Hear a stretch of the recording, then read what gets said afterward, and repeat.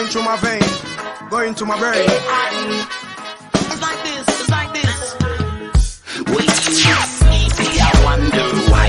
Must be the high grade in your eyes. You look like you're about to fight. High grade. I don't care what popular say. We're gonna burn it anyway. Black blood alone smoke a whole saute. Found this high grade. So me say ganja me smoke every day. 15, 16 spliff a day. Good purple skunk from me as say.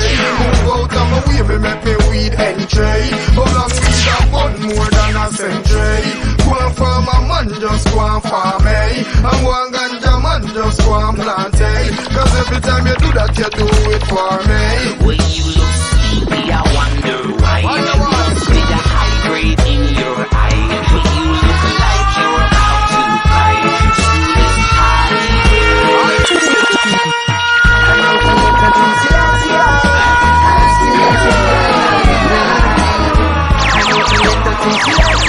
just got some smoking and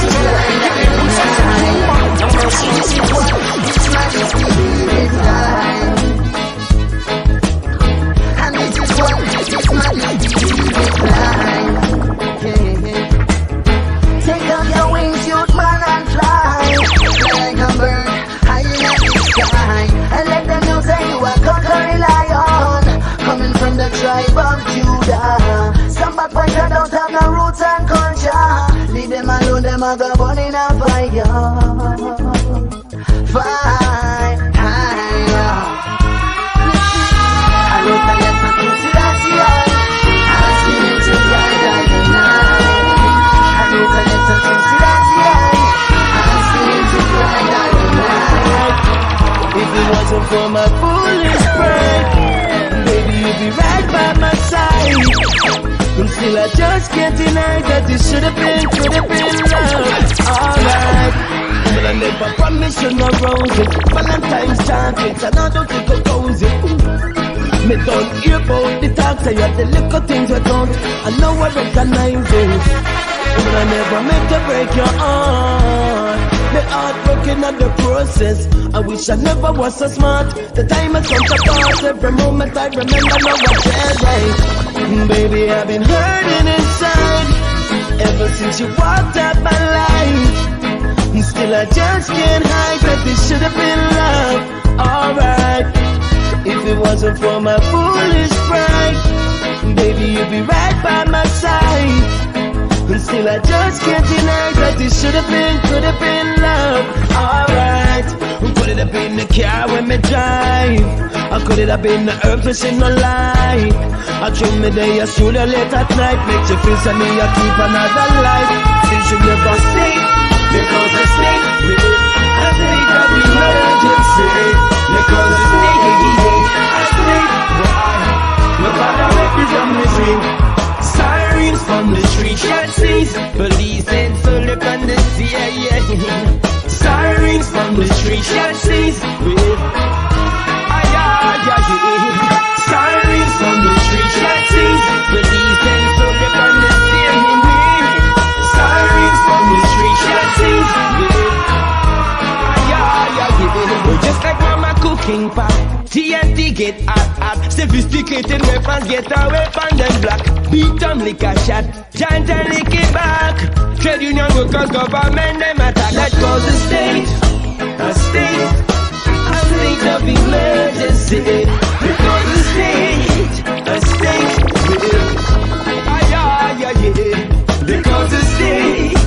state of emergency.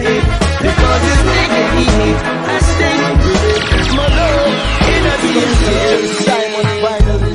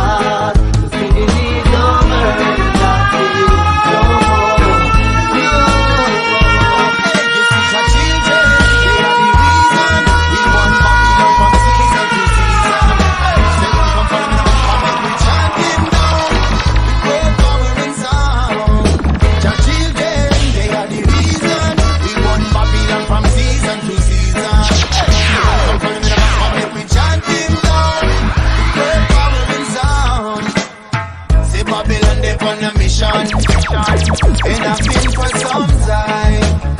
It is their own intention to mash up the youth, their mind. Them one can turn them in a soldier or turn them in a consumer, and pray upon the youth, them innocence. Brainwash education, television and religion are the tools of Babylon implement. Corrupting our children, they are the reason we want Babylon from season to season. Hey, seven come for them in a man come make we chant him down with word, power and sound.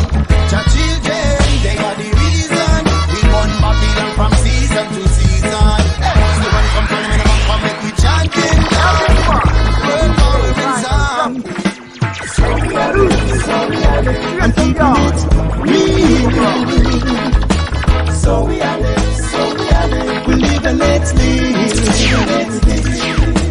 So we are live, I'm keeping it real. So real, yeah. So we are live, we live and let's be. As a man, you must be able to find work and put food on the table. There's no time to sit around to play the fool or be a clown. In the days of player haters, real hustlers and gold diggers, but I have no time to watch the face. Them kind of people don't have no place. I'm keeping it real. We live and let's live. So we are live. I'm keeping it real. So real, yeah. So we live and let's be. As we say, life's what you make it. You have a plan, you got to reach it. You work hard, you must get paid to live good for another day. No bother with the tension, no bother with the stress. Set the ease up, we are dealing with progress. Peace and love and happiness. I set the ease up, we don't need no commotion, 'cause everything is godless. I said the ease up, no bother try to pressure me, and that is where I rest. 'Cause I remember when me had a yammy, me used to run dancehall club and party. And outside of this club, them treat them hostility. Them carrying that and we rubber every day upon us still down. Alright, y'all. What's going on?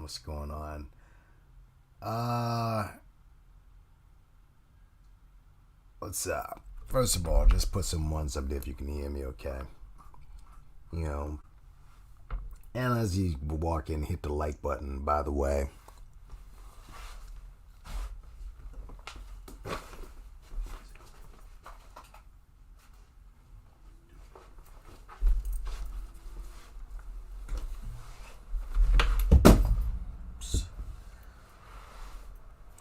Man, I know y'all can hear that.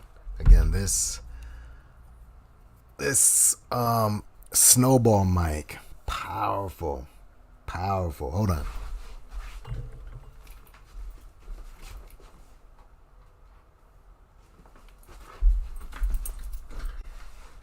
Yeah, man.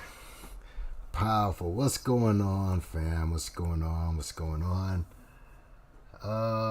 Yeah, I should have some power here. Hold on.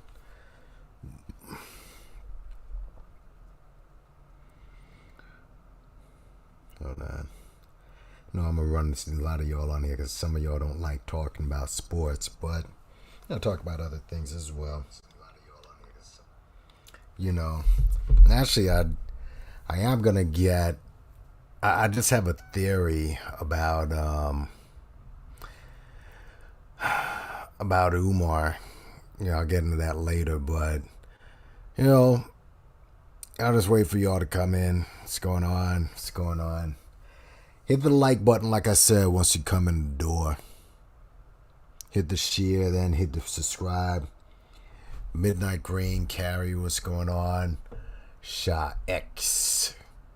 Keish Wetson, what's up? Yeah. Happy New Year, by the way, for those who, if I didn't tell y'all.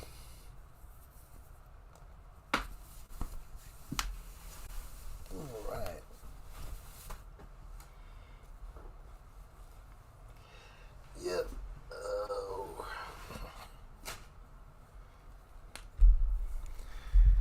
man. So what's going on? How many of y'all watch football, by the way?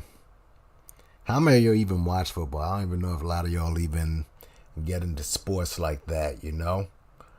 But I do. I mean, but I haven't watched games like that. You know, a lot of times I just watch the highlights, but you know, I just happened to be watching this one, and this dude right here, I just had to speak on him, man, because right now it is the new year, right? It's only the second of the year, and you know, a lot of people have their little resolutions that they're given, all right? As far as some things that they're going to change personally. And I figured as long as I'm speaking to a few of y'all individually, maybe I'll be able to coerce you to think collectively on this subject matter in particular. And the subject matter is simple. Since we're going in the new year, all right, since we are usually in the new year, which right now really isn't a new year. The new year is actually in April, but you know, that's another discussion, I guess, for another time. But you know, in this world, the new year is now. You know, in the winter when everything's dying, right? But yeah, we got to do this for the new year. Can we stop? And this is I'm not a person that likes to say, oh, black people need to stop doing this, and black people, black people, this is how we are. I don't like that collective judgment of a whole group of people, because one is counterproductive. A lot of time it's just stereotypical nonsense and it's not true. But this is something that happens within, you know, little packets of the race. And this idea where we lionize dudes who purposely break rules that everybody else is beholden to, and we try to flip it into some sort of revolutionary act. All right, that is something that happens way too much. All right. In other words, you know, someone does some sort of you know, it could be something that's, you know, whether it's on their job, whether there's a societal norm that you break as a black man and you get away with it, and somehow you're doing it for the race. All right. When the fact is you're doing it for yourself. And especially when it comes down to these celebrities. And that is what this guy right here is. You know, Antonio Moore, you know, he's during this generation, he is one of the better receivers, top receivers. You know, I mean, we're talking like top 2-3 receivers. At one point he was, revolutionary with rebellious. All right. And this dude is like way too old, has way too many chances. I'm just tired of that. And I know that somebody's going to come out and try to make an excuse for this dude. All right. For those of y'all who didn't see, all right, let's just get into it. Okay. I mean, no homo, by the way, when I show this, this image, no homo. All right. But, you know, I mean, these are the only stills that I got of it. So I know the women are going to get turned on, but there goes your boy, Antonio Brown. Something set him off on the sideline. Now, mind you, the Bucks were losing at the time. I wasn't on the sidelines, but I'm guessing, it's just a guess, he was complaining he wasn't getting the ball. It's just because he'd done this when he was on Pittsburgh. He's done this in other places. So my guess is they were losing and he was screaming for them to get him the ball. All right. That's what I think was happening. So yeah, there he is. All right. He keeps himself. For a guy who's taken so long off of football, he has kept himself in game shape. That's one thing you got to give him credit for. He's kept himself in pretty good game shape. He hasn't let himself go like his new teammate now, Le'Veon Bell, who was on there with him in Pittsburgh. He took a whole year off, and he really kind of fucked up his career by doing that. Even though he went to the team last year that played against Antonio Brown. But, yeah, this dude, ran off the field, streaking as it were. And for those who didn't see the video of the whole thing, let me go ahead and see if I can get the video. And the whole video. Oh, wait a minute. Yeah. Here's one video of how it went down. Because, the NFL, they'll shut your whole channel down if you play any of their own footage. So let me be careful. And actually, this is someone else's, but I only just read this shit anyway.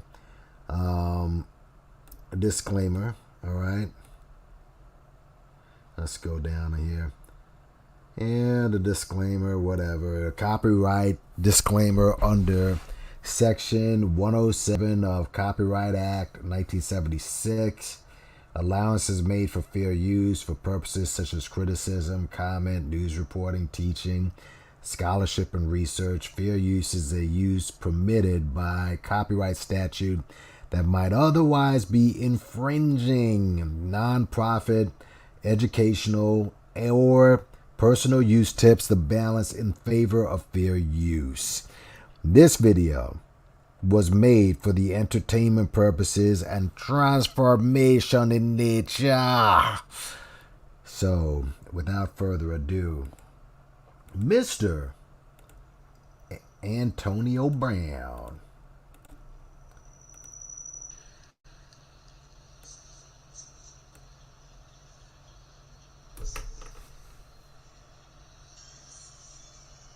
That's him. Yeah. Hold on. Y'all can hear it okay, by the way. Just put some ones up if you can hear it okay.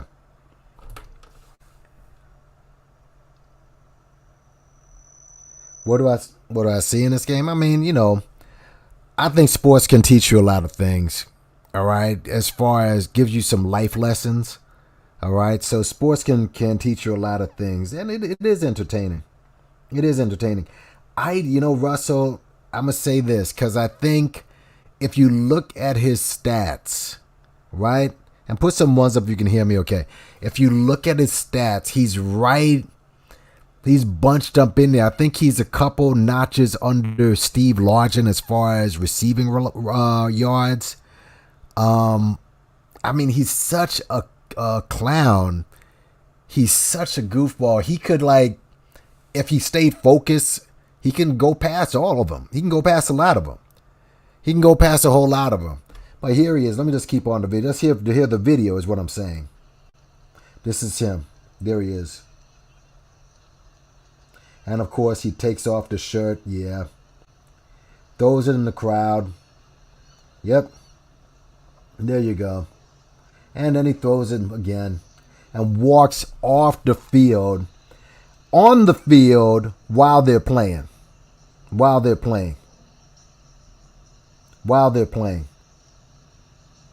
See, come on now. Why would you do this? See, again,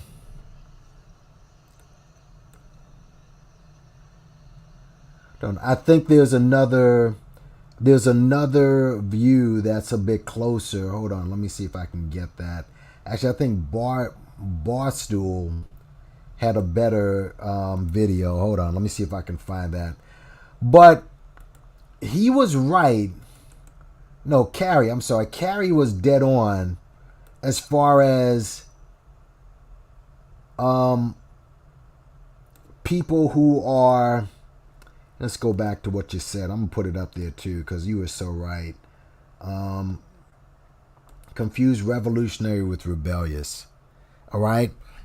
See, you're going to have somebody that's going to come out and say, yeah, well, he's showing up them white boys, or, you know, they said this when he left Pittsburgh and when he was getting traded to the Raiders. People were trying to make him out to be this, that he was playing the system because he went to the Raiders. Obviously, they signed him. He wouldn't go to practice. He wouldn't play. They're like, oh, well, he's just playing the system. He's basically trying to, you know, play the game on those white boys. How are you going to play?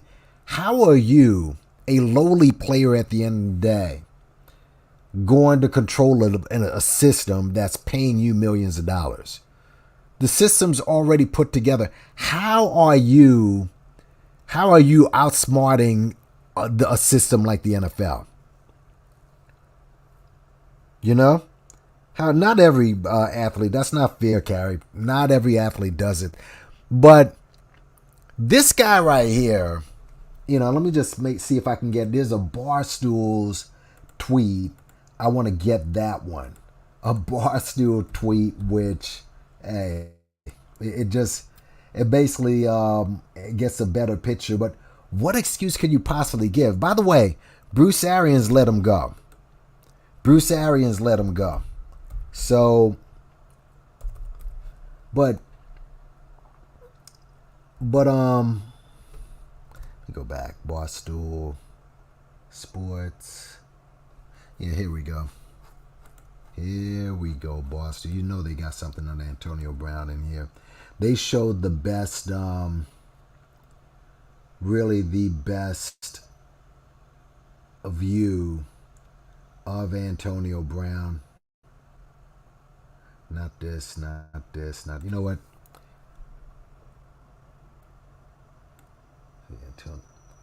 Yeah, they show Bruce Arians. Bruce Arians just let him go.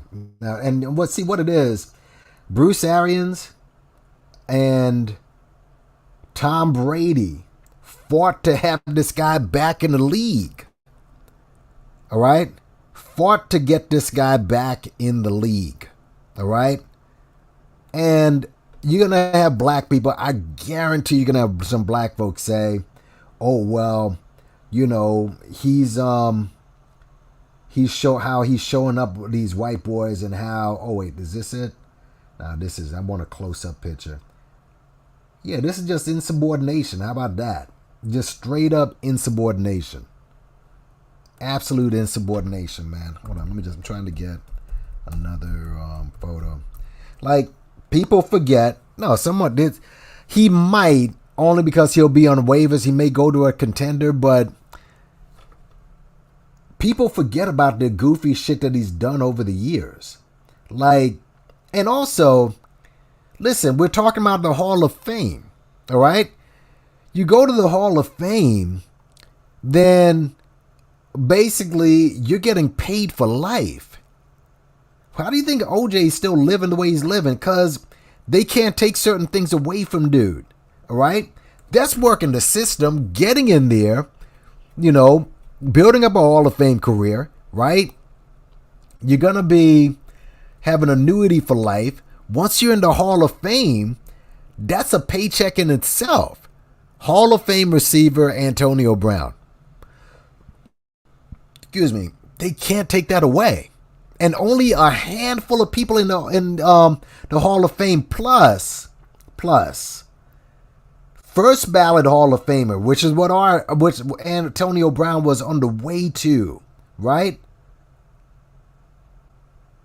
It's different than third or fourth. You're going to have people that are greasy that are just going to, like, you know, oh, here's This is Antonio. This is where people were trying to say that this dude was an intelligent dude.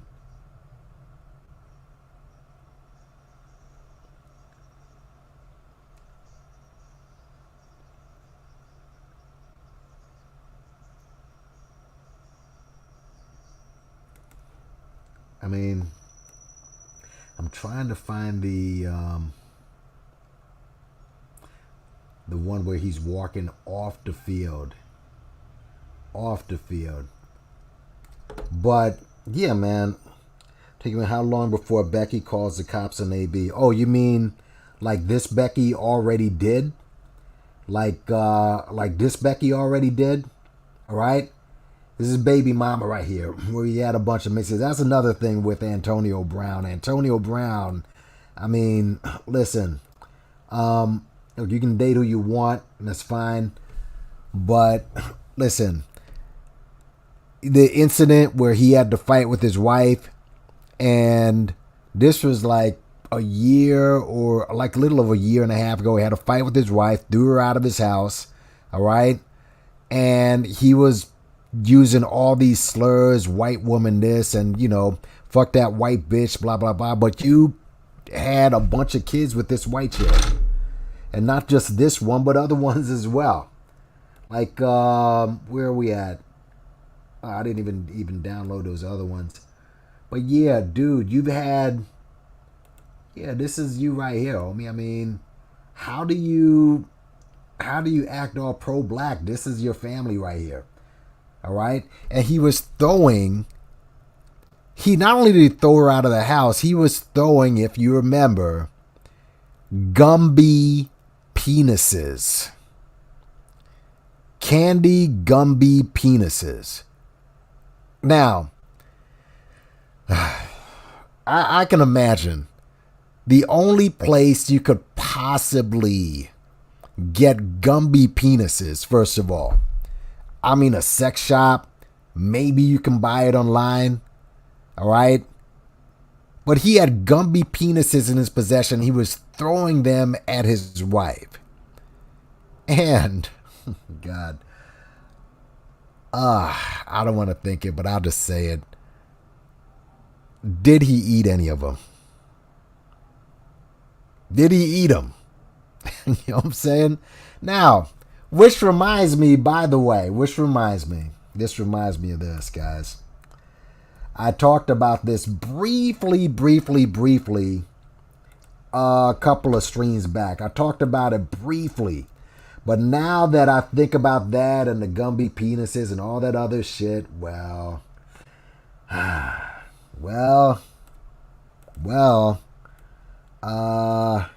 me go down here. Let me go down.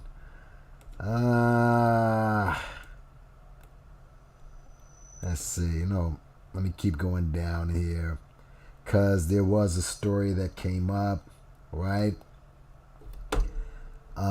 By a gossip chick. Okay? Won't name her name, but this story right here. Let's just go to it, shall we? Speaking of Gumby penises and all that other weird shit, well, this right here. Breaking news, NFL's Antonio Brown outed for allegedly, I don't want to make sure, I just want to make sure that the sound is off. So let me just turn the sound off.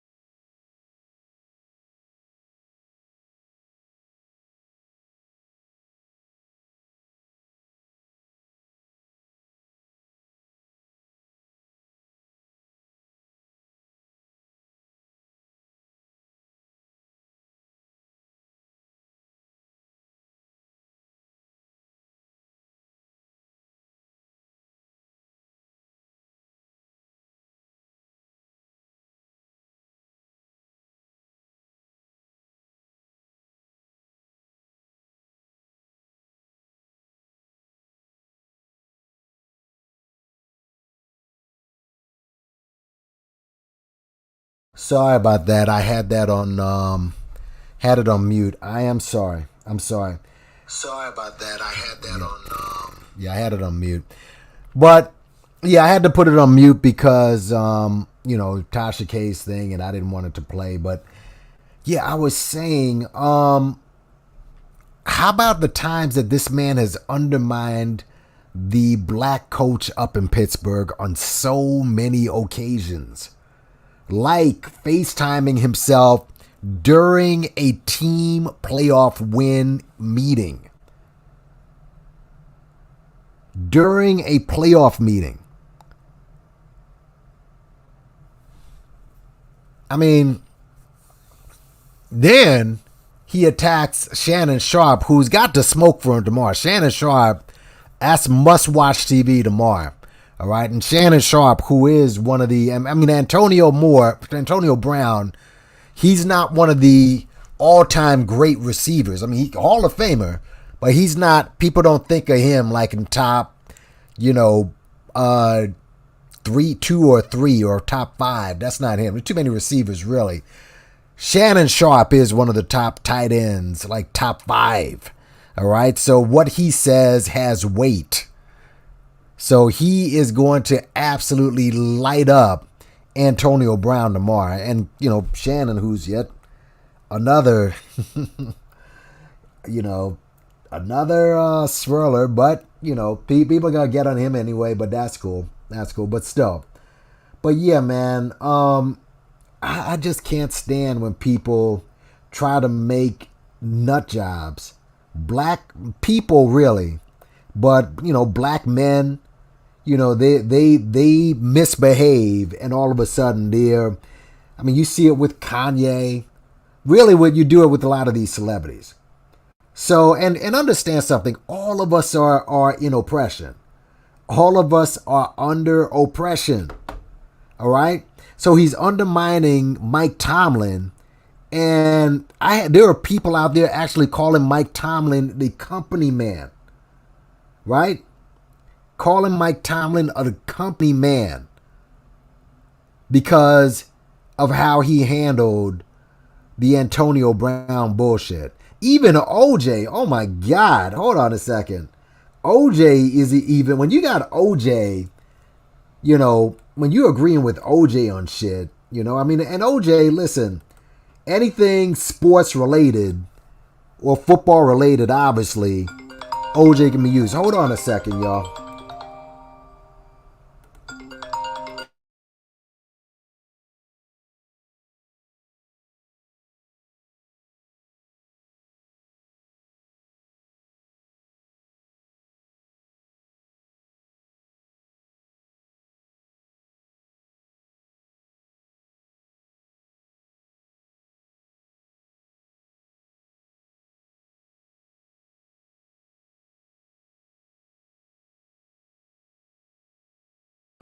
Guys, hold on a second.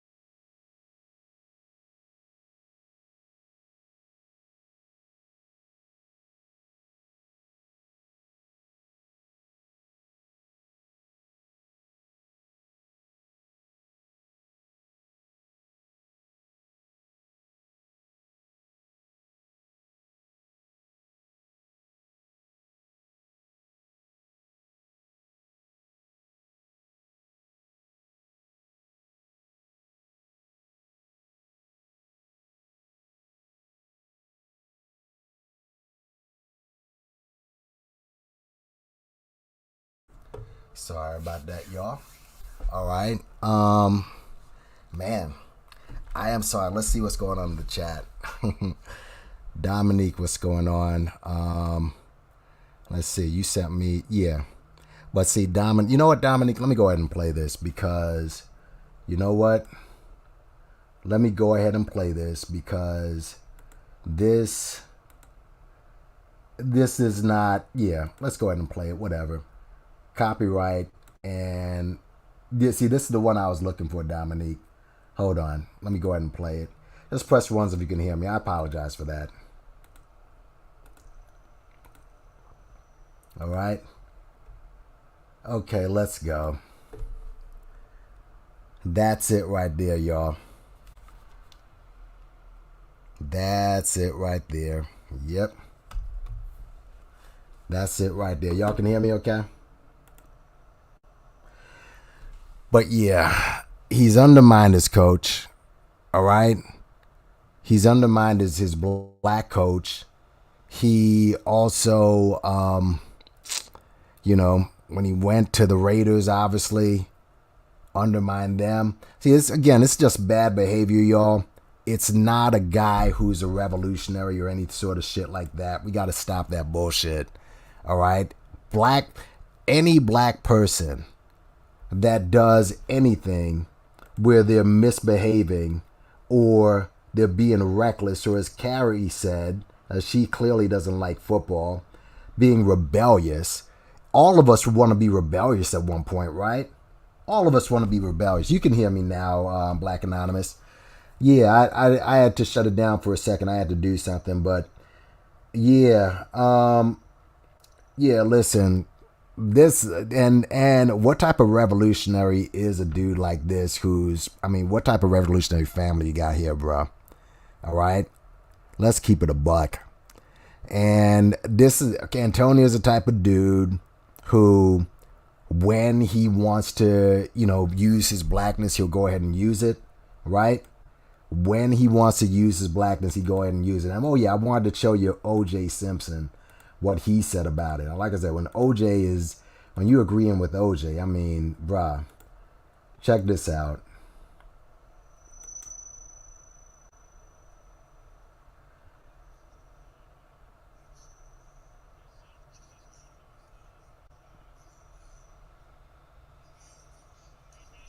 Actually, you guys probably can't even hear it through here. What's going on, everybody, for coming into the building, by the way? Peace for everybody that's coming into the building. But yeah, I'm just preparing for it, y'all. I'm just preparing for it. Chai Girl, what's up? African Lemonade, what's up? Black Anonymous, what's going on? Rakim, what's going on? Dominique Jones, thank you for that. HM, thank you for that. Yeah, embarrassing the NFL. So because he embarrassed the NFL, I guess, is that why people are going to get behind this dude? Now, mind you, as far as the Hall of Fame is concerned, right? Look, there are folks who are trying to keep Lawrence Taylor like the greatest defensive player that ever played the game. Boomer Esiason's goofy ass. And he's going to say something tomorrow. Well, he should throw him out of the league. He's not a Hall of Famer. Boomer Esiason he's not even nowhere near the Hall of Fame, right? But here's Tom Brady speaking on it. What does he got to say? Let's listen to this.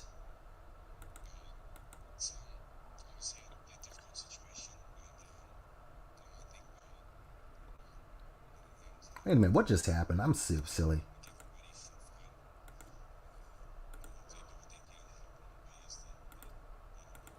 Hold on. We all love him. We care about him deeply.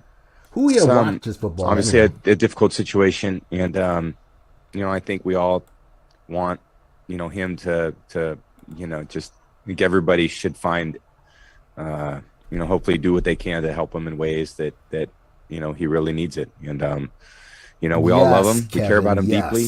Yes. We want to see him be at his best, and unfortunately, it won't be with our team, but we have a lot of friendships that. Come on, I shouldn't have done that. Sorry about that. But Who is this guy? Guys, who is this? Who's this person right here? I don't know who this meme is from. Who's this guy? Is this some reality show dude? I don't know who this dude is. Who is that? I don't know who this guy is. I never knew who this guy was.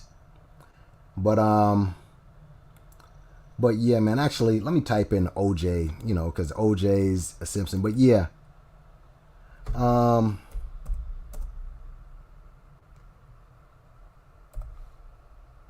Here it is.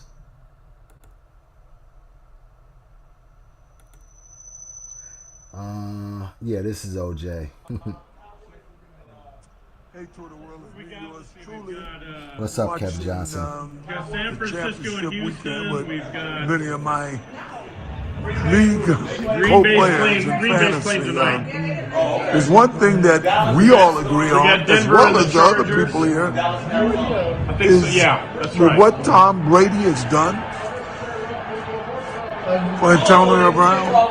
For him to pull what he pulled today is completely inexcusable.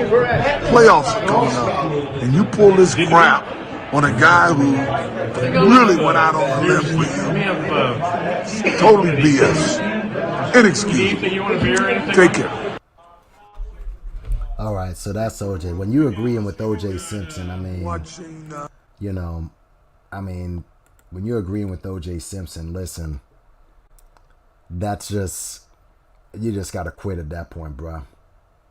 But yeah, just remember what some of the things that this dude has done. All right. I mean, this is one of the things just from a football standpoint, your team is losing by, at the time, I think it was 2 touchdowns, and you take off your shirt and you quit. In my belief, is because he wasn't getting the ball. So totally selfish. And not only do you take off your clothes and walk off the field, you walk on the field and you cheer again with the crowd, the opposing crowd, because this was Jets home game. So this is just, excuse me, stop y'all, make an excuse for just bad behavior, y'all. For real. You got to stop making an excuse for just shitty behavior. He did this.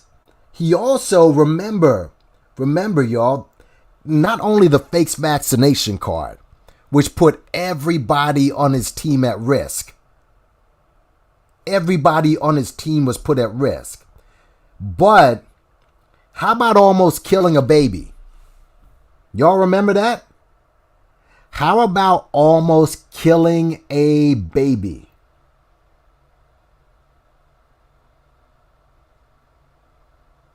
Y'all don't remember that, do you? Earlier in his career, he was seen throwing furniture out of the 14th floor of an apartment building and into a pool where a 22-month-old baby and grandpa were seen. So he almost killed somebody going through one of his episodes. Right? Landed only 2 feet away from the baby. And it was all caught on surveillance camera. These are the chances that this dude has gotten. All right? Not only was he throwing furniture, he threw glass out the window. All right? Inches away from a 22-month-old baby. Okay? Didn't get any jail time either. All right? Wasn't getting any help. I mean, he could have been put in jail. So this is the type of shit that this dude has done over the years. So, yeah.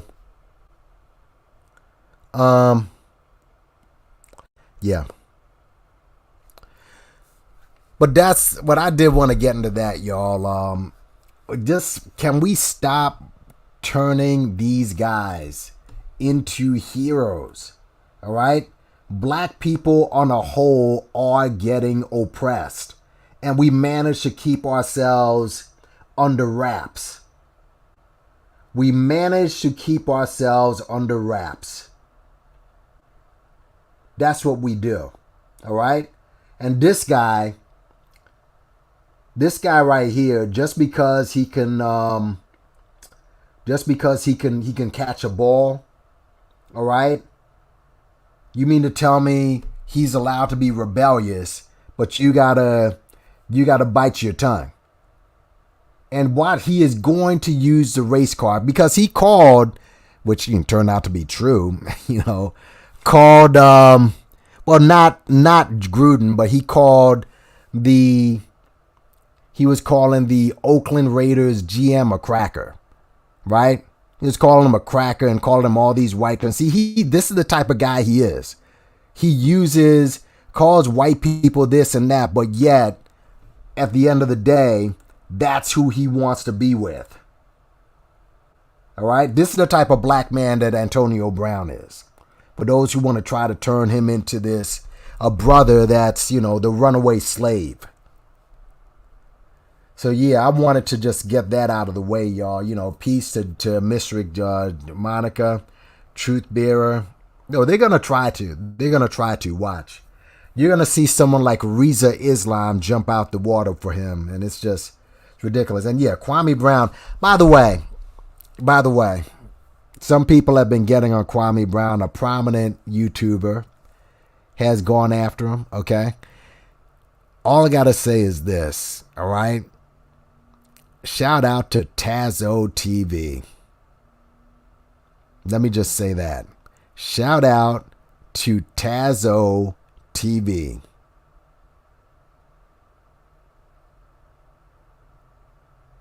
But Kwame Brown, he's a goofball. He's a clown. But Antonio Brown, a lot of Browns are just, maybe there's something down there because they're both from down south. I mean, maybe there's just this little extra strut in them tappet shoes that those guys have down there. But yeah, man, what's up, Philip? How you doing? But I did want to bring this up, y'all, quickly on Umar, if I may. All right, just a quick thing on Umar, and not just Umar, just most all of these charlatans that we deal with. All right. I wanted to bring this up, because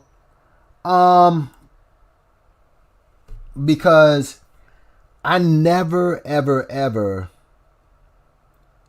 No, Antonio Brown ran off the field. He ran, Emery, you're from Miami? Yeah, Miami's cool. It's just I managed to see the bad parts of Miami, and yeah. This guy's from Liberty City, and yeah, Liberty City is it's pretty bad. That's all I can tell you. It's pretty bad. But yeah, he's gonna say something. But here's something I want to throw out there with Umar Johnson, if I may. Right?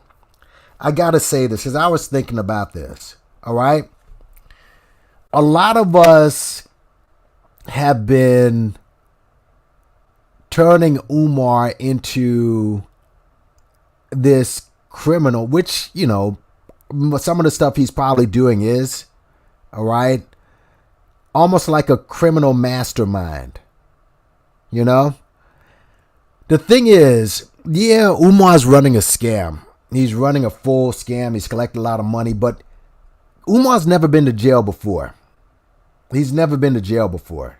He's never done any criminal activity. I know that it's come up that dude might have done coke and might have been arrested for that. By the way, get all the likes up.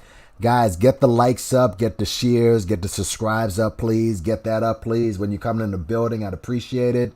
Hope you had a prosperous new year. Thanks a lot. But here's the thing, y'all. Listen. Umar, let's just say since 2011, he's been collecting a lot of money. And he's let it be known that he's collected a lot of money. $500,000, 700,000, $1 million. We know that he has over 7 figures, right? You got guys like Jay Morrison. He's collected over, 9 mil, right? Polite, excuse me, Polite has collected over, what? I mean, he's stolen half of, like 100,000 there, 90,000 there. Tariq has collected over 2 mil, right? It's a lot of money. And you never see a team around any of these guys, do you? You don't see a team around Umar. Here's my question, all right? And I'm being really serious about this because we've been kind of banging on Umar and saying that he is that he's running a scam and he's stolen a lot of money, and we know he's not doing any work in the school. I get all of that. What if Umar Johnson is getting extorted? In other words, what if the wrong person seen Umar like we're seeing Umar, okay? The wrong person probably, hooked up with them. Because again, Umar's not a thug. He's not a street dude. He's none of that stuff, all right? He doesn't have any big-time business people helping him, but he has a lot of money. What if behind the scenes, this guy is getting extorted? This is stuff that happens all the time. A lot of your favorite rappers are getting extorted. A lot of your favorite entertainers in general. Let's just face it. Because Umar's an entertainer at the end of the day. I don't see him as a scholar. Sports figures, all right? Like shady street dudes, like behind the scenes, like taking cash from them from time to time. Because if this ever gets to, let's say if this ever got to American greed, right? Let's say if it ever got there. And somehow, because Umar's not doing this by himself. These guys aren't doing it by themselves. Tariq didn't collect all that money by himself. He didn't. And I know this kind of takes some of the guilt off their hands. It doesn't, I mean, there's still con men, okay? But he's not doing this, even if it's a scam, he's not doing the scam by himself. So, it just makes you wonder what if somebody was in fact extorting him? I don't see Tariq as a street dude. Tariq is not some big time street dude. And how do I know? Because what type of street scriptures does Tariq have? How come there's no stories of Tariq in the street? You didn't hear any of that until Kevin came around. And Kevin told you his past. But until you didn't hear did Tariq putting in work in them streets? I don't have inside scoop on other people that are involved. I don't see any inside. I don't. But maybe Lennon does. Okay? Like, he's not a guy who's just he's collected a couple million, in my opinion. And you can run through a couple of million really fast. Really fast. So, I don't think you can't turn Umar into this, criminal mastermind all of a sudden. Because he has nothing like that in his past.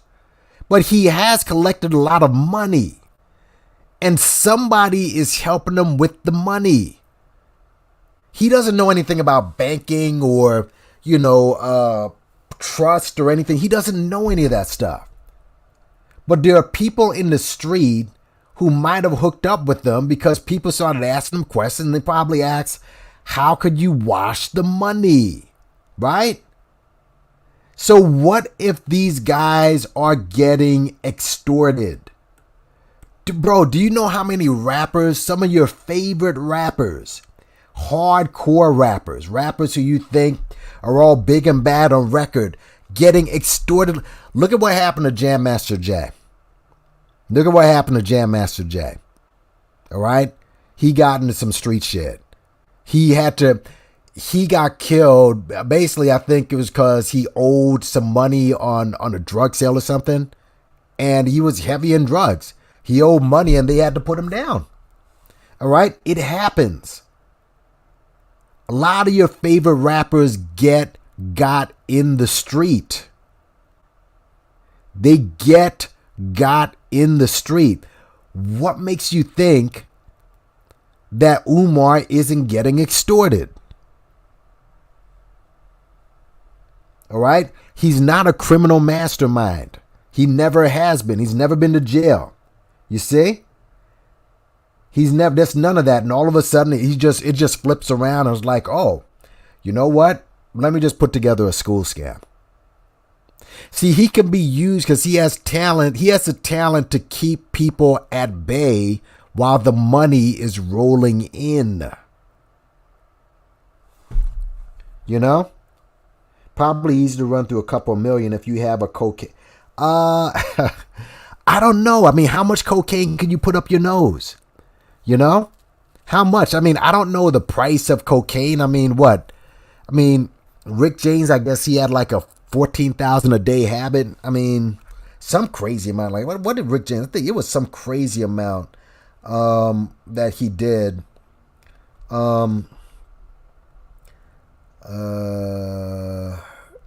He did some crazy amount per month.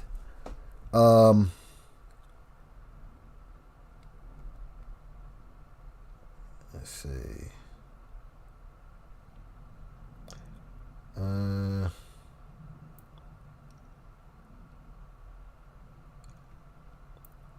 But it was some crazy amount. It was like, you know, it was 5 figures. It was a high 5 figures. So yeah, you can spend a lot of money on coke. I get it, but I don't think that's the case with Umar. I really don't. I mean, but I'm just saying, there's a good chance this guy may be getting extorted, man. I think I think we have to look into that because now I'm just looking at the motivation at this point. What's the motivation behind what he's doing? Why is he still asking for money even though he knows that this is a scam? Thank you, Monica, for the Cash App. I appreciate it. Yeah, and Happy New Year to you too. Happy New Year to everybody who's coming. Just hit the like button, share, subscribe. I'd appreciate it. I'm just wondering now, you got to look at the motivation. And I think Lennon should start looking at that and start speaking on that. If he knows what he knows, he should start asking himself, is he getting extorted? Again, many of your favorite entertainers, a lot of your rappers, all right, they're getting extorted, beat up, okay? Their chain stolen. This happens on the record. And I'm going to name Prodigy, all right? Jay-Z, okay? I heard stories about Busta Rhymes, Bismarcky.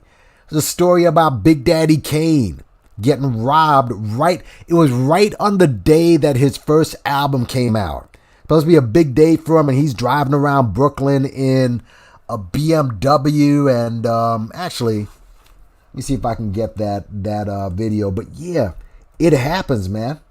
It happens. Hold on. I'm just gonna play the audio of that.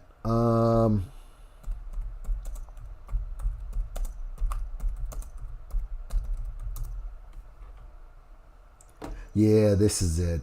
This is it right here. Info Minds. I don't know if these guys are gonna strike me. Who knows? You know? But let me go ahead and play it anyway. What the hell? But listen to this story. I think this is a very good story. And before I even do that, here we go. Where did I put this? Come on. Here we go. The disclaimer.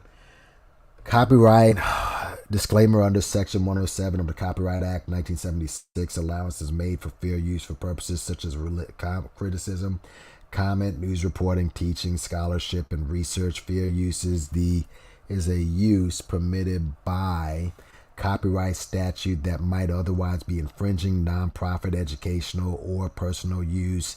Tips the balance in the favor of use. This video is made for entertainment purposes and is transformative in nature. And this story is a pretty good story. Well, check it out. Check out this story about Big Daddy Kane getting robbed. Most rappers want to be gangster. I repeat, most rappers want to live the lifestyle of a gangster. My crew and I was talented enough to be professional ball players, actors, singers. Back in the days, trust and believe, we definitely would have chosen the legit route. Who in the hell, in a rightful state of mind, would choose to be a temporary gangster whose life is about to be cut short within a New York minute from a violent and bloody death or being married to a jail cell for the remainder of one life? Boys and girls, man and woman, please wake up. Hustler was wearing 1 to 2 years of the average working man salary on a neck and wrist. This particular day, King was sitting in his car without a and a stick of kids was robbing any and everyone and everything that didn't have armed security. Those times, myself included, a lot of hustlers was wearing 1 to 2 years of the average working man salary on a neck and wrist. This particular day, King was sitting in his car without a care in the world. He was Big Daddy King, bigger than life. Let me start this Ain't off, so no half step. It was the last week of June. This is it. Learned that very someone else, Mr. Antonio Harding, aka Big Daddy Kane, learned that very valuable lesson the hard way, and it could have cost him his life. It was the last week of June 1988. Heat wave, war on drugs, and black on black crime at its highest form. Drug dealer, eating lovely, and the stick of kids was robbing any and everyone and everything that didn't have armed security. In those times, myself included, a lot of hustlers was wearing 1 to 2 years of the average working man salary on a neck and wrist. This particular day, King was sitting in his car without a care in the world. He was Big Daddy King, bigger than life, ain't no half stepping, thinking he could not be had. Obviously, he was not thinking. This was New York City. Crime rate was at an all-time high, and the Luca Brasi of my Money and Murder organization, G, and his buddy, the late I.N. from Notion Avenue, rest in peace, was visiting friends. They spotted Big Daddy Kane sitting in a brand new foreign car near LG, Lafayette Garden Houses in Brooklyn, home to the little Kim ex-boyfriend, Damon Rural Harding. No relationship to Kim. They ease up to him as he sat there and kindly relieve him of all his jewelry on a smooth tip. As they kindly walked away, leaving him in a state of shock, lucky to be alive, G was making plenty of money back then. They got Kane to let him know that he was not untouchable. Everyone can be touched, even rappers who want to be gangster or wear a neck full of jewelry as if they was gangsters. Over the years, I used to hear things on. Yeah, that's what I'm saying, guys. I mean, most of your favorite rappers got their lunch taken. Very few. Big Pun comes to mind. He has anyone in D Block. All right. I doubt any of those guys got their lunch taken. Okay. Now, Mobb Deep, different story. Okay. Especially Prodigy. All right. Dipset. Okay. Different story. There's video online of them getting jumped right there in Harlem by a bunch of Brooklyn dudes. Okay. Who was down with Little C. So, I mean, this is, it's just if rappers, these tough guys who get their lunch taken, what makes you think that Umar and all these guys who have all this money that they have, who says that he is not getting Tupac? All right, we can go on. All these rappers, we can go down the list, okay, of rappers who've gotten their lunch taken. Yeah, we can go right down the list, and R&B stars and all of these guys. Okay, how about mobsters who were running Frank Sinatra's career? How about that? How about Frank Sinatra, who is neck deep in the mob? That singer in The Godfather, all right, that was supposed to be Frank Sinatra. That was based off Frank Sinatra. All right. Emery, I know you were saying that maybe because he goes to hotels, that's why that's why the money may be gone. Possibly. From what we've seen of Umar, there's no reason for him to wash money. Laundering money is to explains what you own. What does Umar own? Yeah.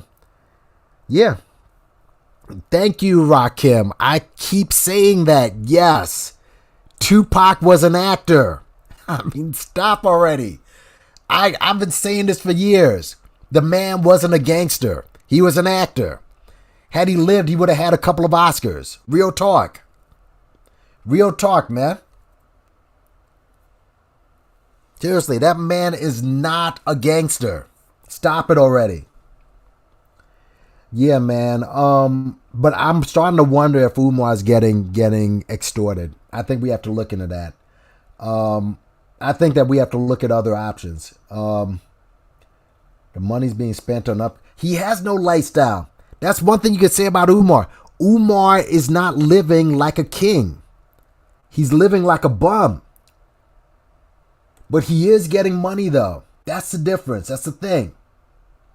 You know? That's cool. That's why he just collects money. So any sort of criminal mastermind. It's not any sort of, he's just collecting money. Yeah, he is. He is. I do think he's on drugs. I think he's on drugs. I'm not going to... We just got to admit the obvious. I do think he's on drugs. I think he's taking some type of narcotic. People think because, you know, he's healthy looking and he's fat and he's puffy that he's not. No. I mean, he could very well be taking a major narcotic. I mean, you said that about Pharaoh. And Pharaoh's in shape, right? And that dude was on all types of mushrooms. So, but yeah, man, I think that's another thing you got to look at with Umar. I do believe, and hit the like button when you come in, share, subscribe. I'd appreciate you coming in the building. Yeah, I do think that maybe this dude is that he might be getting extorted. I think that when everything comes to light, and it will, all right, when things come to light, I do believe that that you're going to see other people were in on it with him, and there might be a mastermind behind the whole thing. So, I'm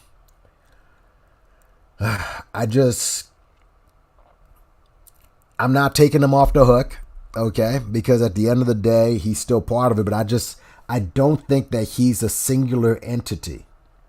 I don't believe that. Athletes, by the way. Oh, hold on. Okay. Athletes, by the way, get extorted all the time.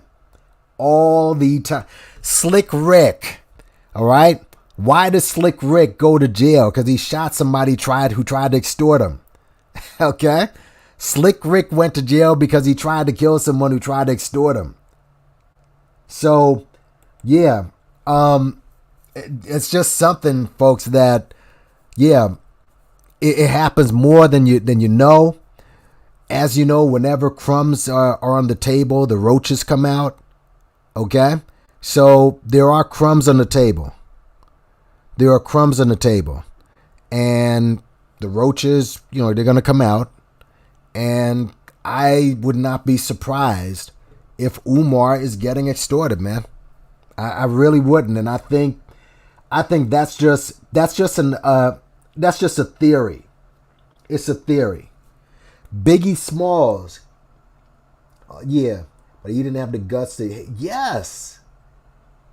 Yeah, man.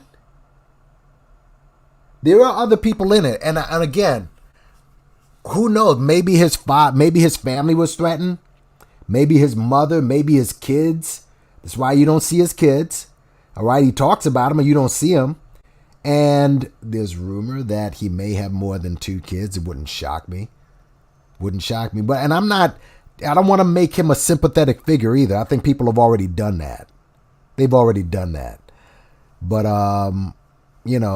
but go check out. Just gonna say, go check out Tazo TV. All right, go check out Tazo TV. I gave a shout out to him, but listen, I think that's just something to look at as far as this whole school scam.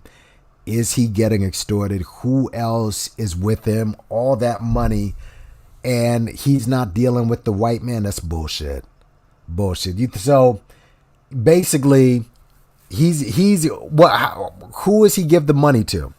All the money went into the school and nowhere else. It's not in the bank account. It's not in the trust. Something else is happening. Oh, hold on.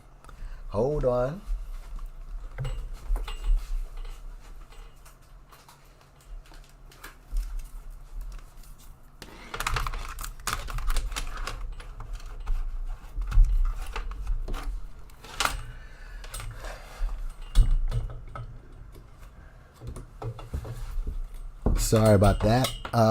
Didn't know that it was in battery saver mode. But I want y'all to think about that, though. I really want you to think about it as far as Umar is concerned. I have a feeling, yeah, Slick Rick. Yeah, he bought the school from the white man. Yeah, just think of all the people, your rappers, like I said, it's not uncommon. Okay, we've looked at all options with Umar as far as, what may have happened to money in the school. I think that angle is a good angle. Did Umar Johnson, or is he getting extorted by, criminals?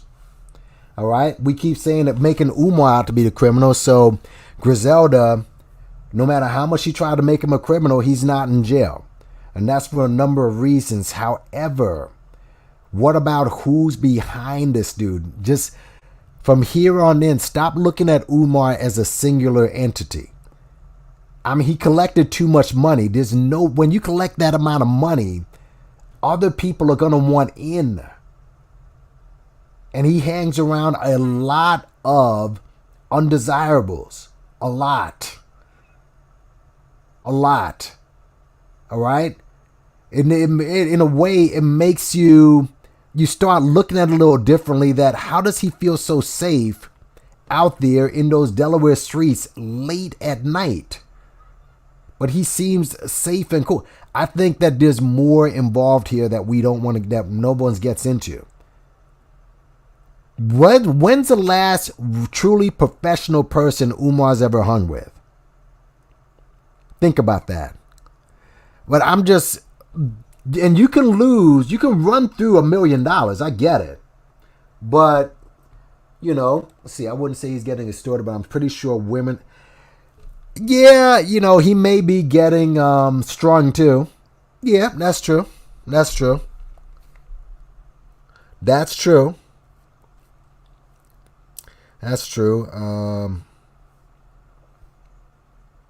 me I'm just sending a email here. Okay. Yeah, so it's just something to think about, y'all. And, I may go more into detail. Umar's never going to say anything, of course. And he gives all these vague answers. He's protecting somebody, y'all. Somebody's getting protected. But I do think that something like this needs to be looked into. It needs to be looked into for real. And, it needs to be looked in for real. So where's his house? Them hotel well, depending on what type of hotel you're in, right? Like if he's in a hotel and costs what? Let's see. If it's a decent hotel, see, it's 15. If he pays $50 a night, in a hotel, right? Or something like that. I don't know. I mean, I'm not asking where he lives anyway, but yeah, you know what? He does hang. Listen, let me just show y'all, because I always refer you to his Instagram, right? I'm always referring you to his Instagram. Well, let's just look at his Instagram for a second, y'all, because I'm always saying, yeah, check his Instagram, check. As I wouldn't refer anybody to any of his detractors. I'm like, just check his Instagram. When you look at the Instagram, I mean, listen, look here. Let's keep going down. Let's keep going down, all right? Listen, he loves the ladies. Good for him, all right? When you see these women, all right? I mean, and we know that he simps and he knows he gets strong, but let's go to one of his events here. I mean, listen, some of them, oh, this was the one that Eyes was in, but he didn't post up Eyes. You didn't get the ISG. You didn't get posted on Instagram, Eyes, so, you know. But yeah, listen. You don't think he's cupcaking for some of these women? Oh, look at this. Okay. All right. Listen, I ain't mad at him. You know? Okay. But yeah, I'm just saying though, listen. I'm just trying to find the motivation. Like, where is the money? You know, like everybody else, eventually, if it comes out into the open. Because listen, I mean, he's like always hugging up on women, and listen, I'm sure a few of them, you know, want to fuck. You know, we're good for he's single, right? You know, it's no thing. Oh, this right here, look at this. Listen, this is what I'm saying. This is what your man Umar's about. Why she does not. I'm black and I embrace it. And yeah, he considers this black, but let's just keep it moving. Here he is hating on Embiid. All right. Hating on Embiid. Okay. It's a guy who's supposed to win you a championship, buddy. You can't hate on him. But yeah, listen. Yeah, and Shauna, I saw that. That's a little further back. But yeah, could he be cupcaking for some of these women that he's hooked up with? Probably. Maybe. You think one of them didn't slip him a number? A lot of these pick-me's, listen, a lot of people who are sticking up for Kwame are women who are pick-me's. Because Kwame put out there that he's single, he's having baby mama problems, he still lives in a pretty big house, all right? There's a lot of pick-me's who want to be picked by him. It just is what it is. So yeah, you're going to have women like that who stick up for him. So yeah, it's just, yeah, he's hugged up with a lot of women at these events, and maybe that's where the money might have gone to. Maybe. I'm just putting it out there what may be happening. Flying around the world, he was bragging about a $1,700 plane seat. Yeah, when he went to China. Could be. Is Umar really making money like that now? I doubt it. Those days are over. I think the dough has dried up over the past $2 million. Yeah, it could have. It's more than two. It's seven figures. We know it's seven figures, and it's over $2 million. It definitely is. He'll never say what it is, but it's over $2 million. It's over $2 million. Thought I'd hear one of the girls say that was dating him. He paid for a flight. Oh, God. Oh, did that really happen? You're not serious, are you? Wait a minute. I thought, listen, if he's doing that type of cupcaking, all right? So that's one thing. Okay, so he's tricked off the money on women because obviously he likes women. Drugs, okay? That's another one, okay? You heard it here first. You heard it here on Nappy Yankees channel first. There's 52 people in the building. Umar is getting extorted. You heard that here first. there's a shot he's getting extorted. Okay? The shot he's getting extorted. Yeah, I know. This is what I'm saying. Listen, he loves Umar. Here's what Umar is. He's a one-dropper. That's one. And he loves celebrities. That's two. So all that Pan-Africanist nonsense, before and after that happened, he spent $500,000 on trap bandos, years of food. Okay. I mean, if that's years of food, drugs, traveling, pay, yeah. Okay.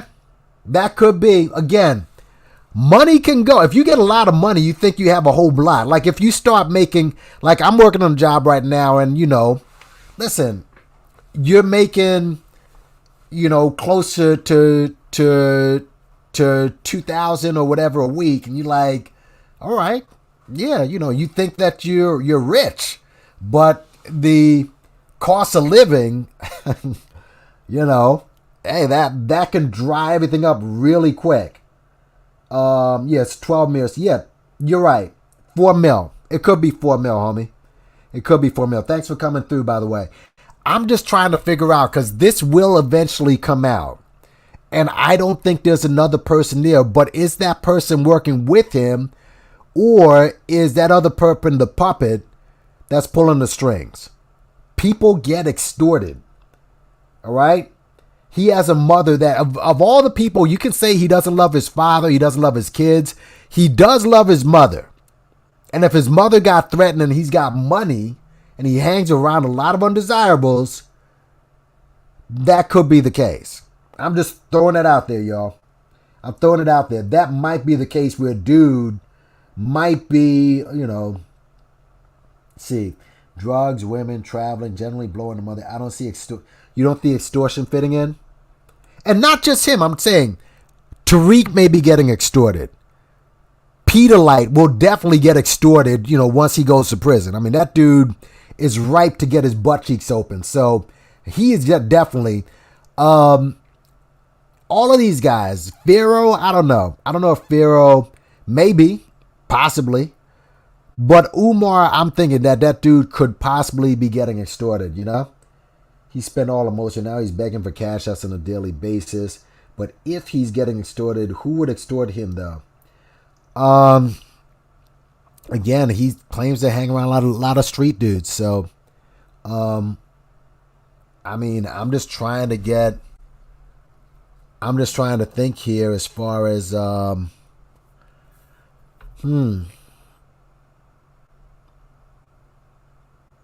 just trying to think of like who would extort him, but it's just something to think about, y'all. It's just something to think about. It's just like there's a lot, just what the motivation is behind what he's doing right now. But I do think that when everything comes out, that I think a lot of people are going to be surprised. I mean, it is a scam. I want to just keep that in mind. It's a scam. He is, it's a scam. He is running a scam. It's a fraud. There's no school that's going to be coming, but now just the motivation and what's going to come out later on. But yeah, man, I just wanted to say that, man. And, again, just back to this guy. Please, folks, stop making these dudes into revolutionaries or heroes. This dude ain't shit. All right. Black woman, he doesn't want you. All right. Black as he is, he could have gotten any beautiful black woman. He's just, he's dead. These dudes like throwing around like Gumby penises and shit and nearly kills a kid. And it's a lot of goofy shit that this guy has done. And for those who are into football, I think I think Burfict is the one who gave him that concussion, right? So, yeah, I think that maybe that concussion with Burfict might have fucked him up. I think that might have fucked him up. Conscious Energy, what's going on, man? Conscious, you're a street nigga. I mean, do you think that Umar's getting extorted? I just threw out there that Umar might be getting extorted. What do you think? Do you think that Umar's getting extorted? Since you're from the street, I just threw that theory out there because I don't think he's a criminal mastermind. I don't think he's a criminal mastermind. He's never been to jail. He's not a street dude. You being the street nigga in the chat, do you think that Umar might be getting extorted? Rappers get extorted constantly. You're in the rap game. You know that rappers and entertainers stay getting extorted. So you don't think that Umar might be getting extorted? Seriously. It's just from your street knowledge. I mean, rappers and do get extorted. In fact, let me do this just for you, Conscious Energy. Explain why Umar isn't getting extorted. Come up and explain why you don't think Umar, just Conscious Energy. Explain why you think Umar is not getting extorted. Because I do think that's just a theory that I came up with. I think that dude might be getting extorted. I really do. I think, no. But he's keeping all his followers at bay. He doesn't have to, he can keep this going forever. He can keep this thing going forever. So I really am wondering now, and I just thought about this the other day. It's like New Year's Day, believe it or not. I'm like, wait a minute. Hold on a second. I just sat down and thought about it, like, wait a minute. All right? What if Umar Johnson is getting extorted? There's a shot. I'm just saying. It's just something to think about as far as the motivation behind what he's doing.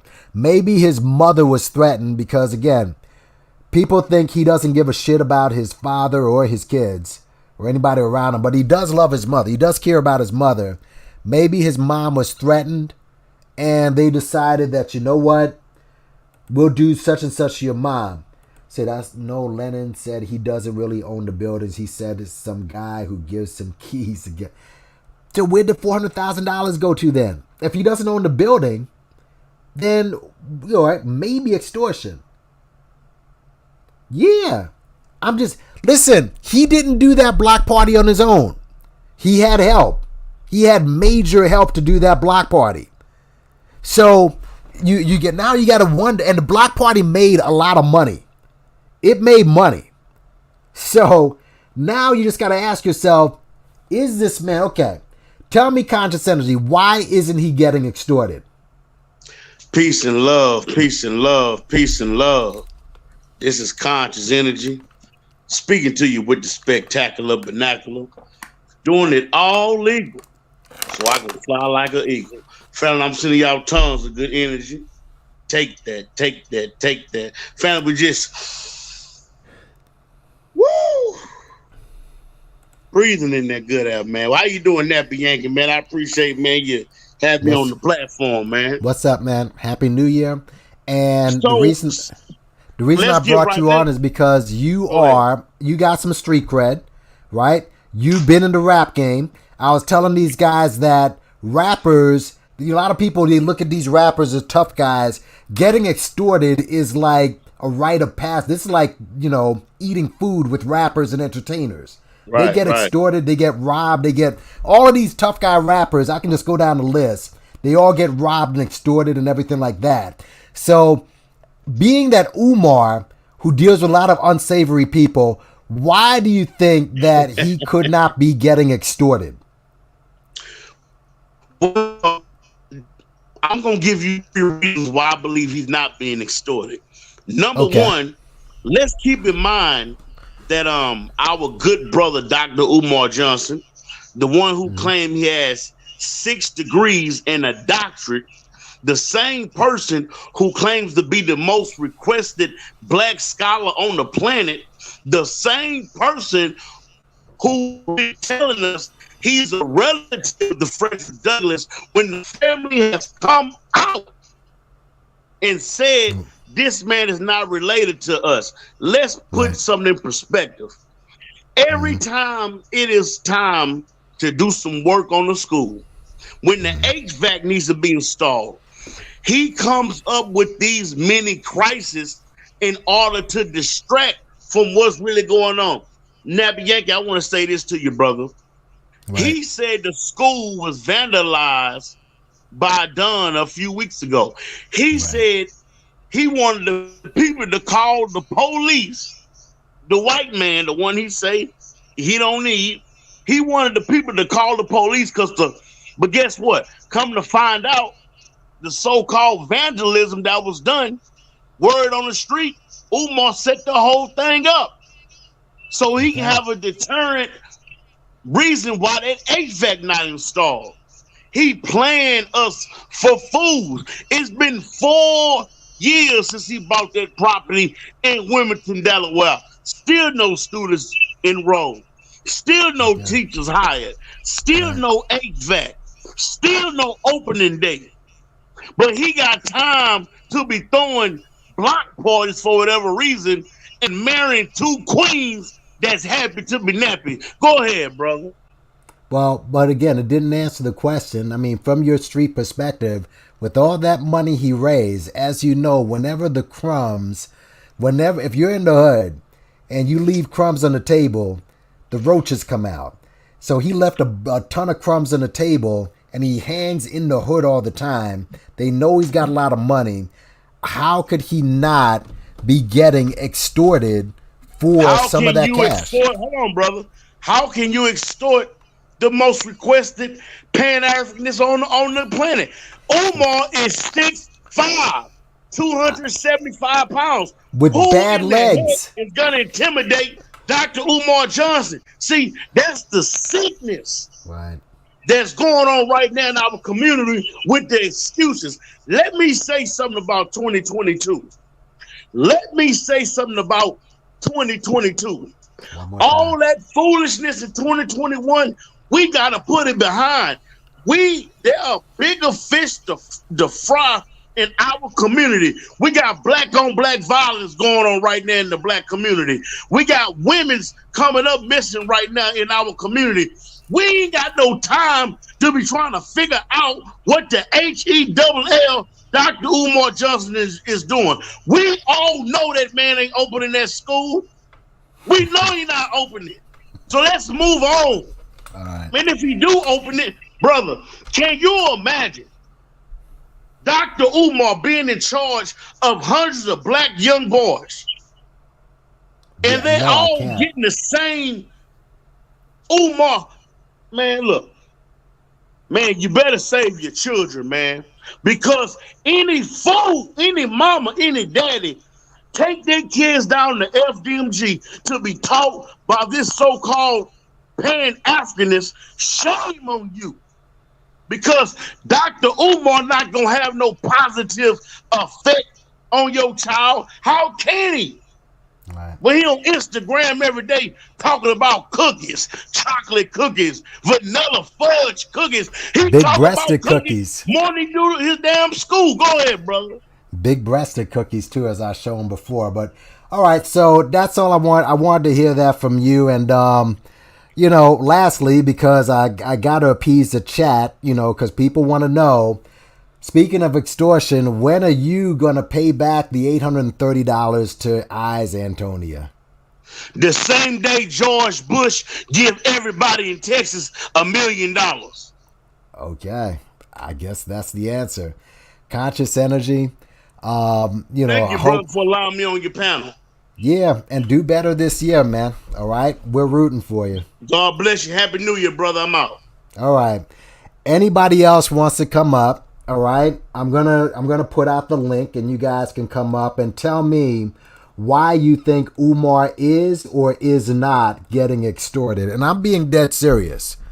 It just came to my mind, and I said, okay, wait a minute here. All right, what if there's something else going on, and dude might be someone might be scaring Umar. It's just these type of things do happen.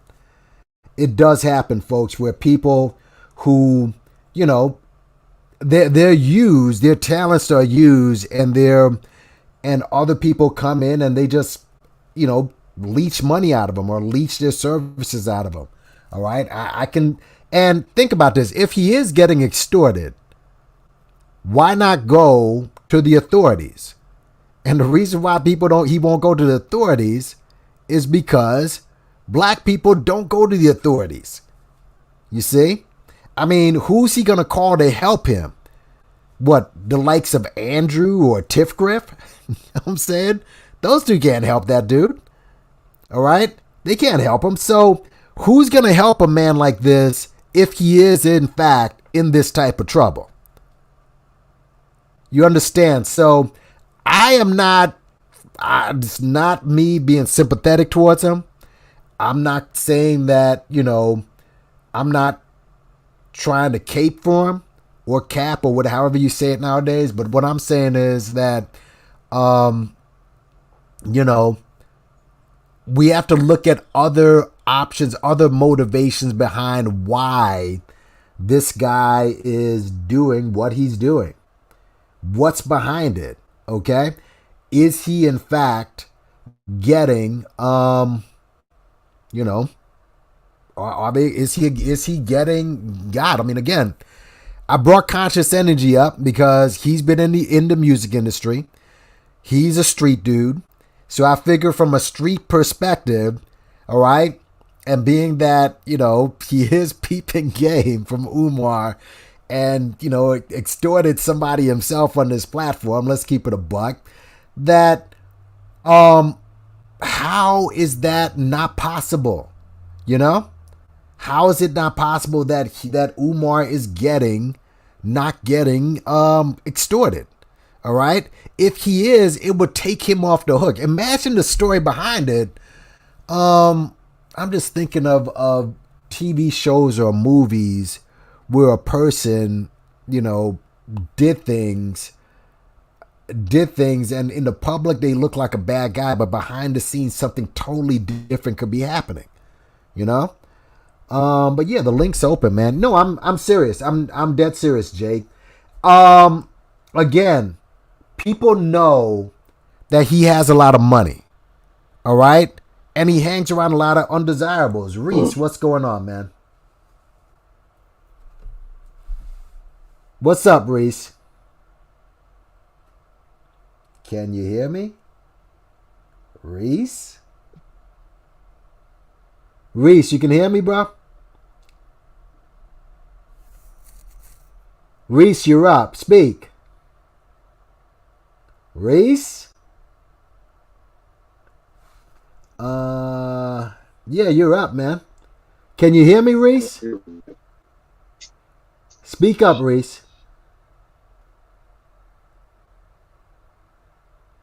You want to go up and try again? I can't hear anything. Yeah. Let me remove you, all right? Yeah, so it's just something, guys, that it's just another theory as to what might have happened with Umar. Again, people have a long history of this dude. We know he's been a scumbag for a long time, all right? Dating back to 2000, all right, with the UNIA days. So we know he's been a scumbag for a while. However, all right, when you get a ton of money, all right, and Reese, let's try again, all right? It's that Obama phone does it every time, man. But yeah, I'm trying to let's see what Black and I. If he's getting extorted, he can't go to the cops because he'd have to explain a whole. Black Anonymous, that's why you're needed here, bro. You're right. You're right. A lot of things would have to be explained. You are right. The only way I could see someone extorting him is a drug deal. Yeah. Yes. Yeah. A drug, that could be. That could be. Reese, try again. That could be. You know what? That's true too. The strippers, that is true. Because strippers cost money, hookers cost money. He's been in clubs. I'm sure that's another thing. You go to these clubs and you carrying around cash, homie. You're carrying it. Like I said, people get robbed all the time. All the time. We just showed you a rapper. We just showed you about Big Daddy Kane. Do you know that the time that Big Daddy Kane was getting robbed, that's when his album, that was like on the day his album came out. And they're like, fuck your album. Give me the jewels. Run the jewels. Reese, can you hear me? I can. All right. Shoot, man. What Is he or is he not getting extorted? I don't have a definitive answer, but I'm gonna tell you why I don't think so. Okay. I know Umar Johnson a tiny bit, and I'm from North Philadelphia. I've been to several of his lectures at the bookstore up there, the last black bookstore that's up in North Philly. I've been following Right. Umar for well over 10 years. I Right. went to the FDMG block party. Mm-hmm. And I really feel like in the circle of people I'm around, I know lots of people that know him. If he was getting extorted some type of way, I feel like I would have heard about it by now. And Okay. there might be some degree of extortion going on if he is an addict, like some people. You know what I mean? Like some covert, indirect extortion. Yes. Because I'm Yes. sure that guy understands that, you know, this guy has money coming in, and, you know, that guy understands that. You see what I'm saying? Me as a former dealer myself from the 90s, I remember Right. when I had certain camaraderies with some of my clients. You know what I'm saying? And we had an understanding. Look, yeah, there's guys around the corner with lower prices, but you are mine. You understand what I mean? Right. Right. It might not be no necessarily some direct extortion, but I really think I would have heard about that. And at the FDMG block party, he had a lot of people around him, man. I tried to get in that gym, and about 6-7 goons ran down on me in less than a half a second. You know what I mean? But I really see, tried to get in that gym. I was not getting in there. But see, here's the thing with Umar. Why Umar is not a street dude. That's number one. And he doesn't really have a criminal history like that. So the whole making him out to be a mastermind criminal. Now that doesn't mean that he's not a con man. And that doesn't mean he's not running a fraud, which he is. But as far as a criminal mastermind, there's a different level of griminess that you have to have. And I think that there might be people, this is just a theory. Maybe there's someone behind the scenes that's using his talents to keep all the minions and the sheep at bay by telling them anything. I mean, he can keep people at bay forever with this story and still collect money. All right. But the fact that, and you're from the hood, people, they know you have money. All right. They will gravitate towards you and they'll pretty much, read you and they'll decide how much they can extort from you. And this is why I can see that happening with Umar. I mean, I've seen, like I said, in the rap game, guys that is like, if you're not haven't been extorted, you're not in the game. You're not a rapper, in my opinion. That happens to them all the time, and they're way tougher than Umar. So I'm thinking like, wait a minute, maybe somebody got close to him and maybe he has to do what he's doing because there's no logical reason as to why to keep running this scam. You might be on to something, bro. That's why I called in, because you're the first person I've ever heard say anything like this. Yes. And you might be on to something. Like, I don't think that you're wrong. You know what I mean? Yeah. You got to remember, rappers got people extorting them that are right in their entourage and pictures with them. Of course. You know what I'm saying? So it's highly popular. Highly popular. My ears are to the streets. I mean, if I hear something, of course, I'll call in. Please. I feel so bad for this guy, man, because, I mean, if he's dealing with addiction, people that deal with addiction usually hurt a lot of people around them. So you agree, you being a former drug dealer, when you see how this guy moves, you'd agree that he may be on some sort of narcotic. I shook his hand and I hugged him, man. And every time he took a picture with somebody, his face would do this little twitch up and to the left. Wow. Like a lot of people who are really, really bad on coke have like stroke type symptoms that their face does things involuntarily. Wow. So people I'm not think, sure. I don't have any bad feelings for this brother other than what the scamming that's going on. If he's really an addict, I want him to get help. Because if you think about it, Umar might be the worst scammer alive, but on that teaching tip, he's one of the best out there, yo. Well, I think he's right. He's going after the so-called black Indians and stuff and Dane Calloway, and he's dead on with that. I mean, I agree with him on certain things, but I just wish he's just got to stop running the school scam and stop blaming black people for it failing. All right. That's what he needs to do. But I'm glad you said this as a guy who was formerly in the game, because now You guys owe Lennon an apology because Lennon's been saying this forever. All right. Tariq has said it. Monty has said it. A lot of people have said this guy's on a narcotic. And we're not saying that you don't know if he is, but you're just basing it on your own experience that, you know, if you were to bet the house that he's probably on something. People think because he's healthy looking that there's no way he can be on drugs. It's just people have been brainwashed into looking at what a crack addict looks like. That's not the case. He could very well be on heavy drugs, even though he's bloated and he looks healthy, right? Umar Johnson kind of reminds me of someone who would snort versus smoking crack. Right. Because a lot of people who snort maintain their girth for years and years and years. Yes. And another thing is, if you watch his videos, right, crackheads don't sniffle, okay? Right. Now, I think Umar prepares himself before his videos and tries to get right. Right. Like, he tries to come to the video without revealing himself best as he can. But there's some things that addicts some things are just going to come out that they can't control and sometimes don't even know that's happening. Like if you sniffle a couple times while you're talking and trying to address people, you're not going to, your mind isn't going to cognitively remember that you're sniffing. So you're going to keep doing it. You know what I'm saying? And you'll see him start out and then he's good for 5-10 solid minutes. He's going in, spitting game. And, you know, his delivery is on point. And then he changes gears slowly through the video. And about 15 minutes in, he's erratic and, you know what I mean? Uncool, man. Oh, you know what I mean? And then there's some sweat will come in, and then the sniffing. There'll be a good sniff. There'll be a good hard sniff every few minutes ago.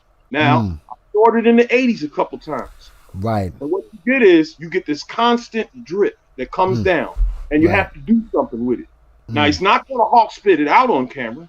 You see what I'm saying? And the drip from anybody who's ever snorted that's listening, the drip, you can taste it. It's almost like the first time you snorted it, you're getting another taste of what you snorted in when the drip comes down and it gets the bottom of your tongue numb, right? So when that happens, your speech will change a little bit. And your THs and your SHs and your CHs and all that kind of stuff, it will start to sound different as the conversation goes along because your tongue will start getting numb. You know, when you go to the dentist and you come out the dentist, you ain't talking the same. See what I'm saying? So these are little things to look for. I'm not saying shit. I'm just telling you what, you know, experience that I've had with addicts and what signs to look for. You see what I'm saying? I'm not saying shit. But that right there, I don't know if anybody's ever put it like that. Those are things to look for. That's that periodic sniff, the hard one, to get it, you know what I mean? And then as the tongue gets numb, the THs, the CHs, the combination letters, they start to, they don't flow as normal as they usually do. Wow. Listen, bro, I appreciate you dropping it like that. And again, this just gives confirmation, okay? As far, I mean, just more speculation that maybe that could be the case. Now, a coke habit. Now, Rick James was saying he was spending like 5 figures a day, I think, or some craziness like that on a habit. So, like, what is the average amount dudes can spend on like a coke habit? I've had to deliver something to a party for a lawyer one time. Right. There was only about 7 people there, and they wanted 2 ounces of cane. Okay. And the next day they needed more. So that's a lot of a cane for a room full of 7 people. 2 ounces. That's a lot. Somebody 2 ounces. So 2 ounces, and I don't, let's say, would you put 5 figures would be 2 ounces? Would you say? It's hard for me to be accurate with that because my career goes back to the 80s and early 90s, and the prices, guys are telling me that a bird is like 30-something thousand now, and it was like 20 back then. So that is highly, very, very highly probable here today in 2021. It was a lot cheaper to keep yourself high back in the 80s and 90s. Right. You know what I mean? You had $5, you could get a couple dollar joints of 40 and go in on a bag or sniff with somebody. You know what I mean? And be nice all day. No more of that today. No more of that. So let's just put it like this. Let's say that he spends 1,000 a day or 2,000 a Woo! day. He can basically go through that money with not just the drugs, the women, the traveling, the Friends. hotels, friends who know you got money. So so maybe he may not need to get extorted because he's living like a bum. Let's just keep it a buck. The man's living like a bum.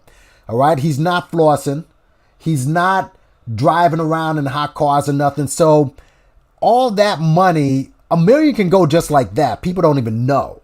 So maybe he doesn't even need to get extorted. I'm just looking at another motivation as to why he's doing the scam. Maybe I should just leave it at he's just a scumbag, and that's basically it. But I'm just looking at other motivations here. There's too many clues that point to addiction, because if you watch Umar's videos, right? Right. A lot of the times he'll call out his donations as they're coming in, correct? Yes. So if you do math, I'm a bartender. Umar can afford to live where I live easily. Right. It's off of just what I hear him call out in his videos. So there's a whole bunch of other stuff that's coming from lectures and the traveling that he does and the chats that he doesn't talk about and whatever sources of money are coming in. So I mean, how can you make that much money disappear? He don't have a Mercedes. He don't have a pretty arm candy on his arm with a mink coat. It ain't no condo. The school ain't got shit. The HVAC was supposed to be here weeks ago. You know what I mean? Yep. So it points to addiction. There's too many signs. There's about 9 or 10 signs. And I went to the block party not only to support the brother, but to enjoy myself and to try to get a cut of his jib. So I got right next to him. You know what I mean? And yo, man, I don't like saying shit about people and trying to start, gossip. No, but you can see I've met him 3 years ago, 4 years ago. I didn't sense all that, but now the erratic behavior, it's just now you're starting to wonder. Dr. J, you're a street dude. How y'all doing? What's Happy going New Year. on? Happy Hello, New Year. sir. Say hello to Reese. How you Hello, doing, sir. big guy? How you doing, Reese from Philly? Dr. J was my favorite basketball player. I'm 52 and I'm from Philly. That's my man. Listen, he's from 2 towns away from me in Roosevelt. So, yeah. So, Dr. J, you're from the hood. All right. I'm bringing up extortion. What do you think?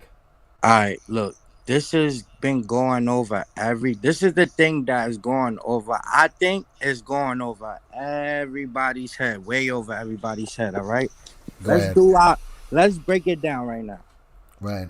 Umar Johnson is not getting booked for these places. When he travels, he's he's booking himself. He's paying for the venue. He's paying for the airplane ticket. He's paying for the hotel. He's paying for everything, and it's not recouping, bro. Look, just think, all these next events are free. He's not even charging no more. Damn. Think about it. This is where the money's going. I know. Every time he speaks to somebody, it's find me a venue in your city. You know why? Because when they find it, he's gonna pay for it. Wow. Go ahead, He's Reese. gonna book himself, basically. Honestly, it would have been smart if he was the old Umar, because he would have been tripling his money every time if he was still packing places out. But now he's just a joke. So now he's not recouping nothing. He's basically just booking the venues, paying for the airplane, paying for the hotel and food, and not recouping a dime. Go ahead, Reese. What were you saying? The brother DJ, right? His voice sounds strikingly familiar. And I'm going to assume that you're the smaller brother. I'm 6'4". I'm assuming you're the shorter brother that I met at the FDMG block party that had your video cam, and then you made a video on your YouTube channel later that day. Am I correct? It might have been. It might more than likely, yeah. Yeah, I was there. You woke me up to a couple things too, because we had a little conversation there. I know you don't remember it, but yeah, I was there. Well, thank you, Reese, for not snitching on them, because they were out for blood. They were like, I think they confronted him. They did. Like, They did. He slid out there like they didn't like put two and two together, and he was able to stay in the block party. I put two and two together that they figured it out was me. That before they while they was figuring out it was me, I already figured out what they was doing that. So I already eliminated myself. Yeah, so Umar had people with bows and arrows, and of course the claw snitched on you as well. So that old was that's who told on me. Yeah, old ladies there with bow and arrows trying to shoot a drone out of the sky. Yeah, that's a fact. It's just again, just another thing where just weirdo shit. You're like, Umar, what? It's just, again, that's just something that's just weirdo stuff with him. So you, Dr. J, you made a great point. All right, as to why he may not be getting extorted. Reese, also, you put it down as well. Again, this is just something that popped into my head where, again, he's got a lot of money, hangs around a lot of unsavory people. You don't see him around any professional folks. Nope. And I figured that someone would get close to him and just try to threaten somebody he loves. So that's just a theory. Nah, he's getting extorted. It's the women that know what that party with him. The women that he trusts to party with him, trust me, he's paying bills. Whenever they call, he gotta pay because they got him against the fence. Like, did y'all see the Instagram, his Instagram that I went down the Instagram and stuff? Mm-hmm. The women that, not yet. Hold on, maybe you can. Earlier in the vid. Yeah, earlier in the video. Yeah, listen, he took pictures of 100 chicks at the block party. Yeah, listen, and again, he's a single guy. The women, a lot of them are pick-me's. They know he's single. They know he's got baby mama problems. Same with Kwame, So you're going to have the pick-me's who are going to want to fuck him. But from what I see, he's such a cupcaker that giving women just like, here's $500 to pay for this and that. Yeah, that's how he keep him. Yeah, because he don't got no real swag. Like, he's charismatic as far as a public figure. He's charismatic as far as knowledge and all this African conscious shit. But real world knowledge and charisma, he ain't got. Yeah. He don't got women. He don't got that savoir faire. Yeah. So maybe or business knowledge. No, he don't have none of that. He don't. He knows he knows his lane. But business, women, common sense shit, he ain't got none of that down. Yeah. Y'all remember the Jacob Blake case, right? Yes. It was an interesting thing I noticed there at the block party. So, because I got a chance to meet Jacob Blake's father and have like a little discussion with him. Right. And he was there to support Umar and the movement and what have you, and vice versa. There was some symbiosis there. Umar was there to talk about his situation. And some of Breonna Taylor's family was there. And all I could think was like, wow, these people their names are all over the place in news. They got real problems. They got dead relatives, right? And this dude is like a scammer and shit. And here these people are that need real help. You know what I'm saying? They've lost loved ones.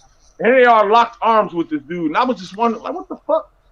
I don't get it. Like, what are they not? It's all about notoriety with them people, man. They not. Yes. Like, even the ones that lost their relatives, like, they have to keep, in order for them to keep their relatives' names alive, they gotta keep the likes and the notoriety going. Yep. So they kind of gotta be like this. Like, they kind of gotta be in these little baby table circles and stuff like that.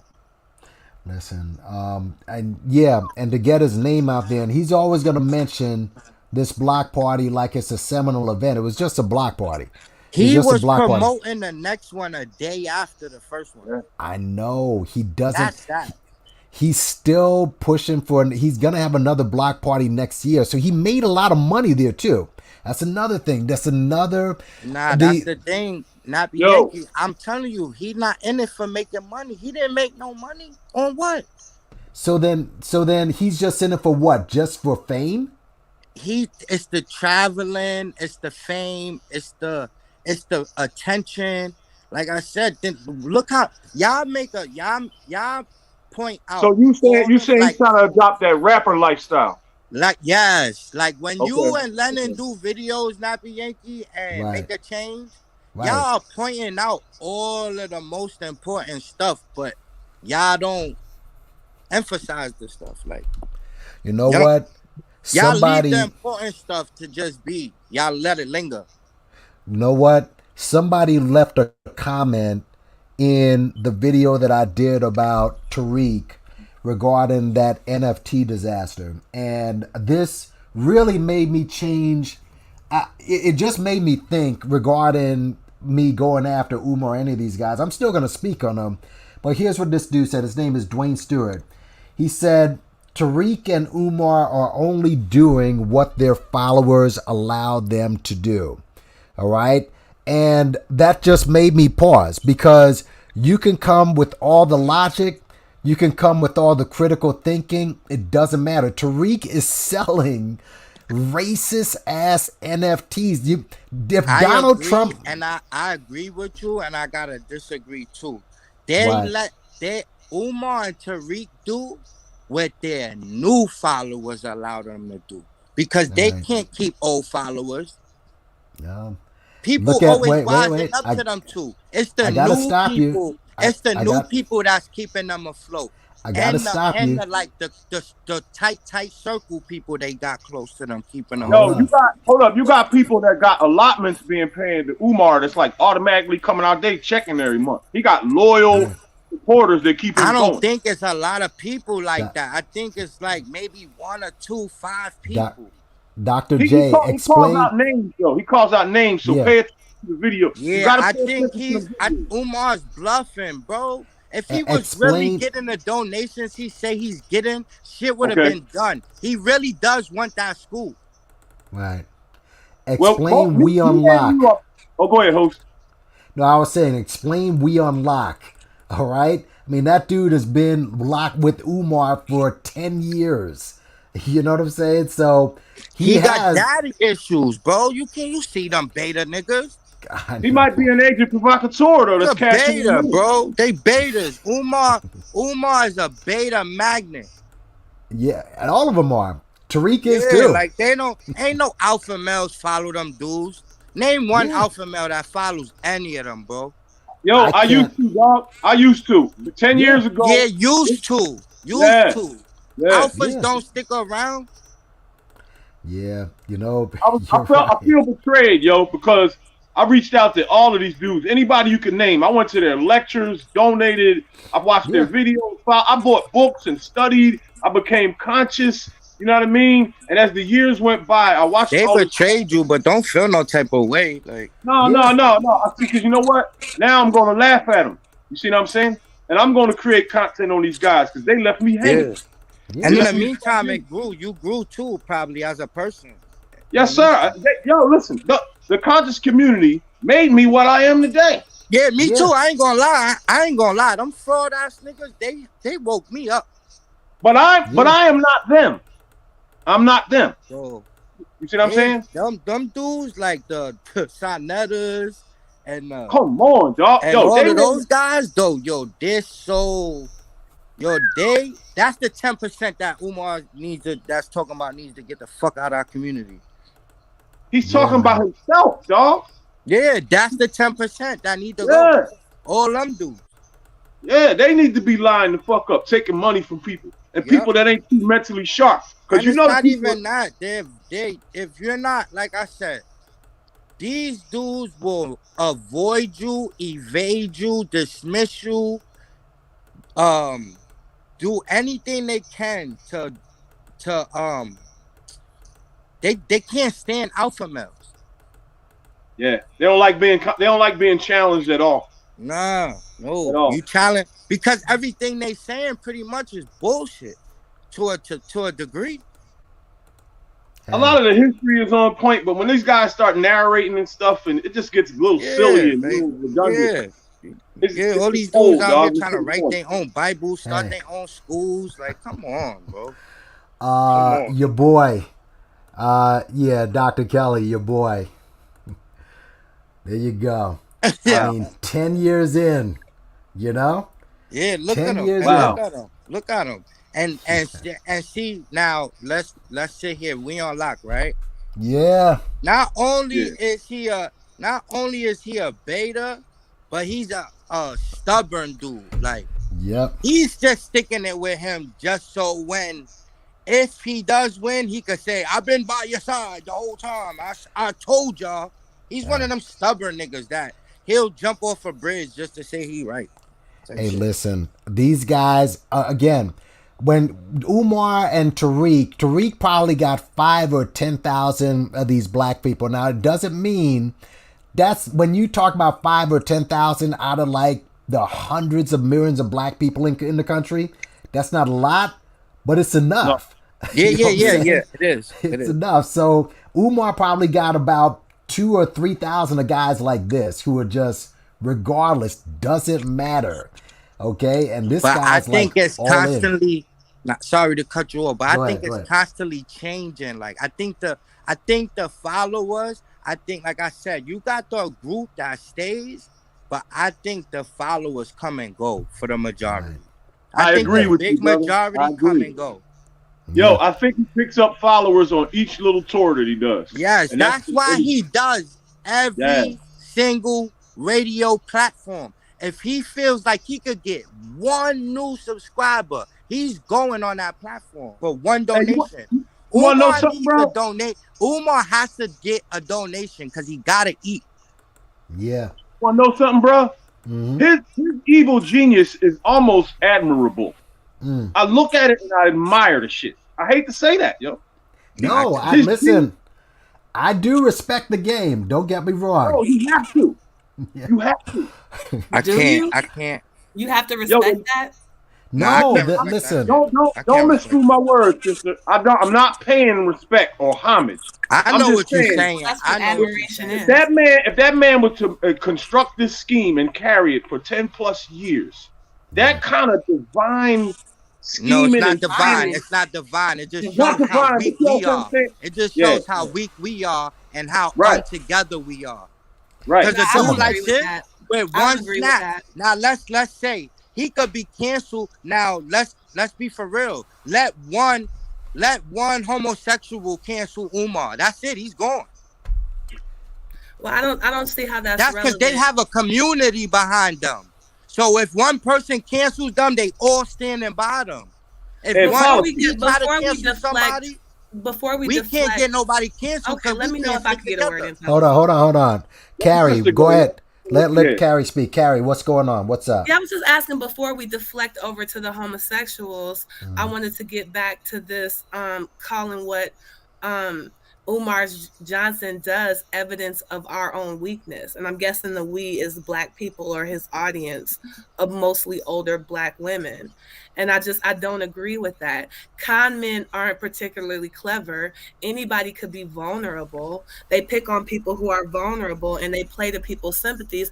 And it's really not fair to blame his victims for that.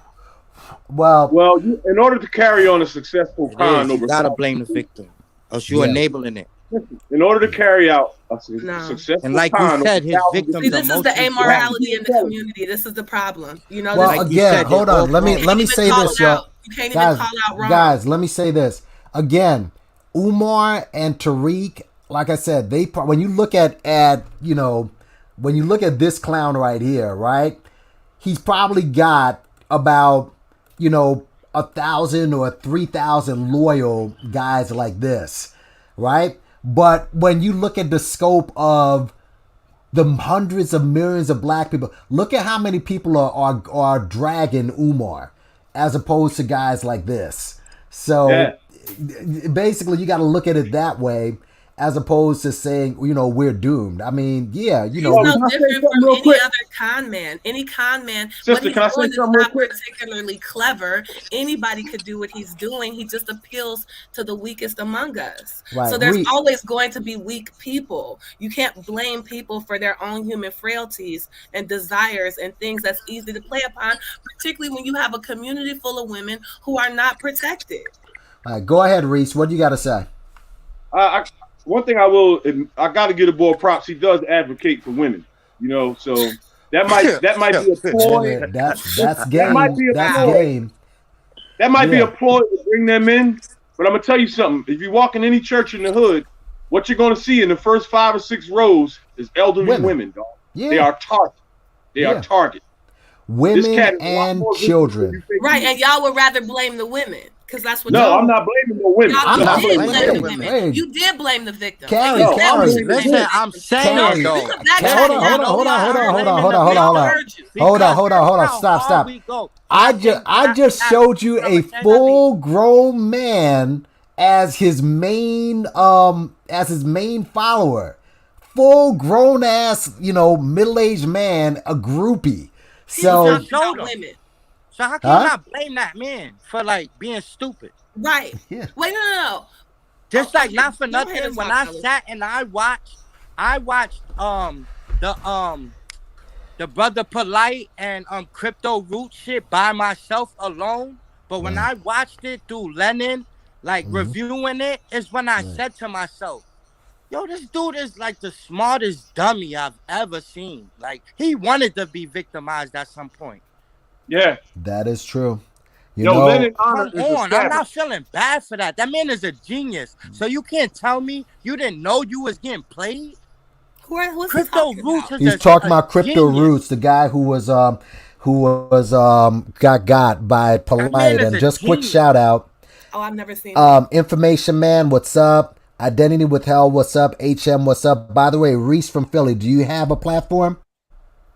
I'm not really a big YouTuber, but I make little goofy videos on my channel. I'm making videos about the divestment community on YouTube. Right. And take goofy shots at them.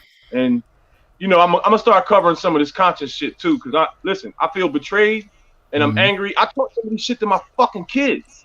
I told my kids to follow some of these people. I was giving them DVDs and telling them to go to YouTube channels. And this is what they had to see over the last 10 years. My kids, you know why you was wrong for that? Because you telling them to go listen to what all these other men got to say, and they got their daddy right there. I wasn't an at-home father. You know what I mean? So I understand. I had to do what I had to do. You know what I'm saying? I tried the best I could to educate my children and wake them up. You know what I'm saying? And I tried to do it through these dudes. See what I'm saying? I don't care how smart they are. I'm not pushing my children into no other man's ideology. I can't do it. I mean, my dad exposed me to black scholars, but certainly not no Tariq Nasheed or none. My dad ain't never been that foolish. Exactly. So I don't. My dad exposed me to Malcolm, Barack, Amiri Baraka, David Walker, people who he had. Your father exposed you to dignified men. So that is unfortunate. Me and my girl at the time went down to the premiere of Hidden Colors, the first one, and shook hands and talked. I haven't felt that good in life. Feel goodery. Yeah, listen. Euphoria coming out of there was unmatched by any drug. Let me say this: we're at the beginning of the year. Lies had you that excited? Yeah. Well, let me say this. Let me say this, guys, because the video, the title of this video, is one of the things we got to stop. One of the things, stop turning clowns like Antonio Brown into heroes, but also the feel goodery. Yes. Break out of that. Yes. Break out of the feel goodery. That's is what. Listen. Here's feel goodery. When Umar keeps saying black power, black power, black power, black power, that's feel goodery. All right? Or we were here first, or we're the original man. Doesn't matter. The white man's on our necks right now. That's right. None of that matters. That's all that matters right now. Silly little kid superhero shit. Childish. That shit chills up my spine. I know. And I'm gonna be honest with you, Reese. I'm gonna be honest with you. That's because you don't have a father. You don't have a father.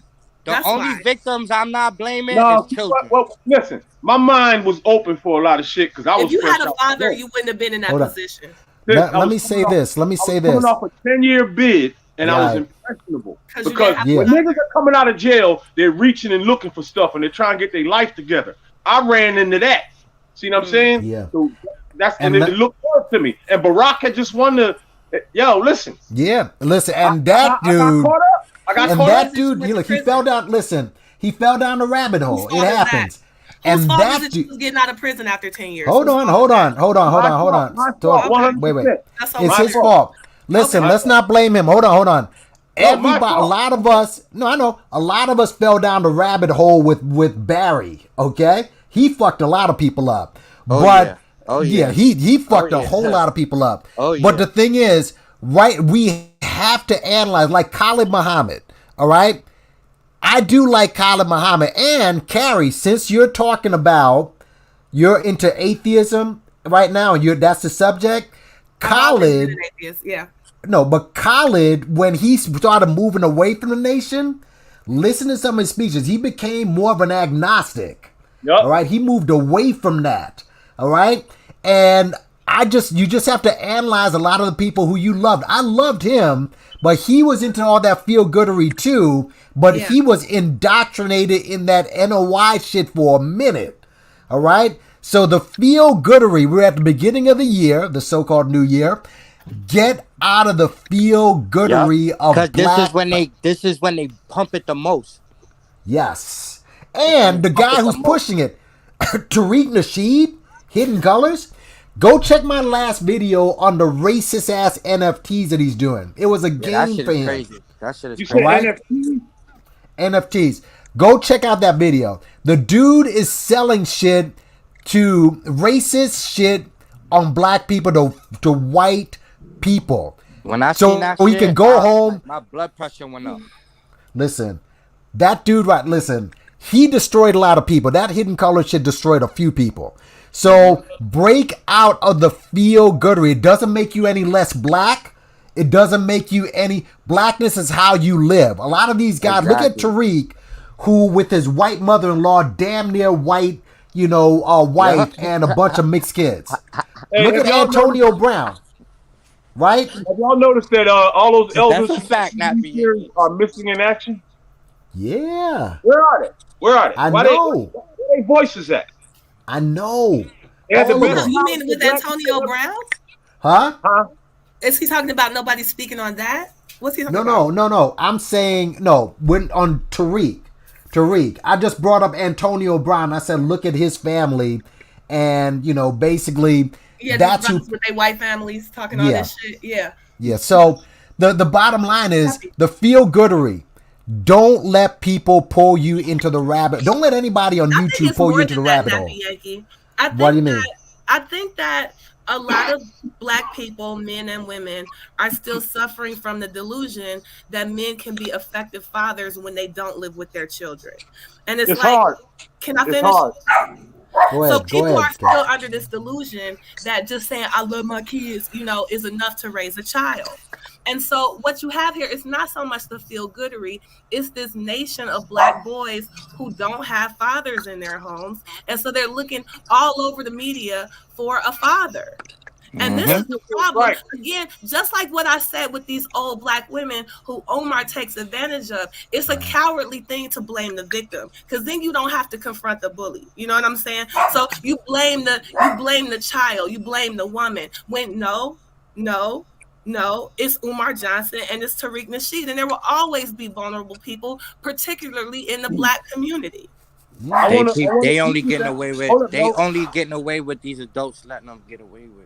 I want to agree with Reese. I agree with a lot of what you said tonight, sweetheart. But that's just the one thing. Like, we too grown to be letting these men sway us out of our brains, and they don't have fathers.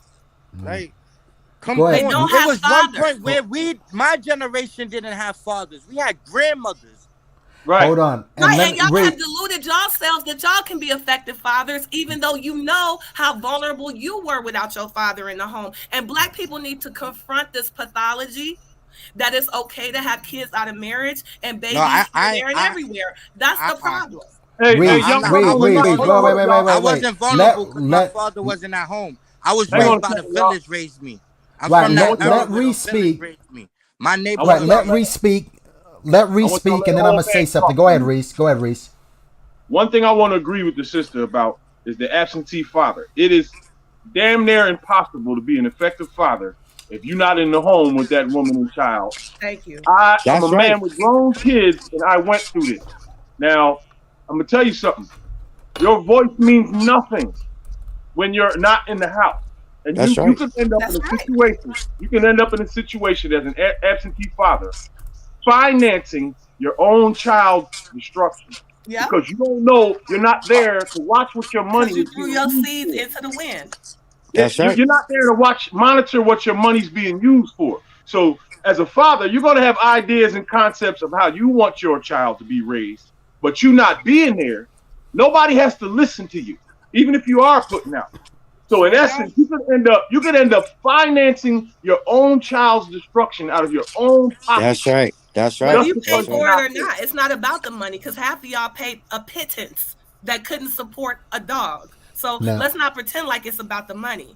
No, it's not about the money. The message I was trying to make is that if you're not in that household, nobody is going to fucking listen to you. That's right. That's right. If you're not in that household, don't even call yourself a father. It's not even just about listening to you. How can you protect your child if you're not there? How can you can't do any of those things?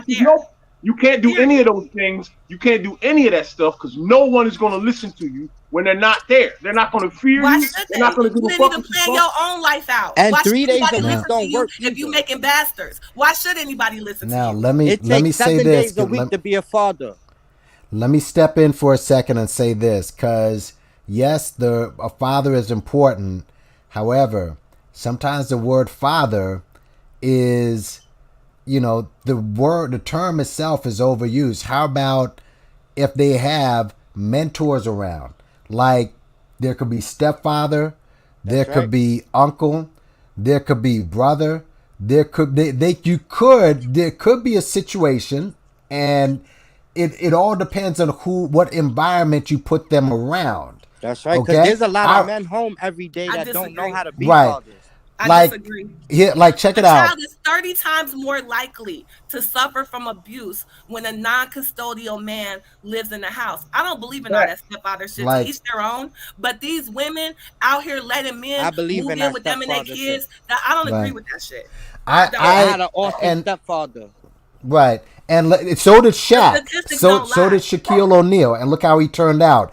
I remember, if I can make this analogy, that's true. If I can make this analogy, right? And there's a ton of people, and famous people, I can make that out. Mark Jackson, right? Mark Jackson, when he was hired as coach of the Golden State Warriors, okay? He had made a great analogy. He said, listen, when you coach a person, I'm going to put you in certain situations, regardless of what your talent, where you are going to succeed, okay? Where you're going to make money, where you're going to, do what you are strongest in. Like if you follow sports, you've seen guys who've been put in certain situations because of their coach, and then they leave the team, and then they just fall apart because that other coach didn't put them in the right situation.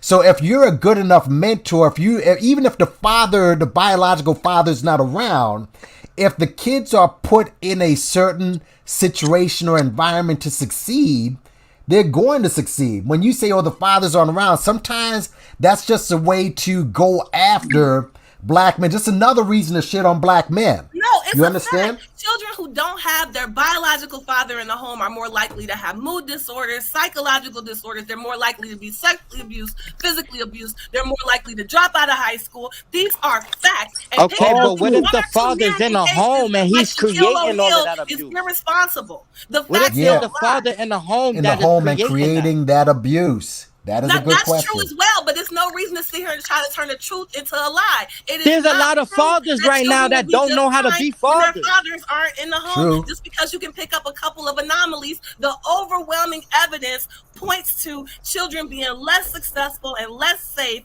when their biological father is not on the home. And if you share my screen, there is research. Children are 30 to 40 times more likely to be abused physically or sexually when a non-biological man lives in their home. I'm going to share your screen now, Carrie. Hold on a second. I didn't know that. Right here. I want to jump in right here. Hold on. I'm going to share the screen, and you can jump in, definitely.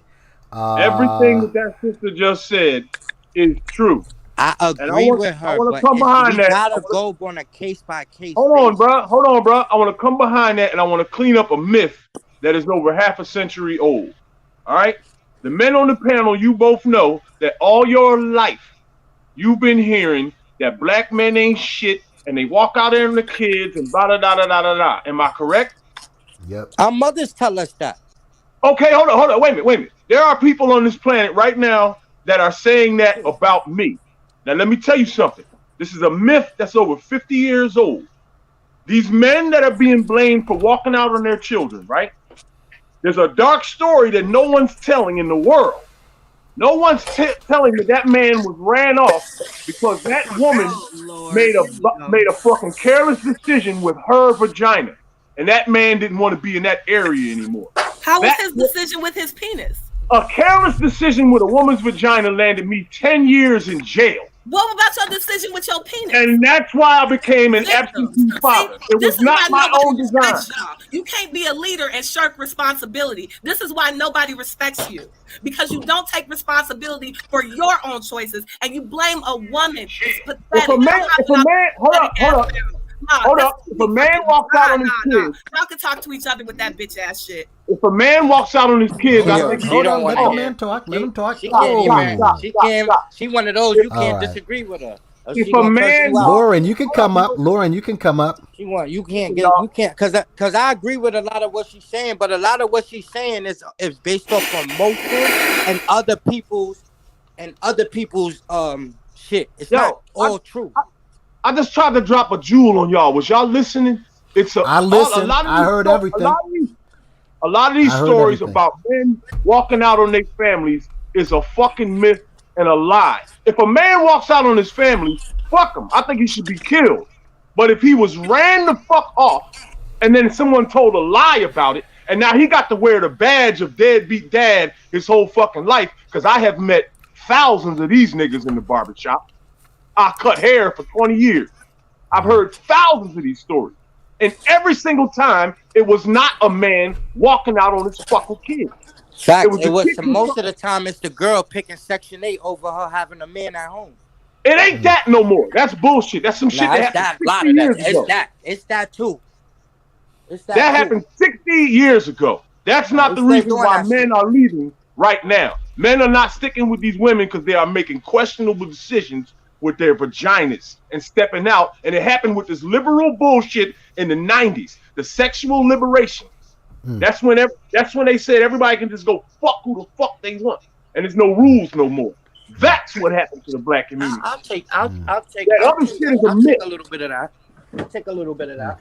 I'm old. I know what the fuck I'm talking about. Sha X is dropping. Sha X is dropping it today. He's like, Georgia.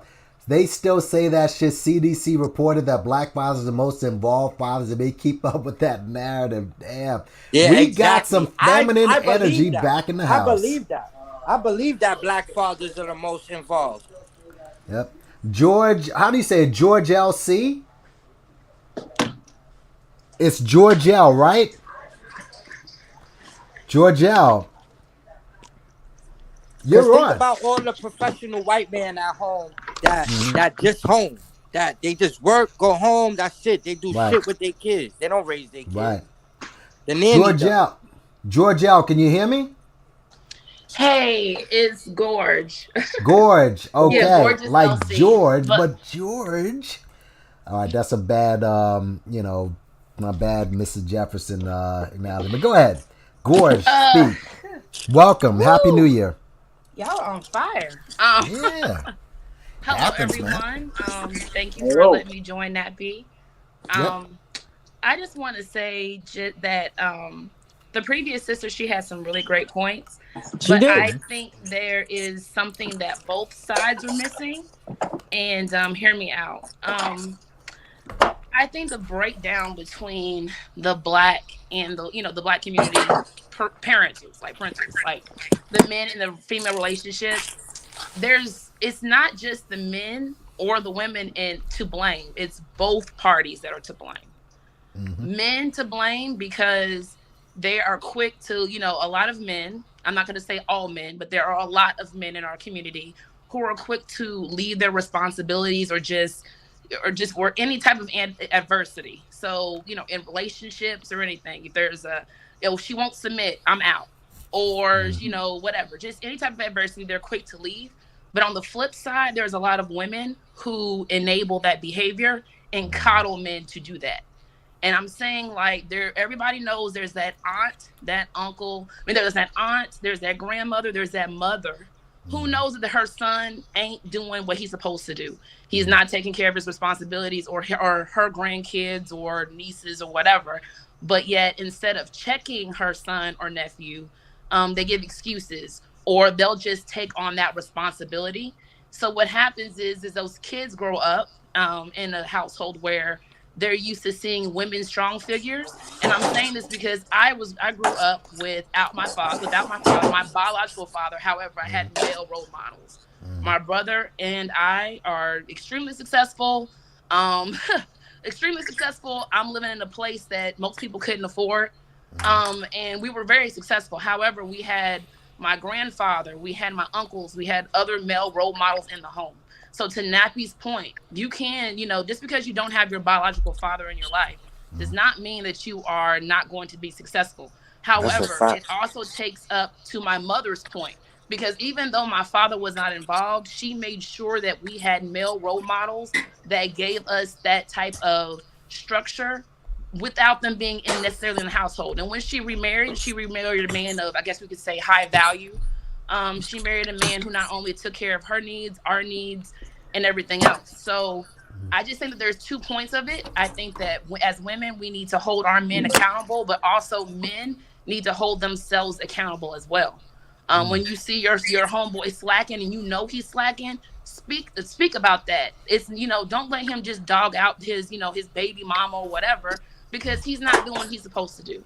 And another thing that I'm not going to sit there and let no man say period is about this whole child support thing. That is a myth.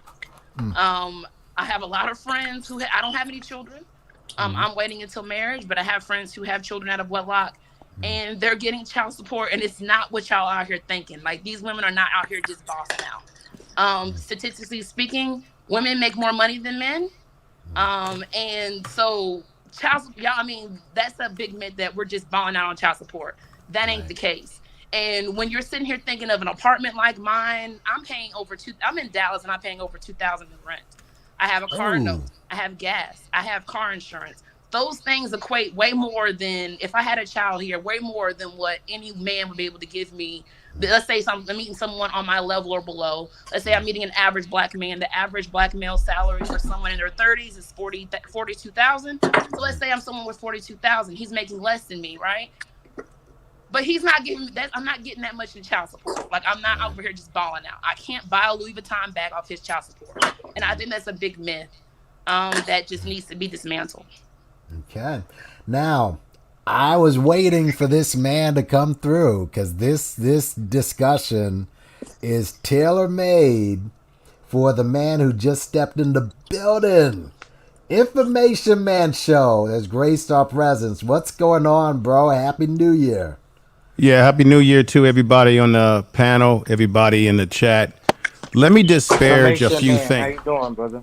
I'm doing fine. Everybody, peace and love to everybody. Happy New Year. Happy 2022.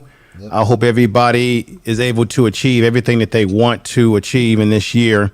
I heard of the passionate passion that was coming from everybody. I want to disparage something. Let me just say this. One of our biggest problems as a people is that we fail to listen to each other. Black men are failing to listen to what black women are saying, and black women, I'm sorry, you do not listen to what we have to say. And that is keeping us from, that is blocking us from understanding each other, because we do not tend to listen to each other like we should. Why? Because we get emotional. I'm not going to get emotional about this. The issue around fatherhood. Are there dusty and musty, crusty black men out there that don't take care of their kids? Yes, I deal with them.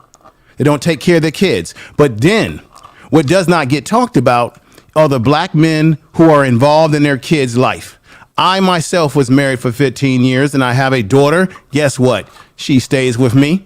I take care of her. I've been involved in her life from get-go to start, even if her mother and I are not together in a relationship. We are dual parents and we work together to raise our child. Black women, this is to you. This is a message to you. Please, let me say what I'm going to say, because I'm not going to stay on the panel long. This is a message to black women. if you are a black woman who has a child and the father is in the life of your child emotionally, physically, and spiritually and financially, do not call yourself a single black woman, black mother. You have a lot of our sisters who will call themselves a single black mother when the father is involved in the child's life based on everything that I just said, because it becomes an anthem in which we say things out of our mouth subconsciously and consciously as if, and then when they do these statistical studies and they hear us say these stereotypical things out of our mouth, men and women, then it'll look like in these studies as if black men or black women are just completely dysfunctional. And that's not the case. What's happening that we have to understand is that there's a social dynamic that's changed in our society where you have black men who either are not married to the mother or don't live in the household, but they're still involved in the life of their child. I got the statistical numbers to break this down. So when we say, well, black men are not marrying black women, there are black men that are marrying black women and there are black men that are not. However, although you have interracial relationships, whether sisters want to believe it or not, when black men do marry black women, because we're the ones who decide who's getting married around here. Women control sex. Men, we control whether you get married or not, period. We make that decision. You don't make that decision. You may want to get married, but we have to say we want to marry you. Right. What's happening here in the dynamic is that you have black men who have you have black women that are either widowed. We forget about the widowed black women who become single black women who are legitimately single because they don't have the man in their life. Then you have black men who had babies with the woman out of wedlock. They didn't get married. There was problems, and then they break up. But that black man is still involved in visiting that child, engaging that child. Let me read something for you to you right here. This is out of Vox News, based on CDC studies and pure research studies. This is out of Charles Blow talked about this, and there is came out of Center for Disease Control, as I've said before. All in 2.5 million of black men out of 4.2 million black fathers, or about 59.5%, live with their children. The numbers suggest that it's not true. See, before they came out with these numbers, ladies and gentlemen, that were not true, and then they had to change it because it wasn't true. It suggests that it's not true, as CDC figures suggest that 71.5% of black dads are absent from their home. At first, they said it was 71.5% of us absent. Then they took it back and said that was not true. We are the most stereotyped individuals, along with black women, in American society and across the board. It is not true, but rather that many of them are simply unmarried, ladies and gentlemen. So there are black men that are simply not married to the woman that they had kids with, but they are still involved in the child's life. Let me show you. Let me read this to you. This is right out of, I'm going to tell you, I'm going to give you my sources. This is right out of the National Health Statistics Report, Fathers' Involvement in Their Children's Life, United States, okay? Sir. No, let me finish what I'm saying. I'm not here to debate. I'm not here to debate. I'm not here to go back and forth with people. That's not my style. I don't have time for it. This is not about debating. This is about facts. This is all statistics you can find out. I have a question, sir. Hold on. Let me finish with my point. I don't want to hear questions right now until I finish my point here, and I'm going to be quiet in just a moment. Now, this is based on the statistics. There was a significant difference, saying here, who lives with their children, at 8.3% for fathers who did not live with their children. There was a significant difference by Hispanics, origins, race among fathers considering children. Black fathers, check this out. Black fathers were rated, whether y'all want to believe it or not, 70% were more likely to have bathed their children, dressed their children, diapered their children, helped their children use the toilet every day, compared with white men at 60%, Hispanic men at 45%, for example. So on a daily basis in this country, when they finished the study, they found that black men in America were the most involved fathers in the life of their children than either white men, Hispanic men, Asian men, any other group. whether we live in the household, we don't live in the household, whether we're married or not married. They even found out that white men are less involved in their children when white men don't live in the household with their kids than black men. They're less. But they don't tell you about that in American society. Now, to the sister point that was on earlier, yes, if you don't live in the household with your kids, or you're not involved in your kids' life, if you're not involved at all on all those areas that I talked about, then that child's going to grow up with some dysfunction. It is true. If a daughter has a father in her life, she's less likely to get involved in sex and and get into criminal activity and drug use. That's true across the board. If you don't have fathers, the kids are going to grow up and potentially have some problems out of those kids who grow up and don't have problems because they have other men in the community, uncles, the men at the barber shop. When I grew up in a community where the whole community raised you. So even if your father was not around, it was the men in the community who stood up and raised young men to be adult men. So that's very important. But that was my situation. But even if men are not in the household with the child, according to the CDC and peer-reviewed studies and this National Health Studies of Family, black men, even when we're out of the household, those of us that are involved, not the ones that are not involved, we deal with our children every day. We visit them. We work with them. Now, what we usually do in the black community, in general, ladies and gentlemen, is that we take the maximum and we make the maximum the minimum. We make the minimum the maximum. So if black men are really doing more than we think they are, we minimize black men because of our own experiences personally with our people. And we say, this is what black men are, or this is what black women are because of our own experience, individual experience in our life. And we try to paint our personal experience as if it speaks for all black men and all black women. And we got to stop doing that shit because we don't know all black people in the world. Socioeconomics plays a role in this too, right? Whether you're rich, poor, middle class or not, that also plays a role in some of the problems because the sister said that earlier, black women are more likely to go to college and get a college degree than black men are. They tend to have more education than we do. But check this out. That's not an excuse because white women go to college and graduate more than even white men do too. So it becomes a problem where men in general don't always go for higher education. So this is not to make an excuse because I still believe that black men need to step up and do their job in the community. Now, you may say to yourself, well, okay, Mr. Information Man, you're espousing out all these statistics. What do you know? What have you done? Well, I've only sent black young men to college. I've only mentored black young men through my organization. I've only been involved in programs where we teach young black men what their responsibility is if they impregnate a young girl or not to impregnate a young girl. I've been involved in mentoring programs, currently work in correctional environment where I'm trying to help brothers who are dealing with mental health problems and trying to mentor them their way out of prison and not to come back and be a revolving door. That's what I've done. That's what I've done from the personal point of view of where my feet is on the ground here. So I'm gonna stop right there. If anybody has any questions for me, then I'll take those questions. But I'm not here to debate.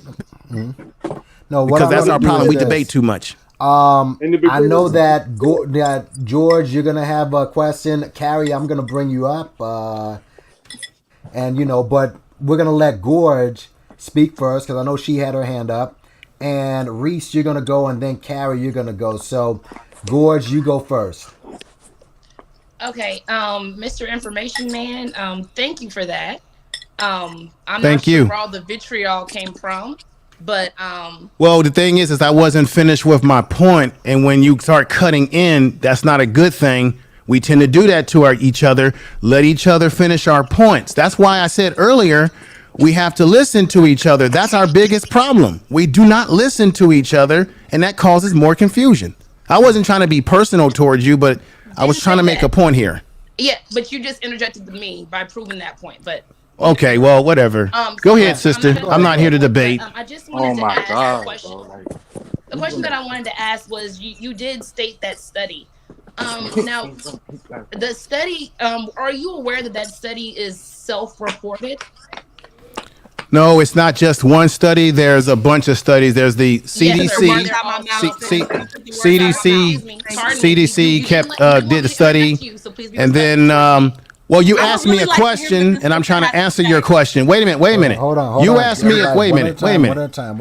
If you're gonna ask me a question, see, when I was talking earlier, you didn't ask me. You weren't asking me a question when I was in the middle of trying to finish what I'm saying. Now I've listened to what you had to say. You asked me a question, and now I'm trying to answer your question. If you're gonna ask me a question, then you should let me answer it, or don't ask me a question. George, you can go ahead.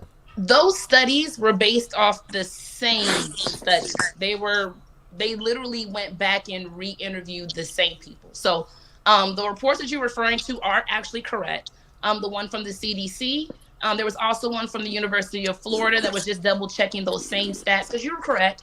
It was 70% in the negative for Black men. Then they actually went back and interviewed those people with different criteria, which actually switched those results.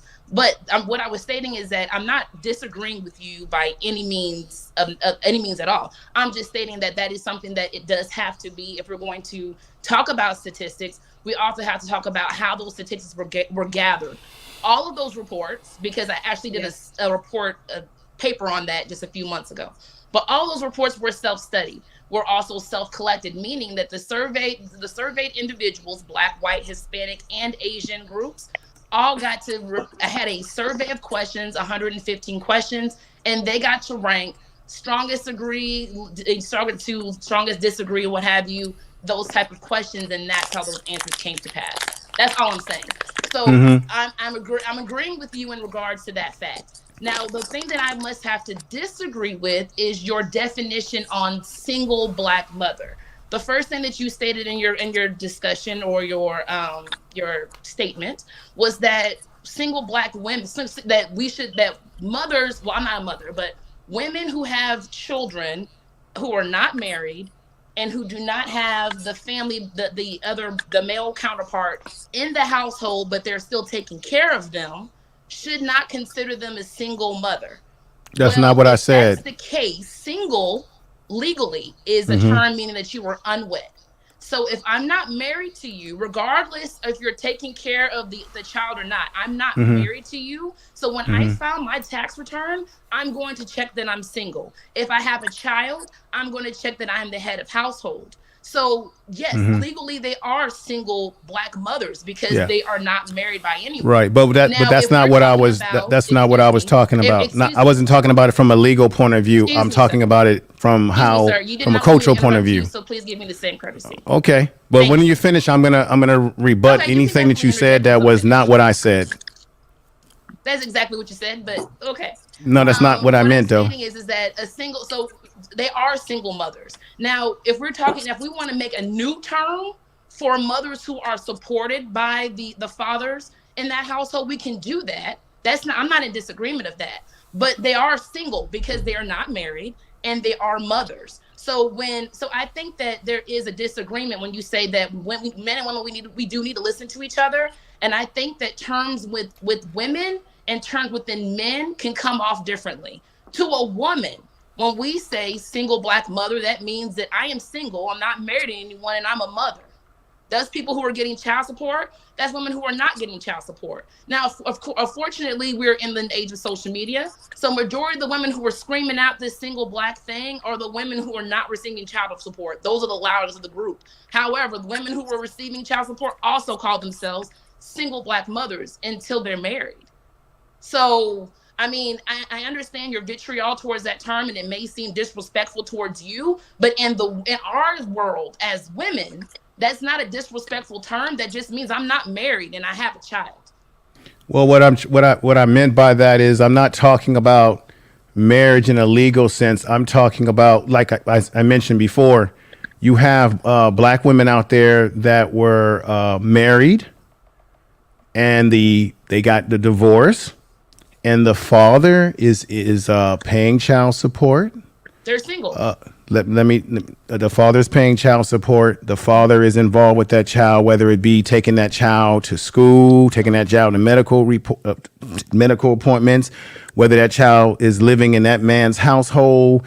What happens is that it's called, you have two parents that don't live in the same house, but it's called dual parenting. So if I'm a divorced man, and my ex and I don't have drama with each other, but guess what? I'm paying financially everything that I would pay if we were living in the same roof together. I'm involved in everything with my child's life from start to go. She knows who I am spiritually, emotionally, the whole 9 yards, as I had said earlier.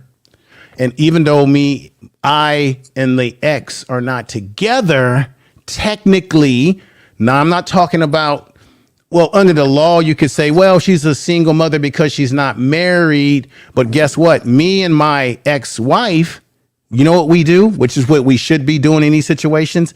Every year we rotate back and forth claiming our daughter on our taxes because we have that type of communication with each other. That's how black men and black women, we should be communicating with each other in harmony for what's best for that child. So every year we both rotate their taxes. That's why my ex-wife can't call herself a single mother, because information man is involved in my child's life from get-go financially. And we work together in harmony to say, look, I'm going to claim her this year. You're going to claim her this year. If I get any benefits tax-wise, my child's getting that money. Or my child's on my life insurance policies. My child has all sort of these sort of policies. So therefore, we're not together. We as a couple are not together. So but when I look at the word single, the reason why I have a problem with that word, if a woman has the father of that child doing the things for that child that I'm doing for my child, I don't personally see it as her being. When I look at single, I look at women. Can I finish? I just want to finish my point. You're saying the same thing. Why am I just? Why is it that I'm trying to speak and I'm trying to make my point because the sister asked a big question, and as soon as I try to answer that question as best I can, you want to come up here and cut into the conversation and get emotional on your face, and I'm just trying to make my point, and I'm going to end here. The point I'm saying is that if I'm doing all those things, sister, then technically my ex-wife cannot call herself single in the sense of being single because she's getting support from me as the man and my child's being supported by me emotionally, right? So when I look at single women, I look at the women when I grew up as a kid who had no man in their life whatsoever. The father of the child ran out on that woman, gave the woman no financial nothing, and so that woman is the everything that we want to call mother, uncle. The mother became everything to the child because she was getting no support from no man, and not even the man of the child. Period. No support. To me, traditionally, that is a true single mother. I think there's a difference between what men see as single and what women see as single based on what you're saying. Okay. Because I agree with what you're saying, information man. I'm not arguing with you by any means, nor am I emotional. So let's get No, I'm not saying you. I'm animated, not emotional. There's a big difference. Okay. I respect that. Okay. So I talk with my hands. I'm like I said, I'm animated. So please do not, put, that's another thing that sometimes that people tend to do with women. And I'm not accusing you as such, but they tend to say that when a woman is animated or that she is passionate, she's emotional. Therefore, her comments are dismissed. That's a good point. I was just simply trying to answer your. Excuse me. I'm not being emotional. No. I was trying to answer your question. That's all. There is a difference. Back to your point. You're saying that your definition of a single woman is someone who has no support from any male counterpart, including the person who is the father of the child, and she's doing everything on her lonesome. Yes. And if I'm a woman and I'm speaking, and dear who are on the panel, if you just shake your head yes, let me know if I'm correct. As women, when we speak, our words mean something different. When we speak and we say we're single, that means I am not married to anyone. Therefore, if I want to date John on Wednesday, date such and such on Friday and have, and do whatever, I can do so because I'm not in a committed relationship. And if I have a child, I'm also a mother because I am single and I'm a mother. Just like in your situation with your ex-wife, regardless who is taking care of whom, you're single. Because if I was to meet you, information man, and you were like, man, you look kind of good, you're not going to turn down the advances because you have an ex-wife. You're going to still talk to me if you're interested because you are single. So just like she would still be able to date anyone that she would date because she's single. I think that the connotation of the word single between men and women is a negative connotation when men hear women say it. But for women, we're literally just stating a fact that I am not in a relationship with my partner who I have a child with. And who, regardless who's taking care of taxes, you should be switching taxes every other year. That's a given. You should have your children on your life insurance policy. That's a given. Those are not things that you should get awarded for or applauded for doing. Those should be things that you should be doing as a parent, regardless. But if you decide that you are not going to be legally married to this person, you are single. So I mean, I understand that you may but normally men, other man, because that's the way that men or you yourself are seeing the way that definition. But this is the thing. For a woman, that is not anything malicious to say that she's a single mother. But this is the thing. She is in fact single and a mother. Right. This is the thing, and then I'll conclude here. You are right. There are differences how women see their status. As a man, this is the difference. Men, when we date or whatever we do in the world, we don't go around calling ourselves a single father. When I meet women or I get to know someone, I don't say to women that I'm getting to know, hey, I'm a single father. You know why? Because father is the key word. I'm not a single father because my daughter has a mother that is involved in raising her along with me. So men, we don't talk like that. When women usually, this is my thought. You can correct me if I'm wrong, sister. When women usually identify themselves as single, they're not always talking about as it relates to dating. They tend to attach it to the fact that they have a child, meaning as in I'm raising my child by myself. That's how some men will interpret it. And that's why I was saying that if the father's in the life, sister, no problem. If the father's in the life, like I was explaining, then technically, in that sense, you're not a single mother. Because I can't go around saying I'm a single father when the mother is involved in a child's life. From a different woman's point of view. Black men, it's like, for example, it's the standard. Unfortunately, when it comes to a woman, you don't have to say you're a single father. It's automatically given that you're single. I think there's something you guys are forgetting. I think there's something we should be mentioning that nobody's saying. That's not true. That they automatically say you're single. That's a given. If I meet someone who is a father, I'm automatically anytime I'm with my daughter somewhere, you're in my face. Anytime I'm with my daughter somewhere, every woman automatically thinks that I'm in a relationship. It's kind of like a standpoint that if, for example, if you see someone who has a mixed child, it's automatically a given that her dad's probably black or she probably dates black men because she has a mixed child. Like it's something that just your mind automatically goes. Let me tell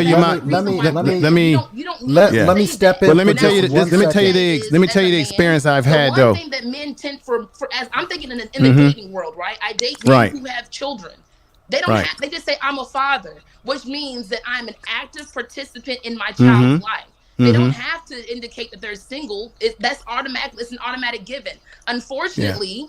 And I'm gonna be real. Unfortunately, black men have the stereotype that most of y'all got kids and y'all ain't married. So, right? Because you know what? Because I've had that happen to me before, sister. When I've tried to date, and it's kind of weird when you are a black man and you have a younger child and you meet women.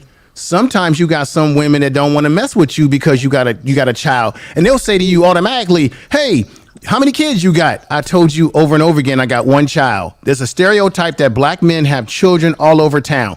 Then when I did not have a child, because I had my daughter late in life, because I'm 52 years old, when I didn't have a kid, and women would ask me if I have a kid and I said no, they couldn't believe that I did not have a child. So we black men are very, very stereotyped when it comes to us having a bunch of kids all over the place when some of us don't.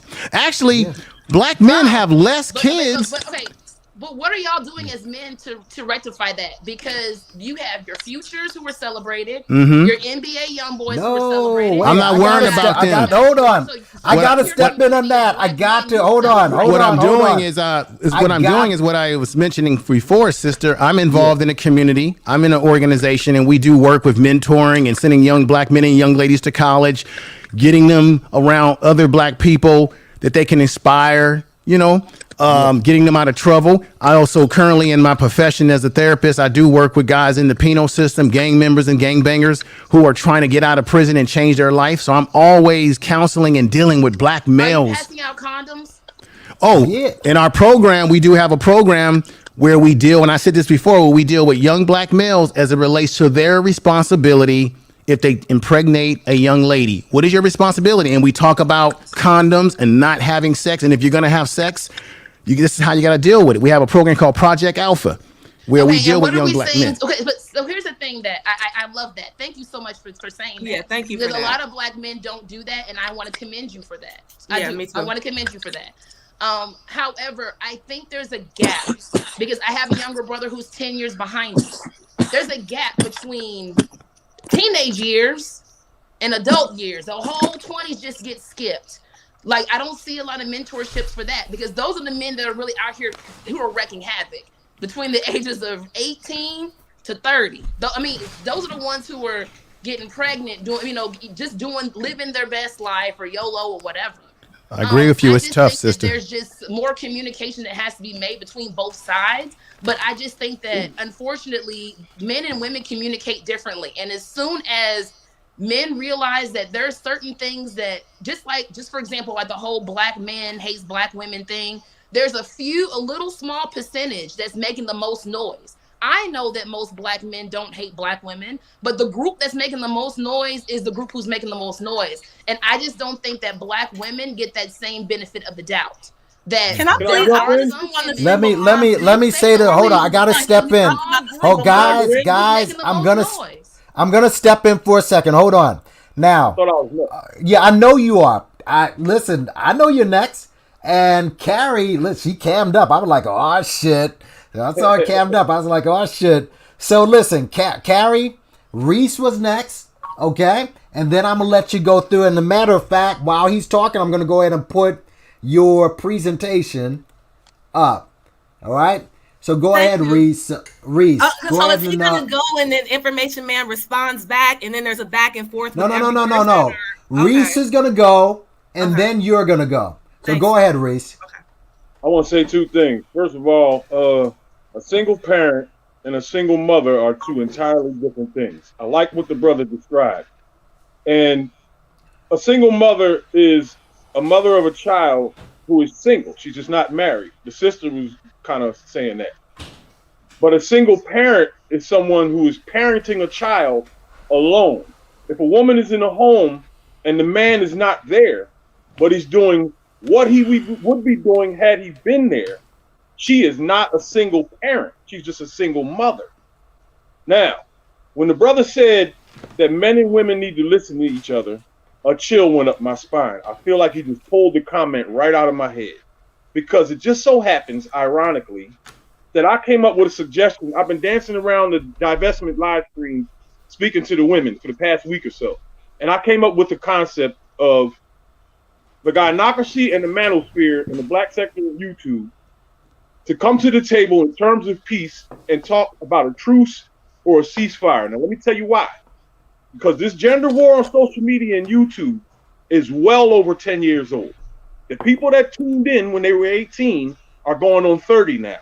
So we have another new generation of people that have come along that have watched thousands of jackasses on YouTube bark and scream and holler and threaten each other's children, lives, and all types of stuff. Women are posting pistols because people are threatening them lives, and it's gotten out of hand. And I have a theory that this has manifested into behavior on the streets. I think this gender war has filtered into the minds of the youth, not necessarily teenagers. I'm 52, so youth, I'm talking about 35 and under, that are out here wreaking havoc, and 200 women got shot in Philadelphia this year. 200. It's never happened before in human history. Women are out here barking more than ever before, and men are out here blowing their heads off. I'm not picking a side. When I come into a live stream, I'm coming into the live stream with the message of. Wait, you just stopped. You just froze, Reese. And by the way, I gotta, while he's frozen, Gorge, listen, nobody's celebrating Future or NBA Youngboy or any of those clowns. Okay, so I just gotta throw that out there. Well, I meant as a community. I'm saying they're not ridiculed. Just a handful of clowns are celebrating them. They're not, especially Future. Reese, you froze on us, so I'm gonna go ahead and let Carrie speak. All right, and then I'll let you speak afterwards. But Carrie, you got the floor. Yeah, so I was happy to rejoin the conversation when I saw Information Man on the panel because I refuse to engage with the type of black men who blame black women for birthing their children. When this man says a black woman made a bad choice with her vagina and ruined my life, I refuse to engage with that type of man, right? Okay. So I was happy to see Information Man coming up because I expected the statistics. I thought his tone was very hostile and defensive, which is not how I've seen him the few times I've seen him in the past. And this is my subjective reaction. It seemed like there was a lot of hostility towards the young lady that was speaking. And you really only gave that one survey, and you kind of monopolized the conversation for a long time about a survey that's since been disproven. And I just felt like that kind of, I'm used to a different energy coming from you. So if I contributed to your energy being off or whatever's going on, I come in peace, No, I wasn't trying to. Look, first of all, I'm not mad at anybody. And I didn't cite just one source. Vox did a study on this. CDC put a study on this. Pure Research did a study on this. That's the same study. And so, they're the same study. Okay, ladies. I'm not trying to. See, this is the thing. I'm not trying to. It's my turn to speak. It's my turn. I'm not trying to argue. I'm not even trying to monopolize. Then let me finish my point. But you just made a characterization of me, and I'm just saying that I'm not angry at anybody or anything like that. I'm not angry. I'm not angry at all. I said your tone was hostile. I'm not hostile. That's a very dangerous word to use. It's a very dangerous word to use. I'm hostile. I'm not hostile.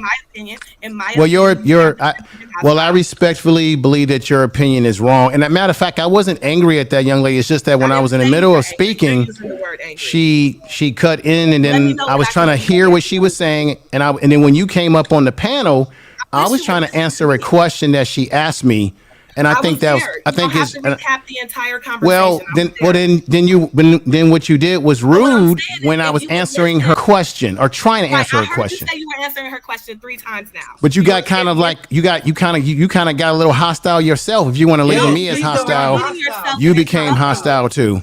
So and I had said several times that I just wanted to get through my point. You are super hostile. And if I'm trying to, if a sister is asking me a question. And I'm trying to it just comes down to this. If someone's asking you a question and you're trying to fit your best to answer that person's question, and then someone comes on the panel, I don't care who it is, and they begin to cut into the conversation and say, well, you monopolizing I'm only monopolizing anything because I've been asked questions. So if that's monopolizing, I'm sorry if you feel that way. If someone's asking me a question, they expect an answer, and I'm trying to give an answer. You can't come into the conversation and try to be rude like that, and then turn around and try to act like I'm the one that's being unreasonable or emotional or being hostile. Come on now. I was being asked questions, and I brought up some statistics. I brought up some things where black men are. There's a dynamic change in how black men are involved with their kids' life, because what I often see, especially on YouTube, is that it's very easy for people to get on these panels and say black men ain't this and black men ain't that and black women ain't this. We're very good at talking about the worst about us, but we never emphasize what it is that we are doing. And I also followed up and said, I'm not your normal YouTuber who gets up here and talks and doesn't do anything in the community on my own personal time, because I do. I've been talking this stuff for a long time. You don't have to I've been repeat the entire conversation to me. well, but then you label me hostile when I wasn't trying to be hostile. I was simply trying to make my points, and people kept cutting in to the points that were being. Brother, why chastise him?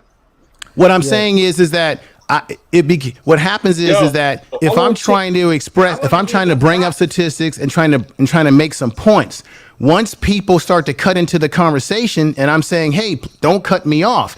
Now all of a sudden I'm labeled as hostile because I'm asking people, don't cut me off. Explain my point, but you haven't given me an Hold opportunity. on, guys. Let me step. This is why I don't really want to be on panels this year anymore because we just can't talk to each other. Guys, listen, wait. I'm gonna listen. I don't want to mute anybody right now. Let me. Wait. If you listen, guys, I know we're gonna do that. I heard everything that you said. You called me hostile when I was trying to answer questions and I had people cutting me off. Hold on. Gut reaction. There's more.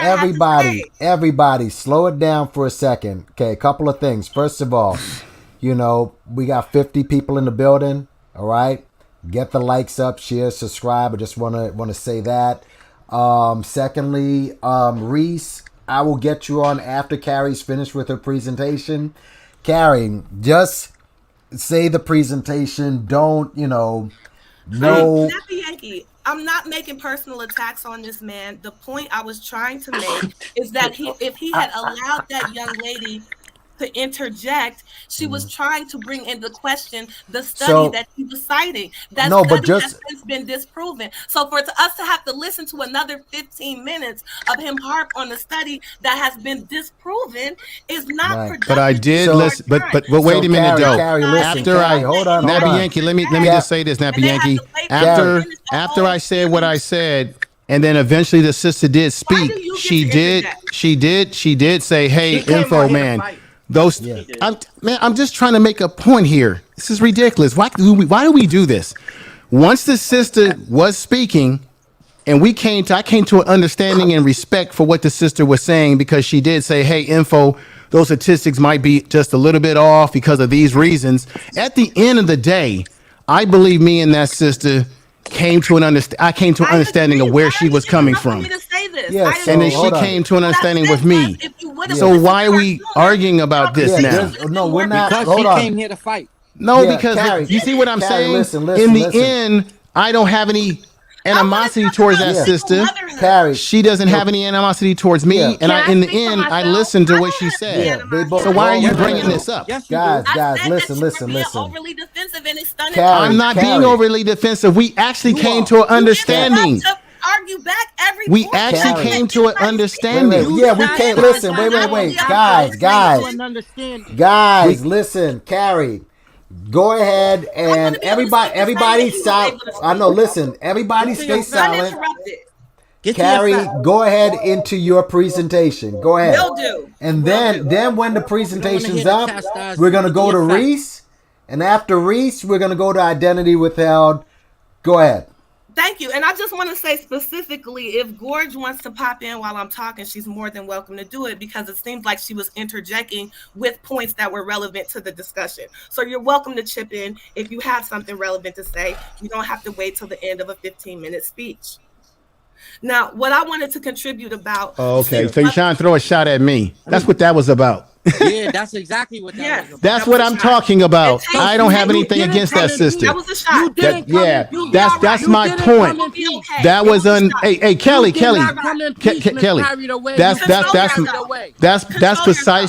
That's precisely my point. At the end of the day, I have no animosity towards his sister. Neither do Eventually, I listened to what she had to say. I came to an understanding of what she had to say, and then you come up here and you want to throw shots and pot shots. Now you just threw another pop shot, which is not necessary. You'll be all right. It's not necessary. It's not necessary. No, it's not necessary because I'm not. You're the one. It seems to me. It appears to me like you're the one that's hostile now. Yeah, she's guys, listen. You label me as hostile, but you're the one that's being hostile right now. Let me say, Carrie. You're interrupting me. Okay, listen. Well then, start your presentation without throwing pot shots at people. All right, wait. Now I gotta hold on. Now I gotta do this. Now I gotta do this. All right, hold on. Now I gotta pause everybody. Listen, listen, listen. Again, all right? Let me go ahead. We're gonna put everything to bed. Information Man and Gorge had a back and forth. All right? They got a little testy and then they brought it down. Okay, it just went up and then they went down and then they basically connected with each other and they were like, okay, I'm good, you're good, I'm good, you're good, and that's it. Okay, Carrie, do not mention or even reference Information Man when you're going into your presentation. Just go into your presentation. Obviously you and Gorge have certain, I don't know whether it's because you're both women or whatever, but you both have certain agreements on the subject. You don't have to speak on the subject by referencing the Information Man just because he and Gorge had a disagreement.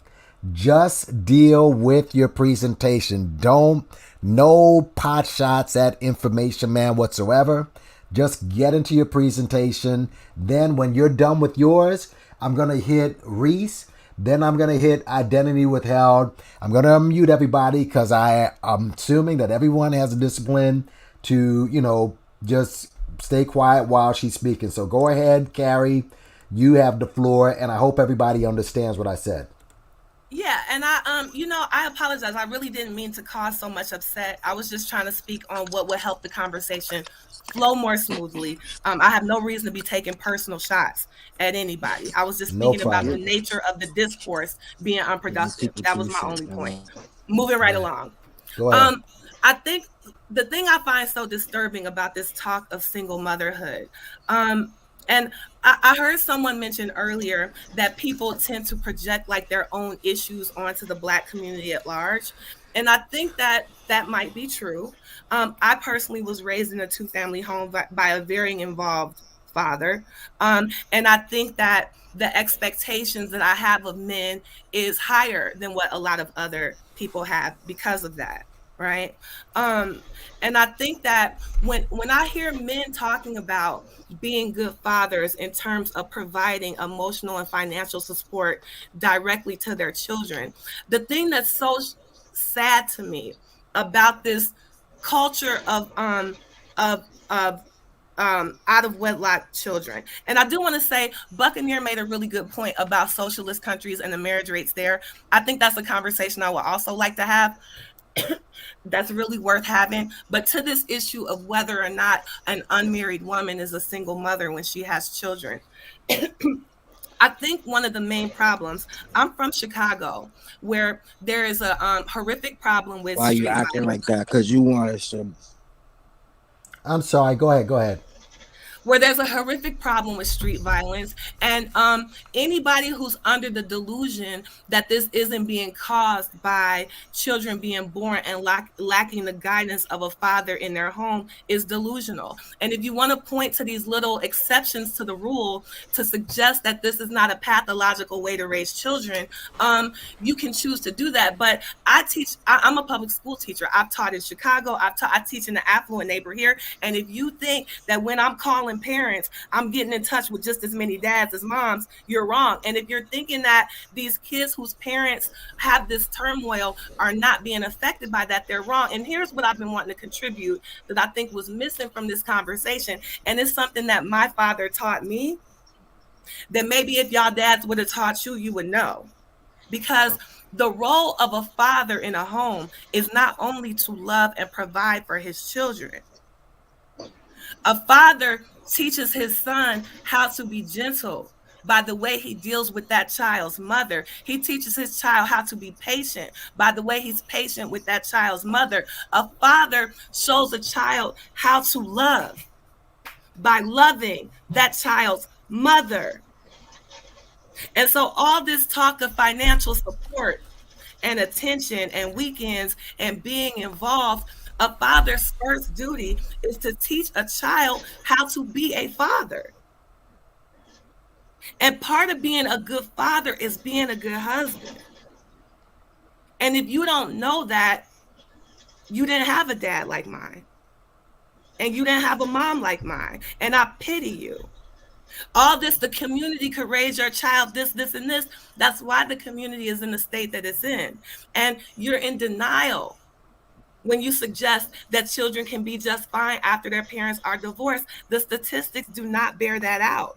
So if it's men, and I appreciate the information, man, admitting the fact that it's men who control marriage. And if men are choosing to get married after they've had bastard children, after they pumped and dumped throughout the community, right? After they've caused all these shattered families, or if once they marry, they're not capable of successfully heading a household where the woman feels valued and protected and willing and pleased to be submissive to that man because he's being a good leader. You know, they talk of all these mothers not letting these fathers, all this talk, but is there not a problem with domestic violence where all these dads being father of the year before all this discord appeared in their families? All this talk about women's reproductive choices. Why are not men the head of our communities? Why not are men the ones who chart the courses of our families? Why is this put on the shoulders of mostly young women? It's a man's job to love his wife, not just his child. And it's a shame if you don't know that. That's all I got. Okay. Next up, and then we're gonna hit identity withheld. Dr. J, after identity withheld, if you want to speak, that's cool. But let me go ahead to Reese. All right, you got the floor. So, finish what you were saying before, All right.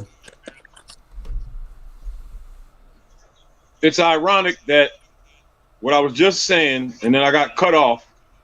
I come back in, and a sister and a brother are barking at each other.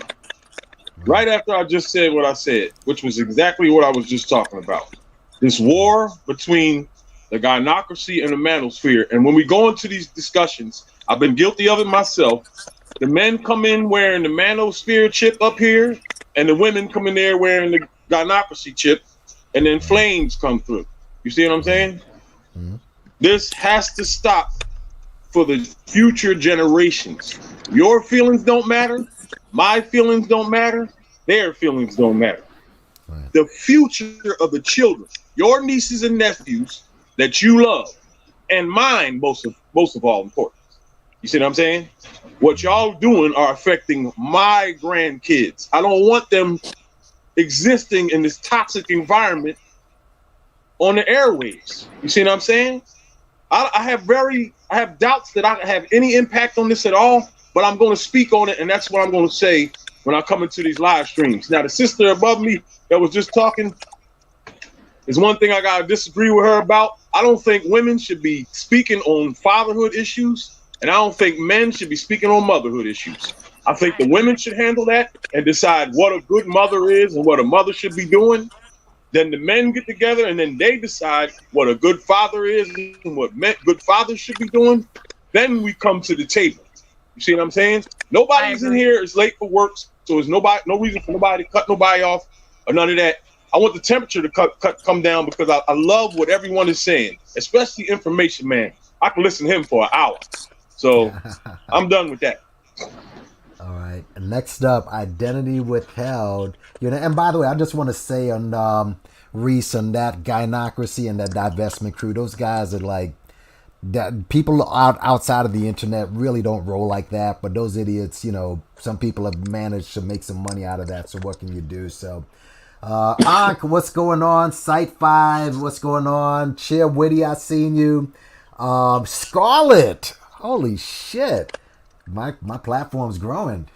Scarlett peeped up in my platform. Identity withheld. What's going on, man? Hey, can you guys hear me? Yes, we can. Hey, how's everybody doing? Good. Doing pretty good. Everybody on the panel. Yep. Good job, Nappy Yankee, for trying to hold it down with so many opinions at the same time. Absolutely. I had a point to make when I first joined, but the conversation went left really quick. And I heard one question that I thought was more important than anything else that was said. There was a statement, we don't listen to each other. And I think information asked, why can't we just talk? Specifically, no disrespect to Carrie directly, but I don't understand the, I guess, all the cutting off and all the other stuff. You left the panel. Like you just immediately left the panel. My question is, what was your point in doing that to come back? Was it out of frustration? I felt like I was about to say something disrespectful, and I try to be respectful and not be Yankee, so I wouldn't calm myself down because it's not. He doesn't have that type of show, so I was actually just paying Okay. respect to those. Now, was that because of a difference of opinion? A difference of opinion. That's one way of putting it. I mean, I was disgusted by something that I heard. Yeah, I heard you, kind of ramp up, and then you bailed out, and then I was immediately asking. I don't know if she was doing that to prove a point, or you said Nah, it already. I was like Yeah. overheating. Yeah. Yeah. So the only thing I can offer to this panel, this conversation is, I'm asking the same question too. How come we can't have these conversations and understand we all have a difference of opinion? Now, it may not match what we have in our own heads, but that doesn't mean we should be getting riled up because someone has a difference of opinion. But what you're I calling think a it'd be difference more of opinion, I beneficial. would call scapegoating black women. So that's why. Well, see, that's what I'm saying. Instead of saying what you think it is, I think it'll be easier if everyone tried to kind of come to a common ground of where they're coming from and where Isn't that you're what we're coming doing from. right now? No. So that's what we are doing. That's what we are doing Who specifically. said no? Yeah, I thought that's what we were doing. Well, you and I right now, that it wasn't happening the whole 25 minutes. Yeah, it was all over the place, and it wasn't just you, Carrie. It was all over the place. I respect the brother earlier talking about his experience with, his relationship with his baby mom or whatever else, but that is his perspective. Like, I can tell him, or at least ask questions and say, hey, I don't understand this piece, but that's his perspective. I can't change that. So And are even if you I like don't questioning understand why I it, should have such an emotional reaction? To I'm his I'm perspective. asking because Yeah, he's talking to me. how are we ever going to even come to a level of common ground if we can't even accept that that's their perspective? But you're and saying it's I didn't theirs? accept it. I calmed down and I came back to the conversation. Like, what more would you have me do? Not even get riled up because it's not your perspective. That's what I'm offering. That's So what here's I'm what I saying. can tell you. Okay, here's what. Can I respond to that? Because I think I have an intelligent response to that. Yeah. Sure. So, I'm not shy about the fact that I have mental illness. Like, I've admitted this. This is something I deal with. And one thing I've learned in therapy, and I'm also very high functioning. Like, I do a lot in the community as well, and I think that I'm a role model for people who have similar challenges. Like, I have not let that hold me back. Right. I'm still a productive and good member of society. Yeah, all that. Psych 5 African. So one thing I've learned, at least for me, and I'm not saying this won't work for anybody, but it might be good advice to somebody that's listening. What I have learned through therapy is that it's not helpful for me to tell myself what I should be feeling. Because that just like makes shame, it just makes you feel bad. When it's like, for me, what works for me is like I just acknowledge that's how I feel, and then I try to change my behavior so that I'm not doing something irresponsible and blaming it on my mental illness. So if I feel like I'm about to overheat, I remove myself. That's my way of dealing with my particular situation. Okay. So and I'm not even challenging. I'm not trying to be disrespectful. Like, I'm literally doing what I have to do to stay healthy. No, I'm literally just offering an alternative because I know you said I think you made mention of a 15-minute something information man was going to say, and wasting time 15 minutes listening to that. We spent 25 minutes going through the whole hoopla. So I would have rather taken the 15 minutes. So that's I all. apologize for my part in that. When I threw a shot at information man, I just thought I didn't think it would escalate more, but I don't know him. Do you know what I'm saying? It was not my intention to escalate. I was trying to point out, look, it might be productive if we allow each other to interject if we're on topic. Like, that's the point I was trying to get across. Not a personal shot. Everybody respects Information Man. I have no reason to be trying to hurt him. I was speaking about the nature. I thought the conversation could have been more productive if we took down the hostility a notch. He doesn't think he was being hostile. I accept that. I didn't need him to recap the entire conversation back to me just to say he didn't agree with my interpretation. We're getting to know each other. I don't want no beef. Respect to Information Man. Moving on.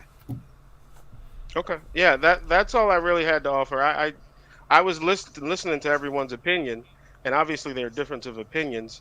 And I don't even know the information that Information Man was putting out, so I didn't really get the bigger picture of it. It was more, that's false, that's false. So that's where I lost it. I'm like, yeah, well, she and I were both familiar with this study because it's off-cited in like the manosphere, but it was very poorly done. And when they did it under stricter scientific protocol, the results flip-flopped. So with both of us knowing it's false, to listen to him go on and on and on with all these articles that cite the same erroneous survey, is frustrating to listen to that when you could just quickly interject and say, there's been further updates, like we can prove it, here are links. That's not true. So it's just frustrating to listen through that. That's all. No disrespect.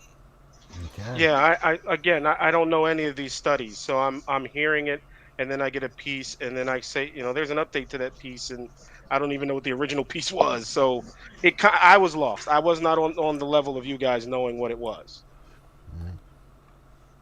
So I think it would have been more productive if there was more back and forth in that conversation earlier, but it wasn't my point to get up here and chastise Information Man. I was much more interested in making my own point, and for whatever, I'm not trying to contribute to a gender war. I don't even believe there is a gender war, just because I was saying I thought he was being a little defensive. Okay, and I'll jump off after this. Lastly, I am not a fan of this whole idea of a man saying it's a woman's fault, a woman saying it's a man's fault.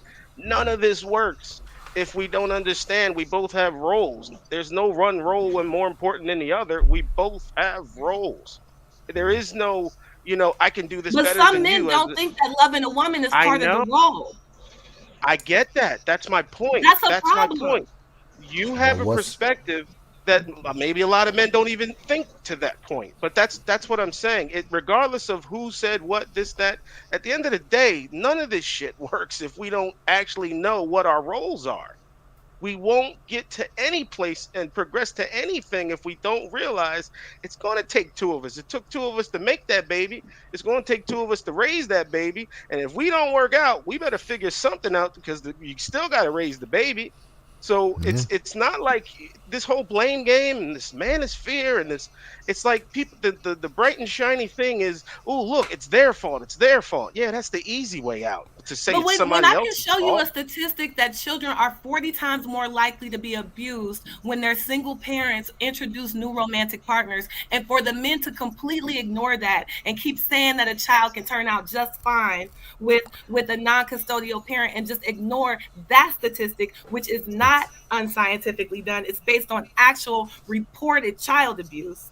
It's not, again, and I mentioned this earlier, the word parent, I think that there are mentors that are there. I mean, there are situations where you have the biological father and the house is still a mess. That's true. Right? So you're delving into religion now. How many biological mother and fathers who are super religious that screw up households worse? Yes. You understand? Yeah. So yeah, but I don't want to do what aboutism. Sticking to the topic of whether or that's not a fact. Then those are facts. That's a fact. The woman being a single mother has to do with the child being vulnerable to other men that it would not otherwise be vulnerable to if that father was in that home protecting that mother. So to act like that child is not the product of a single home when any man can come in that house. Let me say to not recognize that it's about the safety of the child. Right. Let me say this before I go to Dr. J. I know why you get annoyed, Information Man, at that term single parent, being a father, you're simply, obviously not, separated from your wife as far as, legally, but you're still in your child's life. But people may refer to your ex-wife as a single mother when you're like, wait a minute, I'm still around, So I do understand why your voice raises a few octaves when the term single mother is used. All right. So let me jump to Dr. J. You have anything to add to this, Dr. J? I don't know. I was just sitting here thinking about that whole single parent thing, and I'm just like information man because I'm a single dad. I'm raising my daughter by myself. So when I go somewhere, when I'm outside, and women see me and my daughter together, automatically I'm in a relationship. Where's her mother? Where's her mother? Where's her mother? Her mother's at home. I cannot nobody ever believes I'm single. You understand? Nobody it's like that concept is impossible for them to grasp that I'm single. Gotcha. All right. Oh, Gorge, I see that hand up. I'm What trying do to you be got to say? respectful, so that's why I'm Go using ahead. the Go ahead. Okay, so Dr. J, I have a question for you. You stated just now that when you're with your daughter, no one believes that you're single. Is that correct? Yeah, in public. Yeah. In public. Okay. When you're not with your daughter and you mention your daughter, do you still get those same questions? Yeah, once they realize that I really do like have her in No, my no, custody. that's not what I asked. I asked the initial meeting. You mentioned that you have a daughter. Your daughter is not with you. Do they automatically assume that you're in a relationship with the child's mother? Yes. Because of the way I carry myself. The way you Okay. see if you see me like my car, the way I carry myself, you could tell that I'm a grown man and I have children that I'm raising. I Okay. carry myself as such. So yeah. Okay. Okay. All right. Well, I respect that. I definitely respect that. Um, the only thing that I want to say is that I want to speak up for myself because there was a lot of people speaking for me. I do not have any issue or anything with information man. Matter of fact, I was just trying to get a more perspective on a different view of things. We know I that. think that as a whole, and I think his name is Reggie, I believe, he had the most he said it so eloquently. I could wrap it in a bow. Is that both sides need to speak to each other in a way where we can deliver information as well as be open to receive information. And I say that because as a woman, there's two women on the panel, myself and Miss Carrie, and there's a multitude of men, right? I think that the disconnect that happened between Miss Carrie and Mr. Information Man was more of someone filling up against the wall and someone misinterpreting a term that was used. And what I mean by that is that Miss Carrie, you're a beautiful woman. Thank you so much for having my back. However, when we communicate with men, we have to do it differently than when we communicate with each other. So when I communicate with you, I can be extremely animated. We can throw our heads back and forth because we understand that language. Men do not understand that language. I found that out very quickly through this call, through this conversation that I had with All Mr. right, can I Information cut Man. you off? Like, When you know why? You know why? Before I forget, you know why? Because we're not supposed to be like that with I y'all. understand, We're but let me supposed to finish my be point, though, soft sir. with y'all. We're Let me finish my supposed to point, be Mr. able to Judge. empathize. I'm not saying anything negative. Our community lacks empathy. Nobody, I understand that, sir. nobody practices empathizing with the man next with their neighbor. Nobody loves their neighbor. Well, there's a difference between empathy and sympathy. So I think we need to do both. We need to be not only empathic, but also sympathetic. Sympathic. Yeah, But but the either way, but that's sympathy neither here won't nor matter. there. The What I'm sympathy stating is is really that fake if you can't empathize. The sympathy doesn't mean nothing. It doesn't go anywhere. You just feel bad for me. It becomes a pity party if you can't empathize with me. I understand. I know what the definitions of both terms are. But that's not what I'm getting to, Dr. J. But I think you're getting on the defense, and I'm not saying anything I negative. never I get promise you, I'm defensive. not. What I'm stating is this: is that I think that we just in my communication with Mr. Information Man, I learned something. I learned two things very quickly. The way that I communicate with men and the way that they hear me is different than the way that I'm saying things. So I may say things and it may mean to me one thing. For example, single mother. We can use that as an example. When I say the term single mother, this is what I mean: a mother who is not married. When he hears the term single mother, he thinks of a single parent or a woman who does not need her man, or does not need her mate. That's just a simplistic way of explaining what I'm about to say. I think that when women use emotion or we are more animated in the way that we speak, it can come off to men as if we are being combative, defensive, argumentative, or just unagreeable. When And not manly saying and that we're trying to be testosterone. unagreeable, we're just communicating things in a different way. I learned quickly with Mr. Information Man that I cannot communicate the way that I would normally communicate, so I changed my stance. I became a little bit more militant, a little more cutthroat, a little more point to the point, because that's the way that men communicate. Once I communicated myself that way, he was able to understand what I was trying to communicate. Mr. Information Man, to that point, she did not say that you were hostile. She said your tone came off as hostile. And I think that when you heard the word hostile, you took it as she was insulting you, but she was not insulting you as a man. She was saying that the tone of speech that was coming out of your mouth, regardless of the words, had a tone, which is a sound frequency, that came off as hostile to her. I say that because that's what she said. She said tone. So I think that once you heard the word hostile, you took it as an immediate personal attack, and then that's when the head started bashing. Now, in regards to your defense, Mr. Information Man, she did throw a shot at you afterwards, which I feel which was inappropriate. And I think the reason why she threw that shot is because she felt against the wall. Because once she said hostile tone, you got upset, and the other men started getting upset, defending you. And then before you know it, we got two heads clashing. So only thing that I want to I say all that to say is that we just have to learn that not the way that we communicate may not be the way that the other person is going to receive the information. And that we also have to be able and be open to change our communication styles so that way we can effectively communicate to another person. If we're talking to some white folks, and we're not talking to any white folks in this conversation, but if we're walking into a boardroom full of white folks, we're not going to use AAVE with them as if we would use AAVE with ourselves. So we kind of have to use that same mentality when we're speaking to men and women, that we don't communicate the same, but we also have to be open enough to hear what the other person is actually saying. Okay. And y'all need to remember to be soft with us, that y'all are our softer sides. Y'all need to stop trying to be so aggressive and animated with us. You don't have to be, and let us be animated. Be soft. Be where we could come to when we come home. I don't want to talk to you like I was just outside talking with my friends. Home? We're not your woman. Wait, pause. This is what that was inappropriate. Hold on. I'm sorry. Hold on. I want. Wait.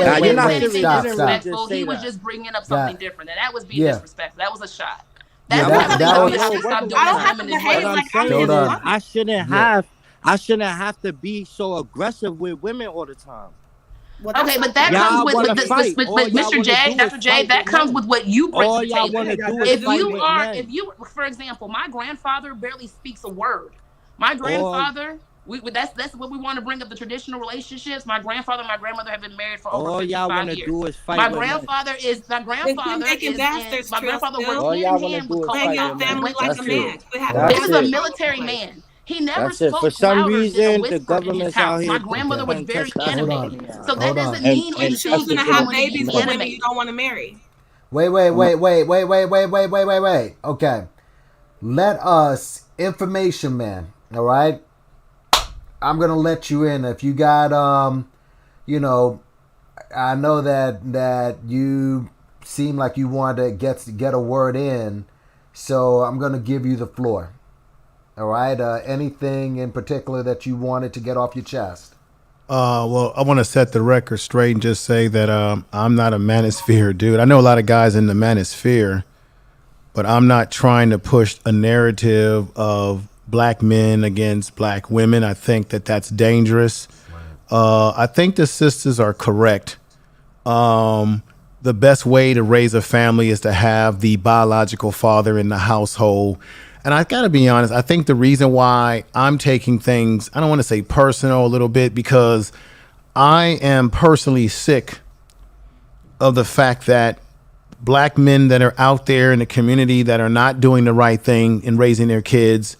There are black men like myself and many other black men that I spend time with that I've known over the years that are committed fathers in the household. And what happens is that we get lumped. We get stereotyped as we are just like all those other black men. And I think it's a shame. Like I said before, I experienced this in the dating scene with having a child. When you are a black man and you have a child, women don't see you as a single father. They just simply say, well, how many more other kids you have? I'm saying that's been my experience. I'm not saying it's all black women. It's all women, or even the women on this panel.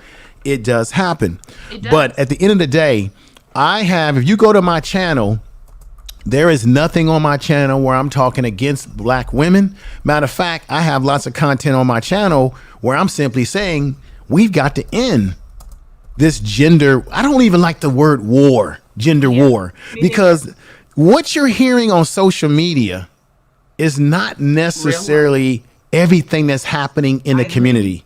And let me just say, maybe it's anecdotal, but the men that I grew up with, whether it be in college, high school, guys that are my personal friends, when I look at my Facebook, all of my male friends that are around my age, they're either married, you see their family, they're committed in their relationships with their black women. And I'm just saying that there are brothers out here that are doing the right thing. Now, when the sister said that she was a teacher in Chicago, when you said that statement, believe it or not, I had to flip back and really say, you know what? Let me listen to what the sister said. That's why I've been quiet. I've been wanting to just listen. I have to say that you know what the hell you're talking about. Why? Because you're in Chicago, in the school district there. You're seeing the kids that you're talking to their parents, and you're saying, like you said, there's no father picking up the phone that you're talking to. So I'm saying, I'm not going to say that what you said has no validity to it, because being a teacher, you're dealing with kids 24/7 and their parents. So I got to say that, sister, you do know what you're talking about. Not that you did not know, but you do know what you're talking about. And you're right. We have to get real. You're right about this. There are female children and male children where men are coming into their life that are not their biological fathers, and they're being, I can't want to use the word, they're being, you know what I'm saying, abused in a way that is not decent, right? You know what I'm talking about. I don't want to get Nappy Yankees channel flagged, so I'm not going to say that word. And this is happening. Mm-hmm. And tell me if I'm wrong or not, sisters. I think sometimes personally that some of our women have a disposition towards us brothers, because a lot of our women, whether we want to admit it or not, some of our sisters have been abused when they were growing up by family members, other men. And then when they grow up, they may have a disposition towards other black men. Not that you did something to them directly, but they've been abused in some kind of way. And it's called what we call it at work. We call it projection and counter projection. So you'll meet a man who reminds you of maybe someone in your family or a man that abused you. And I think that's one element as to why we have these problems with each other, because we as men have to understand that some black women have been abused in a manner that's not appropriate. All kind of ways. And then when we deal with our sisters and we say, man, she got an attitude. Well, she could have an attitude too, because you don't know if she's been abused in that household or abused by men all her life. So she has a projection. And I think our ladies understand that just as you've been abused and you've been mistreated, you got a lot of black men that have been mistreated too. Mm-hmm. And you have a lot of black men who did grow up and did not have a father in the household. So they don't really know how to be I hate to say this, they don't know how to be a man.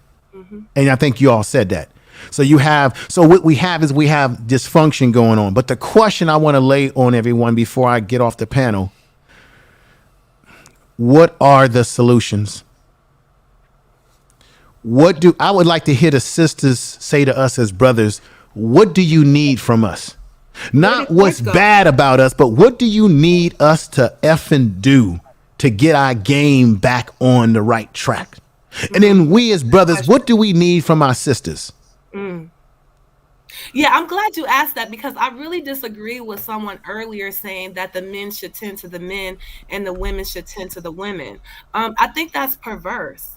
You know, a woman should be telling a man what she needs from him, and a man should be telling a woman. Men talking to a bunch of other men. I mean, we need our groups to learn from each other. But I would say that if a woman's in a relationship with a man, the person she should be listening to is him, and vice versa. Now, I'm a single woman. I don't have children, and I never will. And you know, it's funny because in this like online community, I face a lot of stigma for being single. And it's like, I feel like a lot of times Black women, we can't win. And I'm sure y'all feel the same way a lot of ways too. But it's like, if I would have had a child under less than ideal conditions, I would be shamed for choosing wrong. Right? So I did the responsible thing. I took my mental health into account, like what I would need, and decided that would not be responsible. And it's like, you damned if you do and you damned if you don't, you know? And I'm sure y'all feel that same way. I think that as a Black woman, what troubles me so much, again, when you talk about wanting to rebuild the Black community and the harm that's been done, you cannot rebuild the Black community without loving Black women. And this whole thing about being fathers, again, a father teaches a child by example more than anything else. One of the reasons I didn't end up a single mother is because I lived with my dad. I know what it feels like when a man loves me. I can't be deceived about that. Right. Can I say this to you, sister?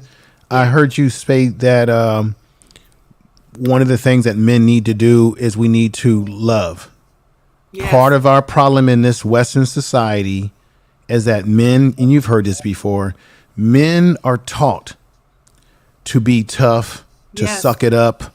We're taught that way in sports. Women are socialized and men are socialized. So when you ask men to love, how is a man to understand how to give that love if he did not get it in his household and see his mother and father be affectionate? And if he's not getting it in his overall environment, because men are taught that anything that shows weakness in the armor, then you ain't a man. Right. Yeah. And part of the problem is this. If you are married, let your children see. Let your child see you kiss the mother. Let the child see you kiss the fathers. What you're speaking about, sister, has to start in the household. And maybe some men don't have those abilities because they never saw it in their household. They might have had a dysfunctional situation. And let me say this. We often focus on the abuse that happens to the girls. But remember, there are also boys that get abused too. And there are also boys who had dysfunctional relationships with their mother. They saw their mother bringing in different women their mother bringing in different men into the household. And so they have a disrespect for women. Let me tell you how I feel about it. I've been a public school teacher for 15 years. I was an engineer before this. I'm certified in several different subjects. I teach because I enjoy it. It's my life's work, you know. And I can tell you that the problem as I see it is that the men who are, and I agree, there's not a year that goes by I haven't reported child abuse with my students. I have a reputation for it, right? Because I don't take anything for granted. I report everything, right? Because abuse festers, because people look the other way. And it hasn't been a year in my profession when I haven't dealt with one of my students getting horrifically abused. And with one exception, in my 15 years of teaching, every single one of these boys and girls were being abused by their mother's boyfriends. And it's enough for me. My message to single mothers, in my opinion, right, is that they shouldn't remarry and that they shouldn't date. Now I know that there are good stepfathers out there, but a child is in so much danger. They call it the Cinderella complex. It's something psychological. A lot of young men do not have the capacity psychologically to care for a baby that is not their child. So many children get murdered every year because these Black women are single and they're lonely and they're desperate. And now the community is telling them that they're worth less and less the more children they have. So the lower and lower and lower they'll stoop for a partner. Mm-hmm. And so these women with this horrifically low self-esteem are bringing men in and out of the house who are the dredges of society. And what I need Black men to understand is that part of being a good father is being a good husband. Where I come from in Chicago, people murder each other because they do not see the value of human life. Right. And this is something that boys ideally learn from their fathers. A father's number one job for a psychologically healthy young man is to teach his son how to wield the power and authority that comes with being a man. And there is no better way to teach that to a young boy than showing him you being compassionate and patient with his mother. Right. There's no substitute for that. So we all have our bad situations. We got to do the best we can with whatever life we're living right now. But there will be no reconciliation. Black children are vulnerable because of this single mother shit. They're vulnerable to all types of abuse, and it gets worse and worse and worse and worse. And if you are a man who has a child that is non-custodial, you need to understand your child is in danger. Right. It's a dangerous position for a child to be in a home without a man. It just is. And it's evident. Let me just say this: it's evident that when Black females go missing and Black young men go missing, the larger society doesn't give a damn. Look at Jelani Day. Look at what happened to many of the Black sisters that have gone missing all over the country. Everybody was more concerned about Gabby Patel, but nobody gives a damn about when we're missing. So this is the question. This is a statement. This is why we cannot really afford to fight each other. And let me let you know this, sister. If I came off any kind of way wrong, no disrespect to you. I apologize if I made you feel uncomfortable. And the other sister, I'm man enough to apologize for any uncomfortability that I brought to the panel today. But this is an issue that really bothers me because while we fight each other sometimes, we got bigger fish to fry when the larger society is killing us and doesn't give a damn about us when we're missing. That tells you right there, no one cares about either us men or us women. These predatory people know that they can abuse a Black boy and a Black girl. And it is facts. A lot of these Black mothers are very abusive to their sons and their daughters. Right. A lot of these Black mothers are abusive. So you have these men that all this shame goes to the woman should have chose better. The woman should have chose better. But at least the woman is there when you're impregnating a woman who you don't forget to marry. They can abuse your child. Right. But don't forget when that young lady went into the store in Harlem, New York, I believe, to buy a bottle of wine, and you had those two monsters that harmed her. It was Black men out there in Harlem who gathered together to protest what had happened to that sister. So let's not forget that there are Black men out there who do want to provide protection to Black women. Let's just keep that in mind, even though we have other problems too. I'll stop there. I'm sorry, Nappy Yankee. I know it's your show, it's your program. Go ahead, brother. Actually, this was good. Yeah, see, you two have come to and I'm glad we worked it out. Yeah. See, you two have come to a flat-footed, reconciliation. This is what I'm saying. I mean, people argue, people fight, and information, man. You said what are the solutions? There are no. No one wants any solutions. I mean, baby, I'm gonna carry myself they don't. Listen, the manosphere or the divestors, they get a solution. The money's going to dry up. So they don't want any solutions. And I'll just throw out the name. Anyone in the Kevin Samuels, anyone in the manosphere. I've heard them. Those guys are nuts. They don't want solutions. Yeah. Cynthia G and the rest of the divestors, they don't want solutions. The money dries up. So why would they want that? And so I do understand what you're saying. Let's just read this real quick, what you have up here, because it's been sitting up here. The red stain of bastardy, which 2 centuries of systematic legal defilement. It's longer than 2 centuries now. It's like, what, 5 centuries now? Well, he wrote this in what?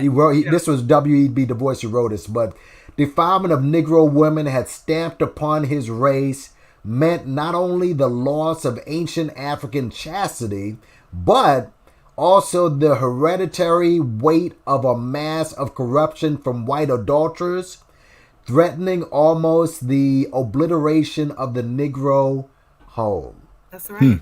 All right. So, and I heard you giving that work to one of those white adulterers on your show, Carrie. So I did hear that. So let's bring Brown Sugar Baby. The first time you've ever been on my platform. What's the deal?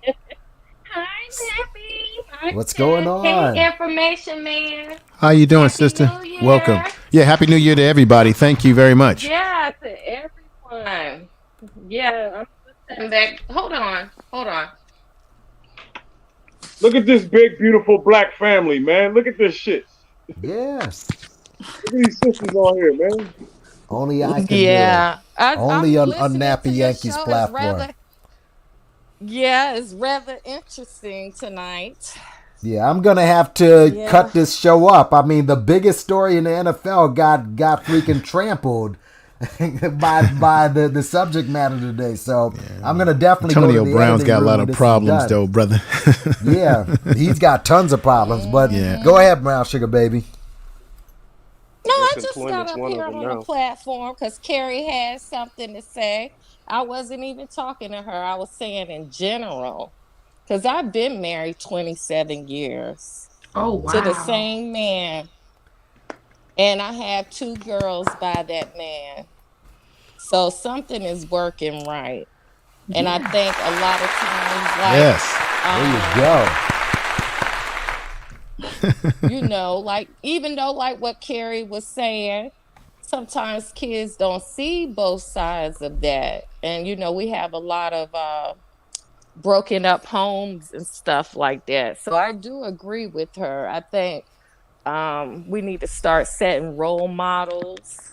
And I think a lot of times we're not as responsible when we start having kids. We just, a lot of times you look at the guy that you're laying up with, you don't even see yourself with him in 10 years. So why would I lay up and have a baby with you?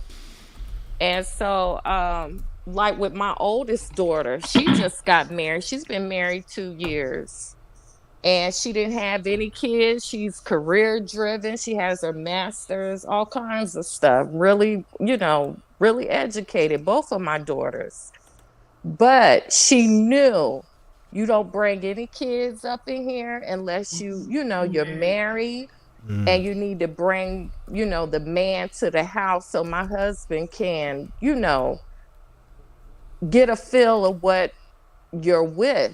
But she picked pretty good. The youngest one, she's not married yet. She just turned 20. So, but yeah, I think a lot of times in the Black community, we don't have we have healthy relationships, but we can also see that having a bunch of kids and out of wedlock, it has affected our community. Because there's a lack, something's gonna lack because mom has to work or dad has to work and we have latchkey kids or, no one there to direct them. So a lot of times that's how kids get lost. And also with Information Man, I knew Information Man for a long time. And he does great work in the prisons and in the community. So we need more brothers and sisters to get in the community and start, you know, picking up some of the slack, because we have to. We have to. Yeah. So You said something, that's the all brown I sugar wanted to break baby. say. If I could ask you, you said something very powerful. You said that your daughter has, when she's dating, she has to bring these guys home so that your husband can, vet these guys. I think that's a tradition that has that we need more of. We need to have fathers again in the household to be able to vet the men that their daughters are getting involved in. Certainly, any man that wants to get involved with my daughter, he's going to have to. We're going to have to talk. He have to be evaluated. Man, I want to tell you something. You brought that up, and I have to say this. One time when she was in high school, I think it was in her senior year, she had brought this guy home. As soon as my husband looked at him, he told me, he said, "Get your stuff and get out of my house." And we were looking like, what's going on? And you know what? Get He out of my was house. right on the money about it. He could just see it just looking at him. He told him, just get up and get out of his Get house. out the house. Okay, real quick. I think that's beautiful, brown sugar baby. I love talking to women or listening to women like yourself, because I think that one thing that we're missing, just as not just a community of Black people, but just in general, is that we're taking advice from people who are not walking the life that we want to live. I want to get married and I want to have children. So I'm not going to ask my homegirls for advice on relationships. I'm going to ask someone like Brown Sugar Baby. I'm going to ask my grandmother. I'm going to ask my mother who's married. Even though she's not with my father, I've asked her why, and I've gotten that information, right? She remarried to someone who was high caliber, and now I have that pinnacle. Now to your, my brother is 25. He brings home, so I think that tradition hasn't left. I think because my brother just for New Year's, he brought his first girlfriend home. I don't bring any, I have a rule that I don't even don't bring up in conversation. I don't even mention any man that I do not feel would be appropriate to bring to my parents. Now, grant you, I'm living my life. Okay. I've gone on trips. I got a vacation. I'm doing all of that. But if I know for a fact that is not a person that I see myself marrying or giving my name to, I'm not bringing it up to my parents. I'm not even going to expect. They're just going to see a picture on Facebook and realize that I'm just alone with someone. They don't need to know all that business, right? But another thing but I bring all that back to say this. I was listening to you and Miss Carrie have a great dialogue. It was beautiful to see you guys, come to a great path. But I think there's something that we're missing in the discussion is, why do women choose incorrectly? It goes twofold, right? The boys need the male figure in the household to learn how to become a man, to see that example, right? To see where they should go, who they should be, what steps they should be walking into. But a lot of conversation that doesn't get discussed, or I haven't seen got discussed, is how the man also needs to be there for the daughter. Because not only just so she won't become a slut, that's the main thing, but also so that way she can pick the right partners, so she's not continuing a bad cycle. I don't see a lot of, there are a lot of fathers who do it. I don't see a lot of fathers that they control their girls and say, hey, don't have sex, don't be with this guy, don't be with that guy because he's trash. But when it comes to the boys, they're not raising those boys to be the type of men that they want their daughters to meet. It's like a mix. So you got a lot of boys that are like, hey, let's have sex. They're champion to have sex at early ages, 13, 14, 15, 17 years old. If you don't have a girlfriend at 12, 13, what's wrong with you? He may be a little fruity. But on the flip side, girls are not taught that, right? We should be virgins until we're married. It's kind of a jump. So what happens is you have a lot of girls who are seeking, back to what Miss Carrie was saying, the Disney complex. We're taught from very young age, from 4 or 5 years old, that we should get married, have kids, and have a man. So we're looking for that. And the boys are not raised with the same type of mentality, you're going to have a breakup.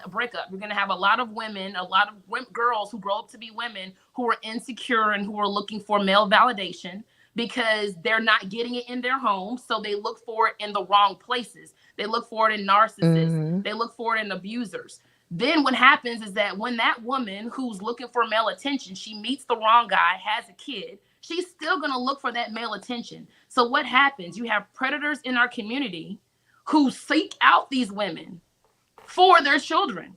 And that's a very valid thing, because there is a video literally on YouTube of a black man saying that he would not date, that he dates girls, that he likes to touch girls who he likes younger women who were 16 to 17 years old. And Glendon Cameron, right?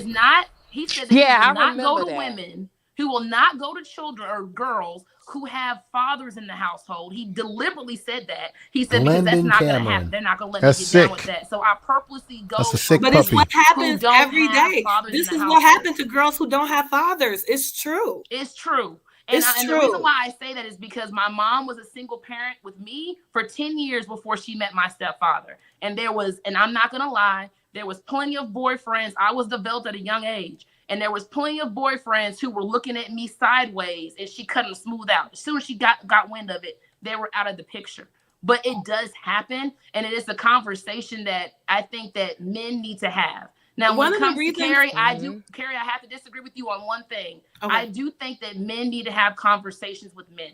I cannot tell a man how to be a man. I cannot tell a man I agree with what a that. man should do. I'm just saying they should listen what to I the actual woman. Miss Carrie, I can tell him what I expect and what I would want. I want someone to give me love, cherish, and help me raise my child. But I can't tell him how to do that because I'm not walking in his shoes. I don't know what type of things as a black man that he's going through every day. But however, my father does. But there's so much toxic information. There's so much toxic messaging. But you have to find the right people, like Mr. Information, who can give them the right information. Just like I said earlier, I'm not going to ask. I'm sorry. But Miss Carrie, if it was between you and Brown Sugar Baby, and when I'm talking about relationships, I'm not going to ask you. I'm going to ask I feel the same way. I listen to my married friends too. Right. But I'm just saying that I think I've known of a lot of marriages because I'm a little older than you. A lot older. Are you sure? I look very young. I look younger than you think. Well, you're still talking about having kids, so you're younger than me. Because I'm over the wall. But that ship sailed. You know what I'm saying? I think a lot of marriages actually break up because women be listening to their girlfriends and men's be listening to their guy friends. Now that's from my one thing I can tell you how to do is not marry the wrong man. And my dad, of course, I wanted to get married, right? I still want to get married. But my dad's main thing was just that he never wanted me to be abused. And I do want to say the other coin of this pushing all this marriage talk is that a lot of women end up staying in abusive marriages because they don't want the stigma of being a single mother. So all this is more complicated, right? None of this is one thing about me, and I'm going to tell you what made my marriage last so long and made it strong. I don't go to no one about my marriage. That's what my marriage If I can't work it out, if I can't work the problem out with the person I have the problem with, I'm definitely not going to go outside. That's what my married friends told me. Anything. Facts. I'm not going to ask anyone anything until me and him sat down and talk about it. And usually we work it out on our own. Or and like you said, maybe another married woman. Involved.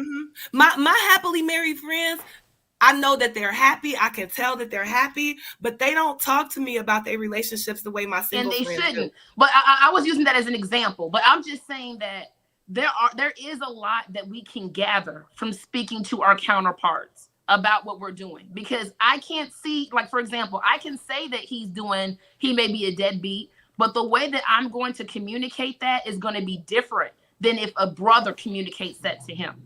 A brother is going to be able to speak to a man's going to be able to speak to another man in a way that we are not going to be able to communicate because we're not built that way to communicate. There's maybe a man could be envious of your happy marriage just like anybody else. I think you have to be a marriage, in my opinion. I'm not talking about marriage. We're talking about female and male relationships, period. I don't have no place telling a man how to be a man. Mr. Information the same way, thing that my father is going to be able to communicate to him. Because a man, just like we have the whole issue that we've had this whole 4 hours is that men. The reason why we're bumping heads is because we communicate differently. That's my whole point. Men need to communicate. Men know how to communicate to a man without emotion, without animation, in a way that they can package the information, understand it, and can be able to duplicate it. We just need to make sure the people who are speaking that information are not Kevin Samuel types, right? We need to make sure that the person who's speaking that information is someone like Mr. Information, someone like Nappy Yankin has some head, got some screws and got some marbles in their head. There's a lot. I'm sorry. Go ahead. No. He was saying, why do people hate Kevin Samuel? That's a whole other show right there. But why don't let me kind of switch it up to this here, to the original topic of the show, which was our man Mr. Antonio Brown, and he's a bitch. Here's an interesting case study in this manner. People have this habit of elevating clowns and elevating people who are basically looking for some sort of escapism. Now, Antonio Brown, listen, he may be suffering from CTE. I know he had that huge hit when he was in Pittsburgh and things kind of changed at that time. But also, Antonio Brown is from Liberty City. And if you listen to a couple of our streams, I think a couple of weeks ago, I was in Florida. I drove through there, and like I said, it's one of the gateways to hell. I mean, one of the worst places on the planet. No, for real. That is where Antonio Brown is from. Where is that? What state is that? What are you talking about? That's in Florida. That's in Miami. Yeah, okay? Right outside of Miami. It's one of the worst hoods in America that I've ever seen. That's where Antonio Brown is from. Is he from a single parent household? He may be. I think that's why he's so emotional, because not I just think that men help boys become less emotional. I think. But check it out. People that disturbed. I be thinking they had abusive mothers. Those would be the types that had the abusive mom. But check it out. He's obviously, he's very dark skinned. Okay, very athletic. Obviously, great receiver, but he's troubled. And when you look at the type of mates that he chooses and everything, he clearly isn't. He's trying to move away from who he is, right? But these are the guys that are elevated to the forefront.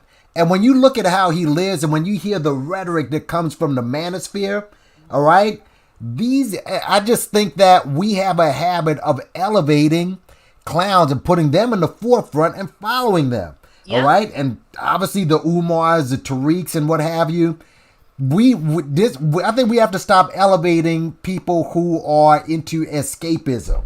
Rappers that is something that is hurting us.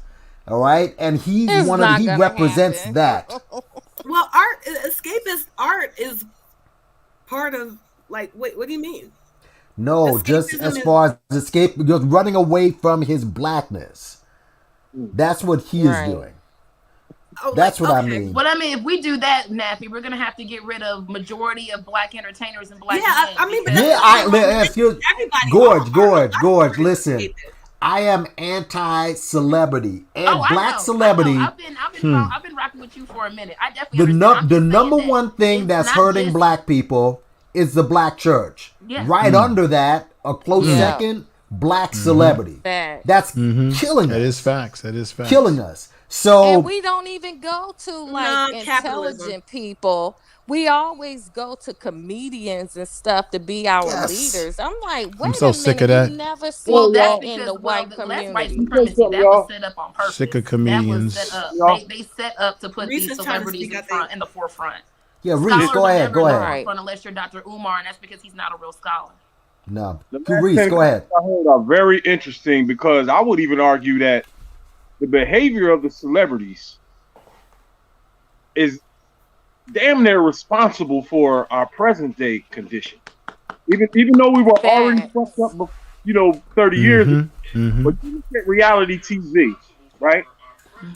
When you take a look at Jerry Springer and Maury Povich. Jerry Springer and Maury Povich have been on the air for 30 Years. Plus years, yeah. And they carefully picked out the worst of the worst in the black community, and to protect their own asses, they threw a couple white people in.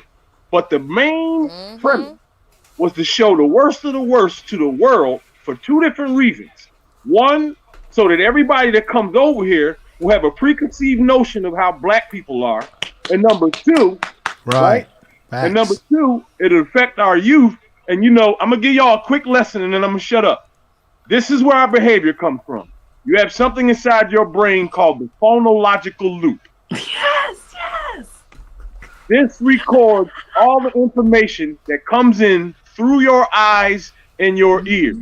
Information into your body a lot of different ways: taste, feel, smell. But most of it comes in through the eyes and the ears. Now, this is stored in the phonological loop like a microchip. Now, this can turn into behavior. It doesn't go to your frontal cortex. Right. It doesn't work for everybody, but this will affect enough people to where it can cause a certain thing in the community. The phonological loop. Everybody plays a lot of blame game and this and that. Who women started this, men turned their back on women. It's all bullshit. When they came over there and put us on them shit, they put everybody on there at the same fucking time. And when our brains got fucked up at the same time. There's no what came first, the chicken or the egg. It's what's going into our minds. And the parents are in control of it. And that's why when the sister, Brown Chocolate, whatever her name is, that's married, she said she's married. Brown Sugar Baby. Brown Sugar Baby. Yeah, the one who's bigger. She said she's married 27 years. Those are the kind of people, her and her husband, that should be having YouTube channels putting out information to young blacks. They have the program. They got the receipts. They've been married 27 years. What I see is happily married women don't YouTube. Whoa. I swear. No, that's facts. All that's facts. No, we will watch, but find me a happily married woman that actually sits around YouTubing. Because she's too busy being happy. But now, I mean, I don't know if I guess they're married. I mean, shit. Come on now, come now. Well, yeah, I guess they're married. I mean, I can think of a few that are. I mean, what am I saying? What married woman be doing this? Ian J, DM Page. Yeah, I wasn't saying that's a lot. Nyla and Taz, I guess, those two. They tag team each other, but yeah, I mean, there's a couple of them. So, but the vast majority, though, the vast majority. Yeah, I mean, but like I said, that the whole I've heard so much goofy stuff from the manosphere. I mean, I've lost count at this point, and also the women's sphere as well. I mean, it's just. They're going to ramp up the ignorance, but you have to understand that the internet world, it really doesn't represent real life because, let's face it, Kevin Samuels is not mainstream. But you see a lot of these dudes, they've managed to manipulate the internet and make money off it. And these guys are making some serious money off the internet. Millions. Make no mistake about it. I mean, 5-6 figures a month. All right, on the internet, so they are making real money. But on the outside world, I don't think you should let us fool us. And by the way, Reese, it went from Jerry Springer right to the reality shows. All right, and as soon as that dies out, I guess who knows? Maybe YouTube is next because they're trying to make people are moving more towards YouTube. So maybe this gender banging and manosphere, they know that they can get. They can be, YouTube will probably give them shows. Well, give them the most money. Who knows? Look at Kevin Samuels. He's they get rewarded for that. YouTube. Watch this, y'all. Kevin's it's been on YouTube. If y'all remember when YouTube he used to say first, this to white women and they weren't having it, and he wasn't Watch getting this. views. When YouTube first started off, it started with bullshit. Remember? Right. It popped off when they showed Arab soldiers cutting off an American soldier's head live on YouTube. I remember that. Watch this. Then it went into bum fights, and then ghetto brawls. Then ghetto brawls 2. And that was dominating YouTube. So YouTube was a psyop from the gate.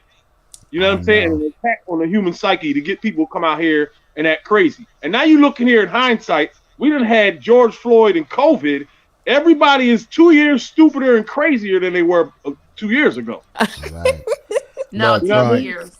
Well, all I can the agree. As a public school teacher, I really think that the average American is not aware that this coming up generation, number one, and no shade, I think that unless you work in the public schools, like the level of illiteracy. Right. Mm-hmm. I mean, unless you really see, it's really astounding, like the actual level. And I mean, the lack of knowledge, what this social networking has done to these children. When you think about the power that the internet can wield to share information, I had kids in my class last year. These aren't dumb kids, right? Did not know what the Sphinx was. Like these kids, although they spend all day on the internet, they cannot do the simplest of Google searches. The simplest. That's sad. They Very don't know how sad. to use the internet for anything but Instagram and Snapchat, and what it is doing to their self-esteem. You know. Yeah, you know what? That's true. I do think that the internet. Go ahead. I do think that Instagram does lower the self-esteem of not just people women should not but be letting men. their children use it. Mark Zuckerberg started off hating women with that who's hotter contest. Right? Yeah. That's how Mark Zuckerberg first blew up. He was rating girls at campus, right? Pitting them against each other. That's true. And that's all Instagram is. Yeah. These girls right. post up pictures of themselves, these young girls, and they just have to put it up there and hope that they get likes. And it's so addictive that they'll do more. Can you imagine if every mistake you made from 12 to 17 was permanently recorded on the internet? Because that's the reality. Yo, one quick comment. I think Instagram has done more damage to the black woman's self-esteem than any other entity in human reporting. It's all Of course. It's social all media, period. It's destroying the boys Every too. single app It hurts is the boys Eurocentric. too. Every app. But Listen you to know me, y'all. what? Everybody. You know what? Listen, I want to tell y'all a dark story real quick. I have 2 grown daughters, right? I feel like I have lost my daughters to social media. I have spent the last 20 years, every minute that I've spent with my daughters, I have spent watching them look down at their phone. No father-daughter interactions. When I'm talking to them, they're just looking down like this. Yeah, Dad. Yeah, Dad. Yeah, Dad. Yeah, Dad. And it's sad, man. And listen to me, y'all. A father in pain, man. 2 grown daughters, 129, 127, and I cannot reach out to them. At least you know it. A lot of these parents don't even realize it. It's like people don't realize what's because they're trapped themselves. How can you realize something when you're trapped yourself? But Because my 20-year-old, they don't know what reality even is.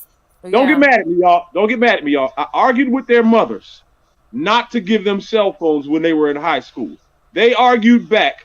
Well, all their friends got them. I'm not their friend's father. I noticed something that's going on, and I'm trying to warn you. Okay? And they did not listen. And I feel like I have lost my daughters.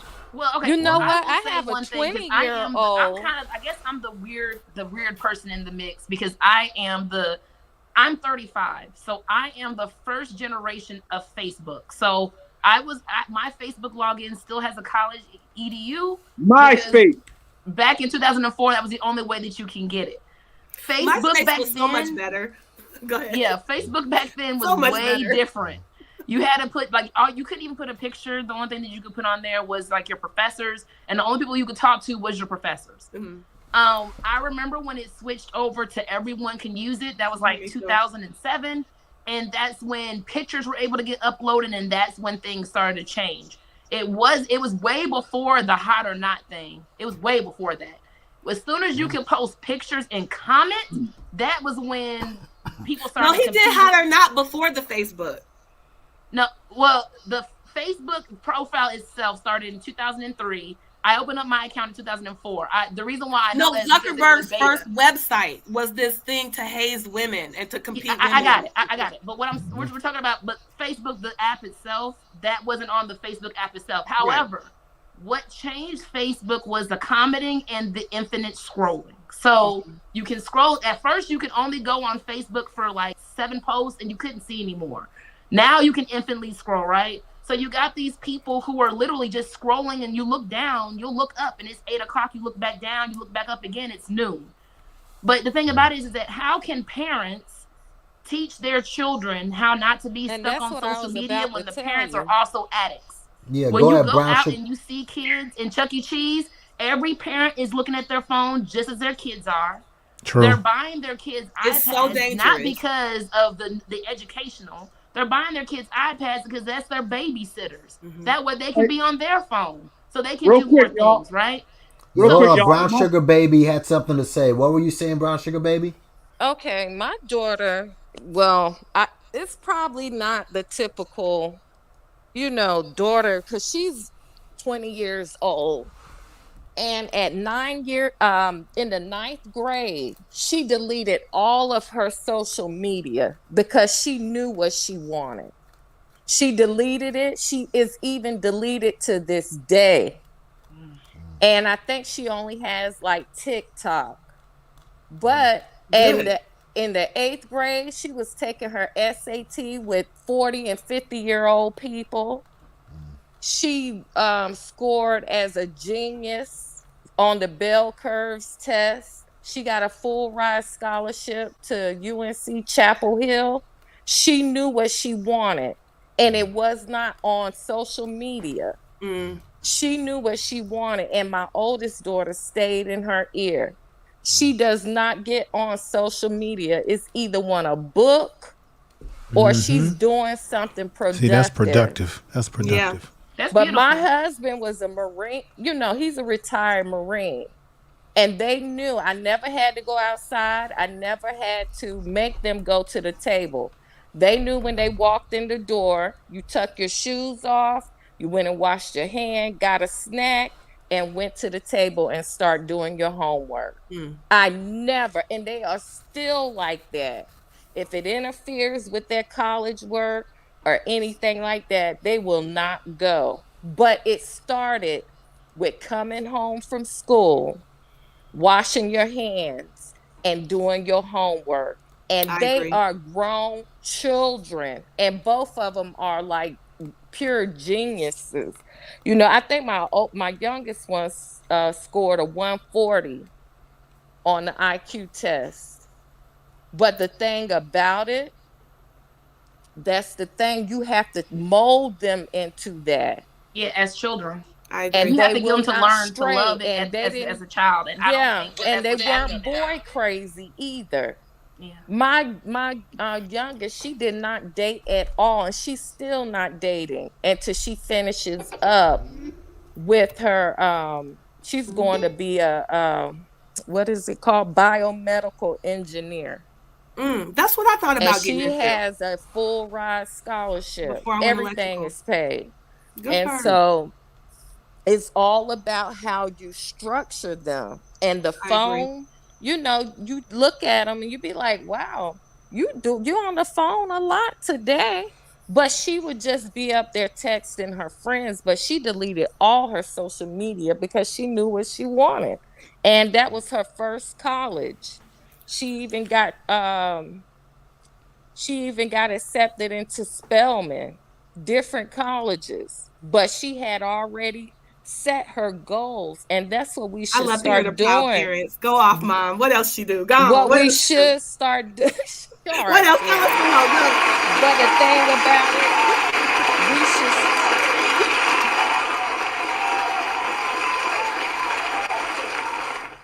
Go ahead. Have them to write their goals down. What are their missions? What do they want to be? How can we start doing these things? And a lot of times kids think they can get in college without doing community service. She has so much community service, they didn't know what to do with it.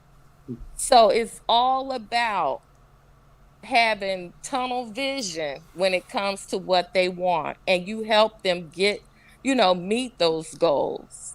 But I agree. All I think starts go ahead. I'm sorry. It all starts kids with being involved at that school.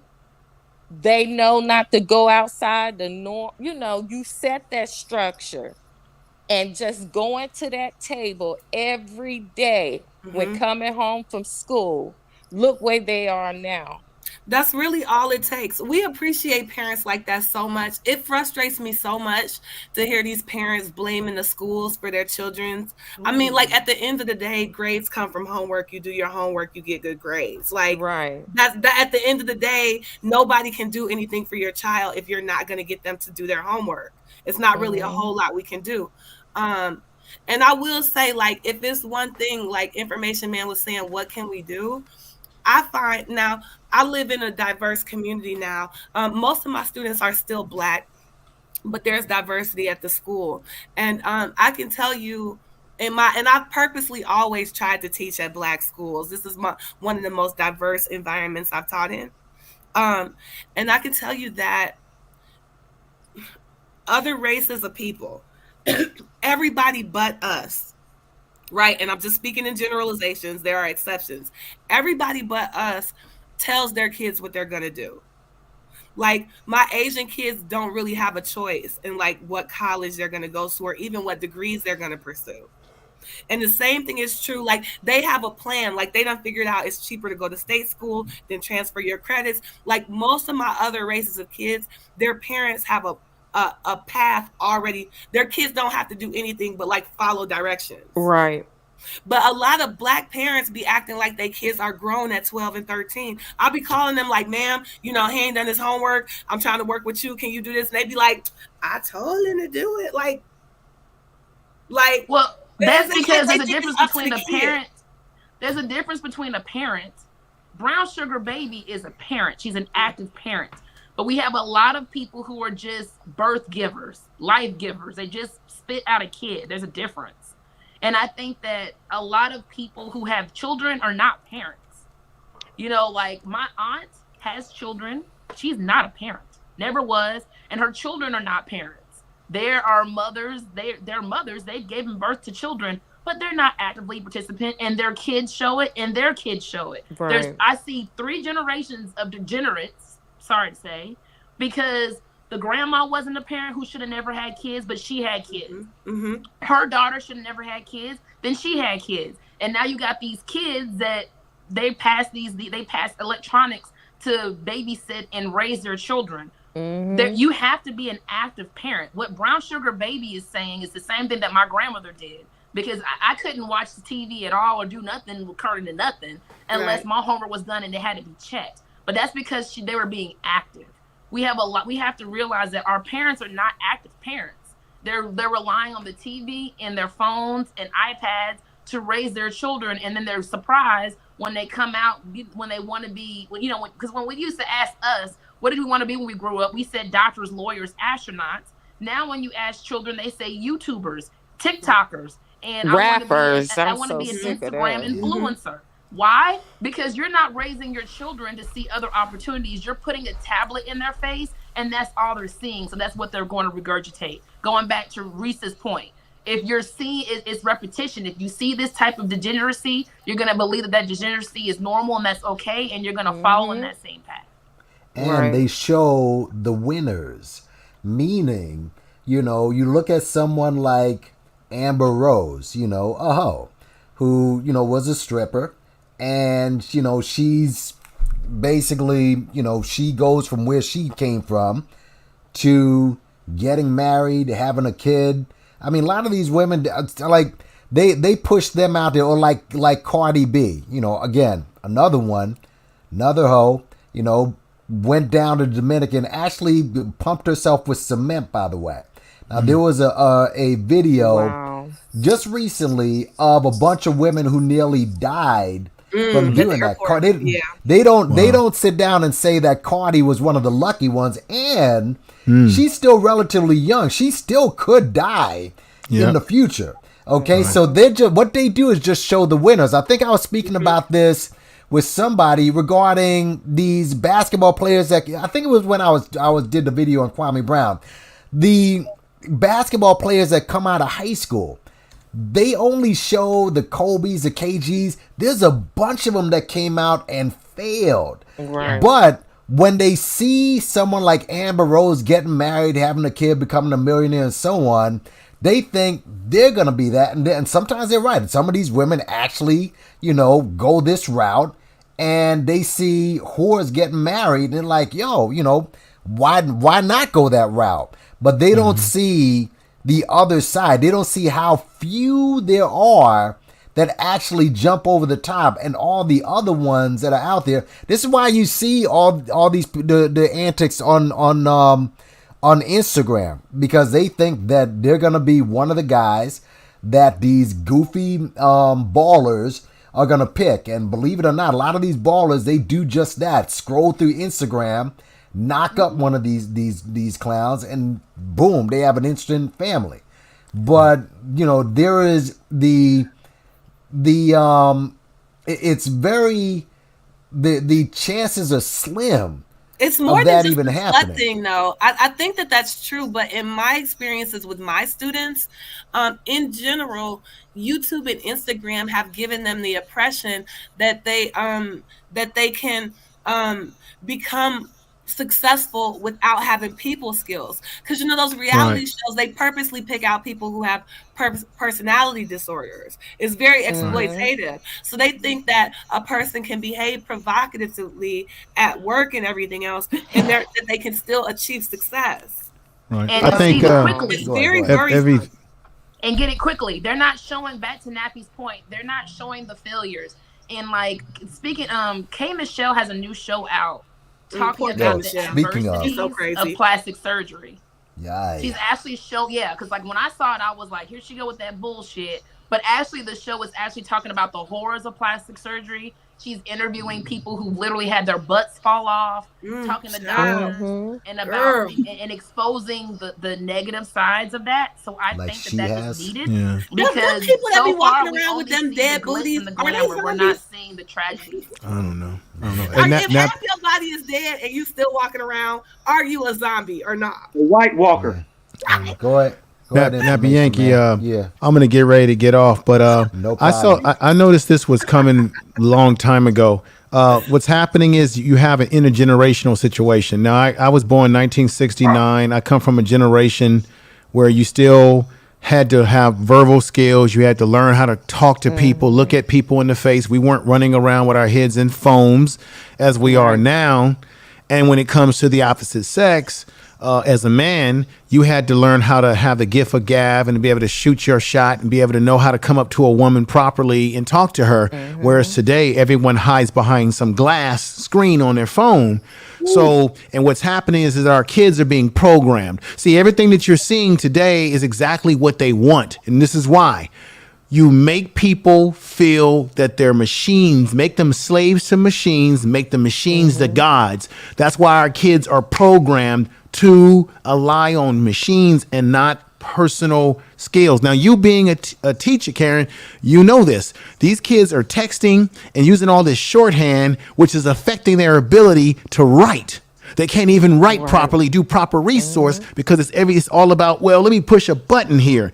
They are programming our kids because it will prepare them for the future to have machines like the Matrix completely take them over. Why? Because they're being oriented to depend on machines more than people. So anything that comes down the pipeline, robots, whatever you can think of it, these generations that are being programmed will adhere to it. They'll say yes. When it comes to microchipping, putting the microchips into your body, they will be more likely be willing to do it because they rely on machines as their God.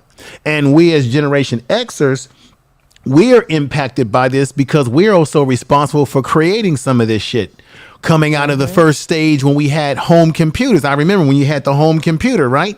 We were the first generation to be kind of introduced to this computer stuff.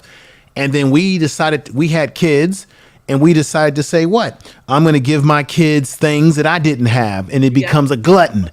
A lot of us grew up poor like I did, where we didn't have nothing. Then we have kids, and now our kids got televisions in their room, flat screens. They got more than us.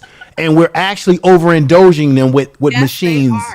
Absolutely. The consumerism of it all. The getting your Yes. self-esteem because you bought what the commercial told you to buy, what the influencer taught you to buy.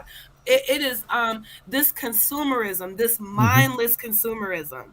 I don't think that the average American realizes how bad it is. And I think it's going to take some type of emergency for people to realize that these kids are living in like reality 2.0. I'm afraid that paradigm is so different. Yeah. I'm afraid. Okay, just for the younger folks, I have to, because I'm the generation who was nothing but technology, right? Like I literally, as a kid, I had an Apple computer, the first Apple computer in my bedroom. I am that generation that you're speaking of. Like the millennials, we are that generation. We were the first ones to have all these technologies in our rooms and in our homes. To counteract that, the consumerism has been happening all along. We had magazines, you had commercials, not like you this, have a honey. whole But not. It's so different. Right. But No, young girl. No, baby. No. You're wrong. let me just say this. Let the information man finish. Can I just say this? Hold on. Let me just say this respectfully. Respectfully, the sister. Guys. Let the information man finish because we gotta go. I just want to say respectfully to you, sister, that Carrie and I are actually right. During the time that we grew up in, yes, we've always had cigarettes. Hell, you even had them little churro cigarettes, the little, remember them little smokies? Where you, right? So yes, we were hit heavy back in the day with all this consumerism. But what happened is once the computer age took off and got more and more easy for people to get computers into their homes. And at one point in time, my sister, you know this, we didn't even have cell phones. This cell phone I have now, this cell phone is literally a computer in your hand. We didn't have a lot of this stuff early on. We didn't have social media and Instagram. So if I wanted to talk to somebody or have beef with somebody, I'm just saying this, folks, I had to confront a person with the beef in their face and take a punch in the face. Now we can hide behind all of this shit. And so technology has made things speed up and has created even more. So I'm saying it's faster now, which makes it it's getting more dangerous.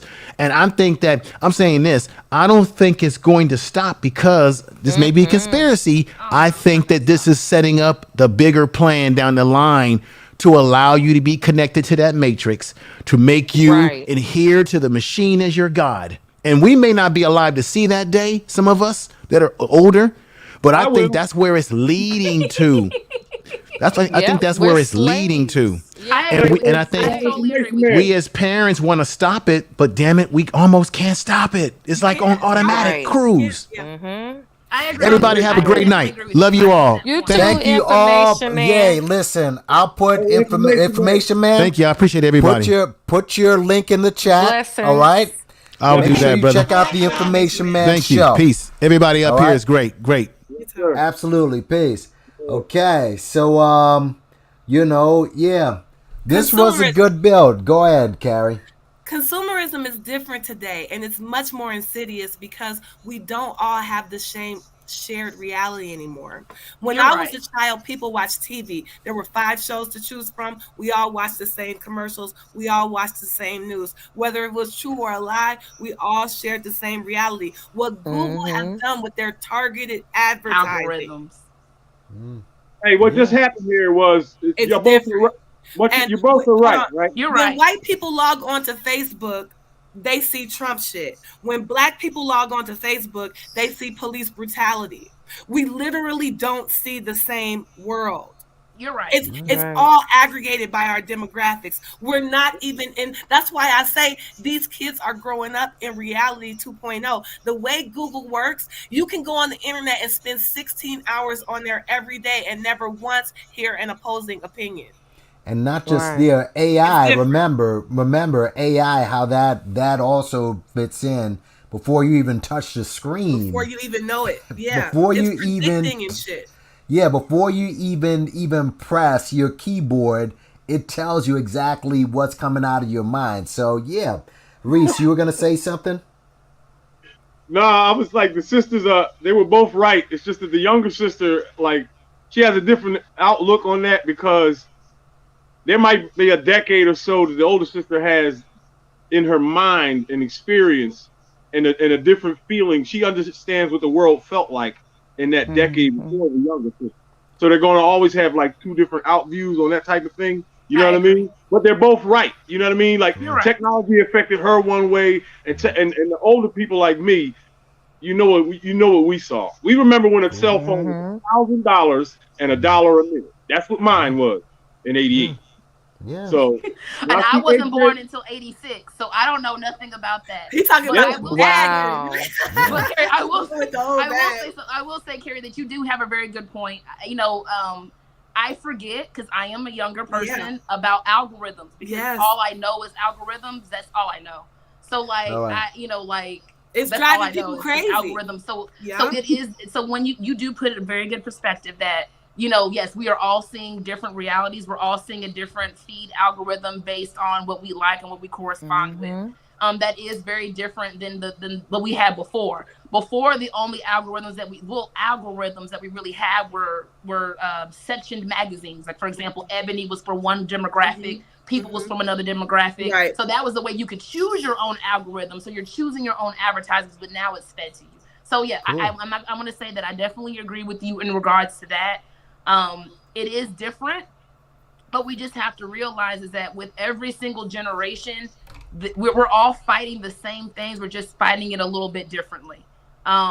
We're fighting things. We're fighting with algorithms. And the thing about it is that Brown Sugar Baby, I'm not sure if you're still here, but TikTok is the worst one. So if your daughter's using TikTok, I would suggest she deletes that immediately. There's been studies that show that TikTok, that a white woman who didn't even have a picture, nothing, went on TikTok, and within an hour and a half, just because she liked one post that was semi-transphobic, but it wasn't transphobic, but something similar. She liked one post. Within an hour of scrolling, she was in white supremacist territory. Yeah, it steers you. Yeah, it steers you. It's way worse on TikTok than here's the good thing about TikTok, though. Let me just say this about TikTok, all right? And we're going to eventually wind it down. But what I noticed with TikTok, unlike Instagram, it does promote people who are not so perfect. All right. If you are not so perfect, you can find a spot in TikTok. All right. So, and create a sort of a lane, unlike Instagram, where Instagram, you have to be, the perfect 10. TikTok, I think it is a space for people. I mean, I've seen all sorts of weird shit. I don't even know if these people are even from the same planet, but they managed to find a spot in TikTok and make a lot of money. Okay. I mean, it's not just the weirdo shit, but but yeah, man. So they do indoctrinate children with all that trans shit, though. They do. They push all that gender stuff on TikTok, from what I heard. They push everything on TikTok. Anything that is not normal, anything that is not what we would consider normal or moral is being pushed on TikTok. Everything. I wouldn't want all that perverts talking to my kids. They look like a bunch of perverts to me. Transphobia, all of that stuff. Whatever is not, because people don't realize is that TikTok is a Chinese company, right? And their number one user is American users. So that can go into a whole nother rabbit hole, but you got to think about that. Well, thanks for telling me that it pushes that, Carrie, because I still got the Reverend Teephus. Oh, it's one of the worst ones.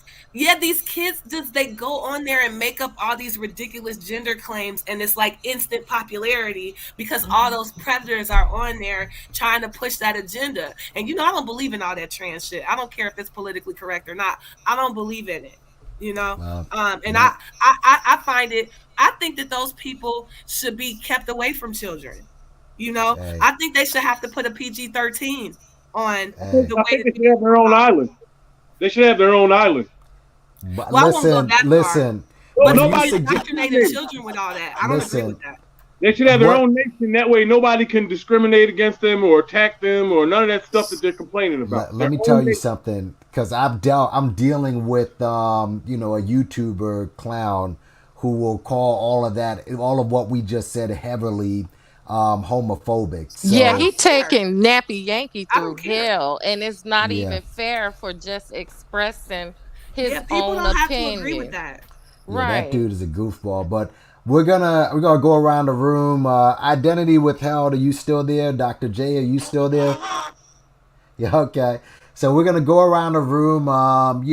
Last just any closing statements, and we're gonna start with Brown Sugar Baby and just go around. Let me be the last. Okay. I'll be the Dr. last. J. I'll go first. I'll go first. No, go ahead, Reese. You can go first. All right. I have to admit, I am brand new to social media, and I've never been in a live stream until about 2 weeks ago. And I've been having a lot of fun. I've been dancing around the divestment movement and the manosphere, trying to make peace and all that. Not going too good. Waste of time. But this is the most informative and fun live stream I've been in thus far. I'm new to your channel. I just found out about it. I really enjoyed Information Man and the Married Sister and the rest of them. I'm glad everybody made peace and was this was fantastic. Yes. And I'll be back, man. You know what to do next. Hit that subscribe button before you leave out, and the like button. And the notification bell. Absolutely. And the Cash App if you want to use it. So, hey, good night to everyone, and I love all of y'all. Thank you, sir, and have a good one. Yes, sir. All right, so the next will be Dr. J. You're next. Dr. Kelly? Did you fall asleep? Identity up there is the I know. We going around. Why you quiet? Well, I can hop off. I've done plenty of So go ahead. Carrie, you're next. Yeah, thanks for having me. This was fun. I'm so glad. I definitely never wanted to start any beef with Information Man. I have a lot of respect for him. So I'm glad we stayed around long enough for everybody to make nice. Thanks for having me. Y'all have a good night. All right. Be good. And make sure, go to Carrie. She's got a platform. So, put your link in the chat. Okay, thanks. I will. All right, bye-bye. Bye-bye. Now, next up is Identity Withheld. You're breaking up. You sound terrible. What happened? Something's wrong with your connection. Yeah, your connection is pretty bad. So go ahead, Gorge. You can go. Sorry. All right. Well, thank you so much for having me. I really do appreciate it. Okay. I just want to give a different perspective from a millennial point of view. So thank you so much for having me. And Brown Sugar Baby, hopefully you have contact, because I would love to just learn more about you and your family. It's women like you that I look up to and that I commend. And I just want to tell you from a younger woman that thank you for raising good daughters and putting out that love and atmosphere, so that way that's another generational curse that my future son or future nephew won't have to deal with, because you're putting out the right energy out there in the world. So I want to tell you that I commend you for that. And Mr. Information Man, you are awesome as well. I do a lot of community work, and hopefully I'll reach out to you. We'll reach out, and maybe we can do something together to kind of mend and the fences between Black women and Black men. All right. So there you go. Do you have a platform, by the way? Actually, I'm starting it this week. Today's my birthday. Well, It probably just ended 37 minutes ago. So happy birthday to you. Thank you again. Thank you. Put it in the private chat. That was my goal for this year, is to start my channel. So I'll go ahead and I'll be putting some stuff up here pretty soon this week. Absolutely. Well, you to make sure you hit the like, share, subscribe. Oh yeah, I've already done that. You got a like wonderful. 3 hours ago. Thank you so much, and have a good night. Identity Withheld. I hope you can hear me now. I can hear you now, sir. Go ahead. Man, I don't know what happened. You were Darth Vader. Yeah. I was trying to catch Reese before he left, because he made that statement that certain people need to get their own island. I was going to make mention, be careful with thinking like that, because some Black people were told that at a certain point in time. So, so be careful with that train of thought. It's a little dangerous. Excuse me. Yeah. And also too, I found it interesting. We were talking about men and women wanting to come together as a couple, whatever, be a unit. And I wish Carrie was still up here when she was asking the earlier gentleman, why would I have to listen to you? I'm not your woman, when he was asking for a woman to be soft for him. That's his perspective of what he needs. I would assume that she has a list of things that she would like her man to have, right? And she expressed it. Care for the woman, kiss the woman in front of the child, love the woman in front of the child so the child can see. Those are on the same levels of that's what she would love to have as a woman in the relationship, and he was just speaking his piece on what he would like. I didn't think it was taking a shot. It was just that's what he's looking for. And if you don't fit that bill, then obviously you won't be his woman, right? It's just being open to listening to what each other want, what your wants are. Right. And for him to be vulnerable enough to say, "Look, I'm just looking for a softer side than me." Most dudes won't even admit that, to be honest. That's not something that dudes just carry on their shoulder. I want a woman to be soft with me, or just be gentle with me, and be. How many dudes do you hear say that? So the fact that he went there and he immediately got cut. I was trying to get in, but it went crazy again. So I just want to make mention of that. And I guess Carrie's chiming in on what I just said. But it's okay. I don't want to take it down another rabbit hole. Um, but yeah, so I do have a channel, Nappy. You already know this. Yes, I I am do. working on the topic you brought up earlier. I'm working on that topic of the effects of religion in the black community.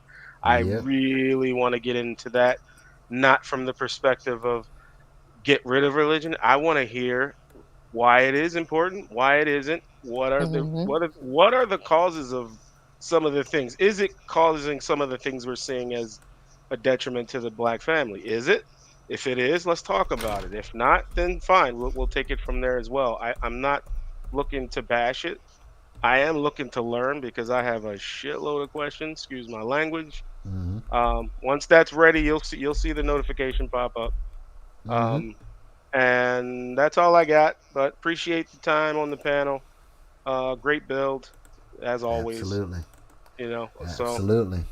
everybody have a good night. Check me All out. right. Not information, identity. Identity withheld. All Yes. right. All right. So definitely, thanks for coming up. Okay, let's try Dr.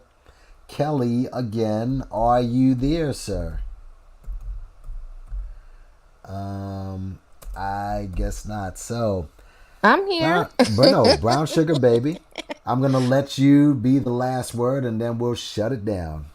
All right. The panel was rocking tonight. We need to do more of this. Yes, we do. But when we push for change, make sure the people and the leaders and the representatives of the black community need not be like let's say a comedian, because it just doesn't look right. You never see any other race pushing comedians as their leaders, rappers, and different things like that.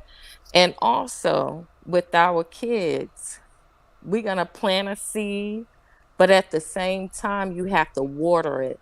You have to invest in that seed. And a lot of times I notice like in the black community, they plant the seed, but some days they're too lazy. Some days, they just don't want to do it. But if you want great result, res- I can't even get it out. Results. Results. You have to invest and you have to water, and that's how what we have to do with our kids. So, and if the child doesn't have, like a male role model or a female role model, there are plenty of people that are willing, to help out. So let's invest in our kids and not clothing and all of that. Books before boys. Because my daughters, they were never boy crazy. Never.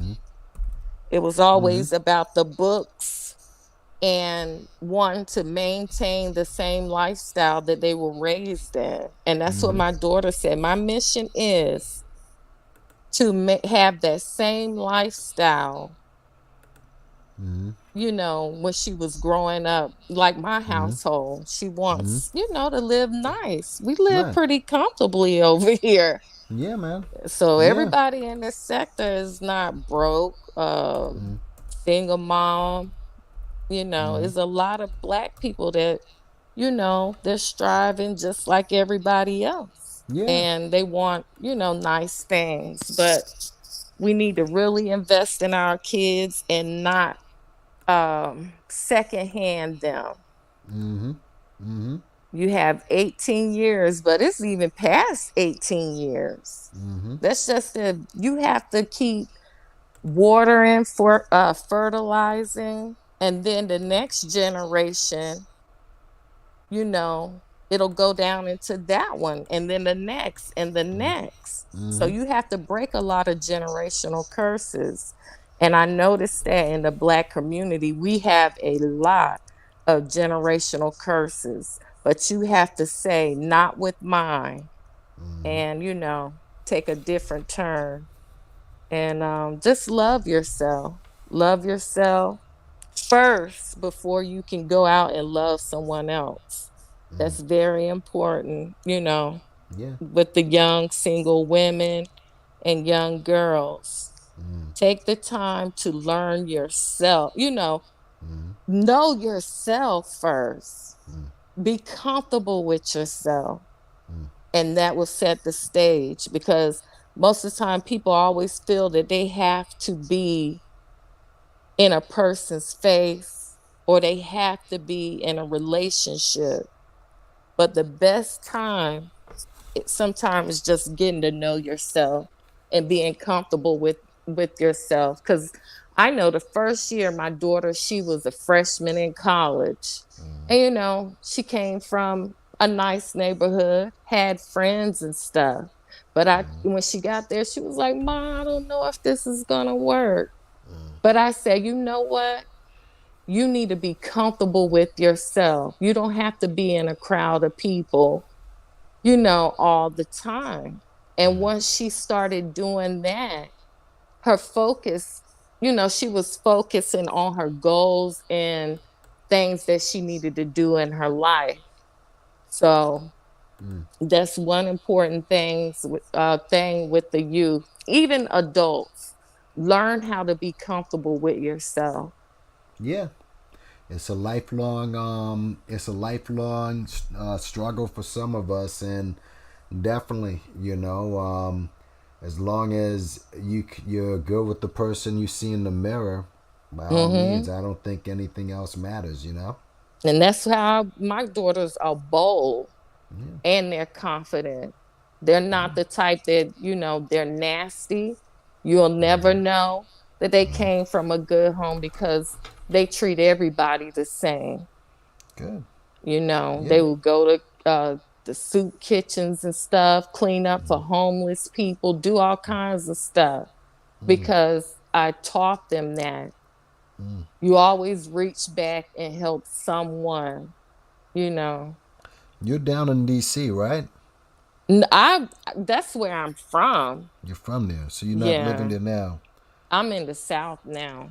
Oh, okay. I mean, Yeah. okay, because you had said you were from DC. Because Mm-hmm. I thought maybe because DC is not that big as you know. So I mean, I thought that maybe you might have like run into eyes because you guys are kind of the same as far as your style. So Mm-hmm. but you're in the South now, so that's a little different. Yeah. But I'm there all the time.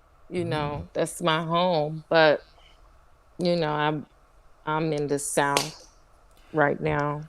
Yeah. Well, But listen, I'm glad everything's good. Congratulations to you and your family, your daughters. mhm. And again, thanks for blessing the platform. I mean, it's been a while. I mean, you've been a sub for a minute. This is your first time, so it's been a while. But Yes, I yeah, enjoyed so it. So maybe we can plan some other things. I will. And Um, and remember, I did. Went over that disaster of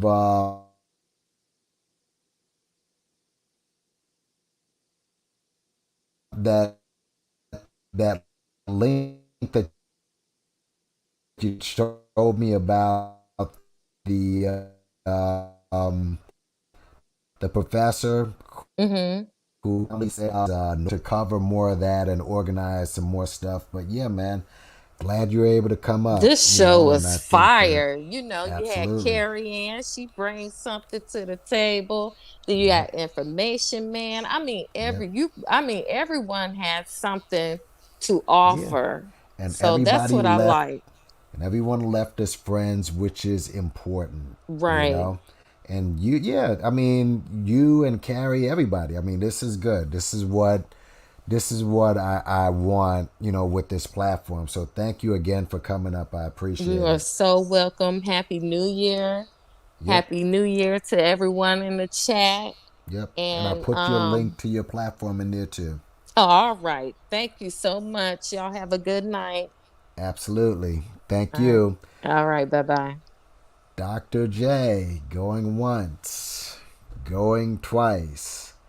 And I guess you're not up or you fell asleep. How can you fall asleep? This is one of the livest lies that I've had. So, but listen, Dr. J, I put your link in the platform, bro, and in the chat. So, guys, also sub to Dr. J. All right, Dr. J, he does plan to run for office down there in Delaware, and that trap bando, who knows, may be the headquarters, the election headquarters. So you never know. So I just want to thank him for coming up in the chat.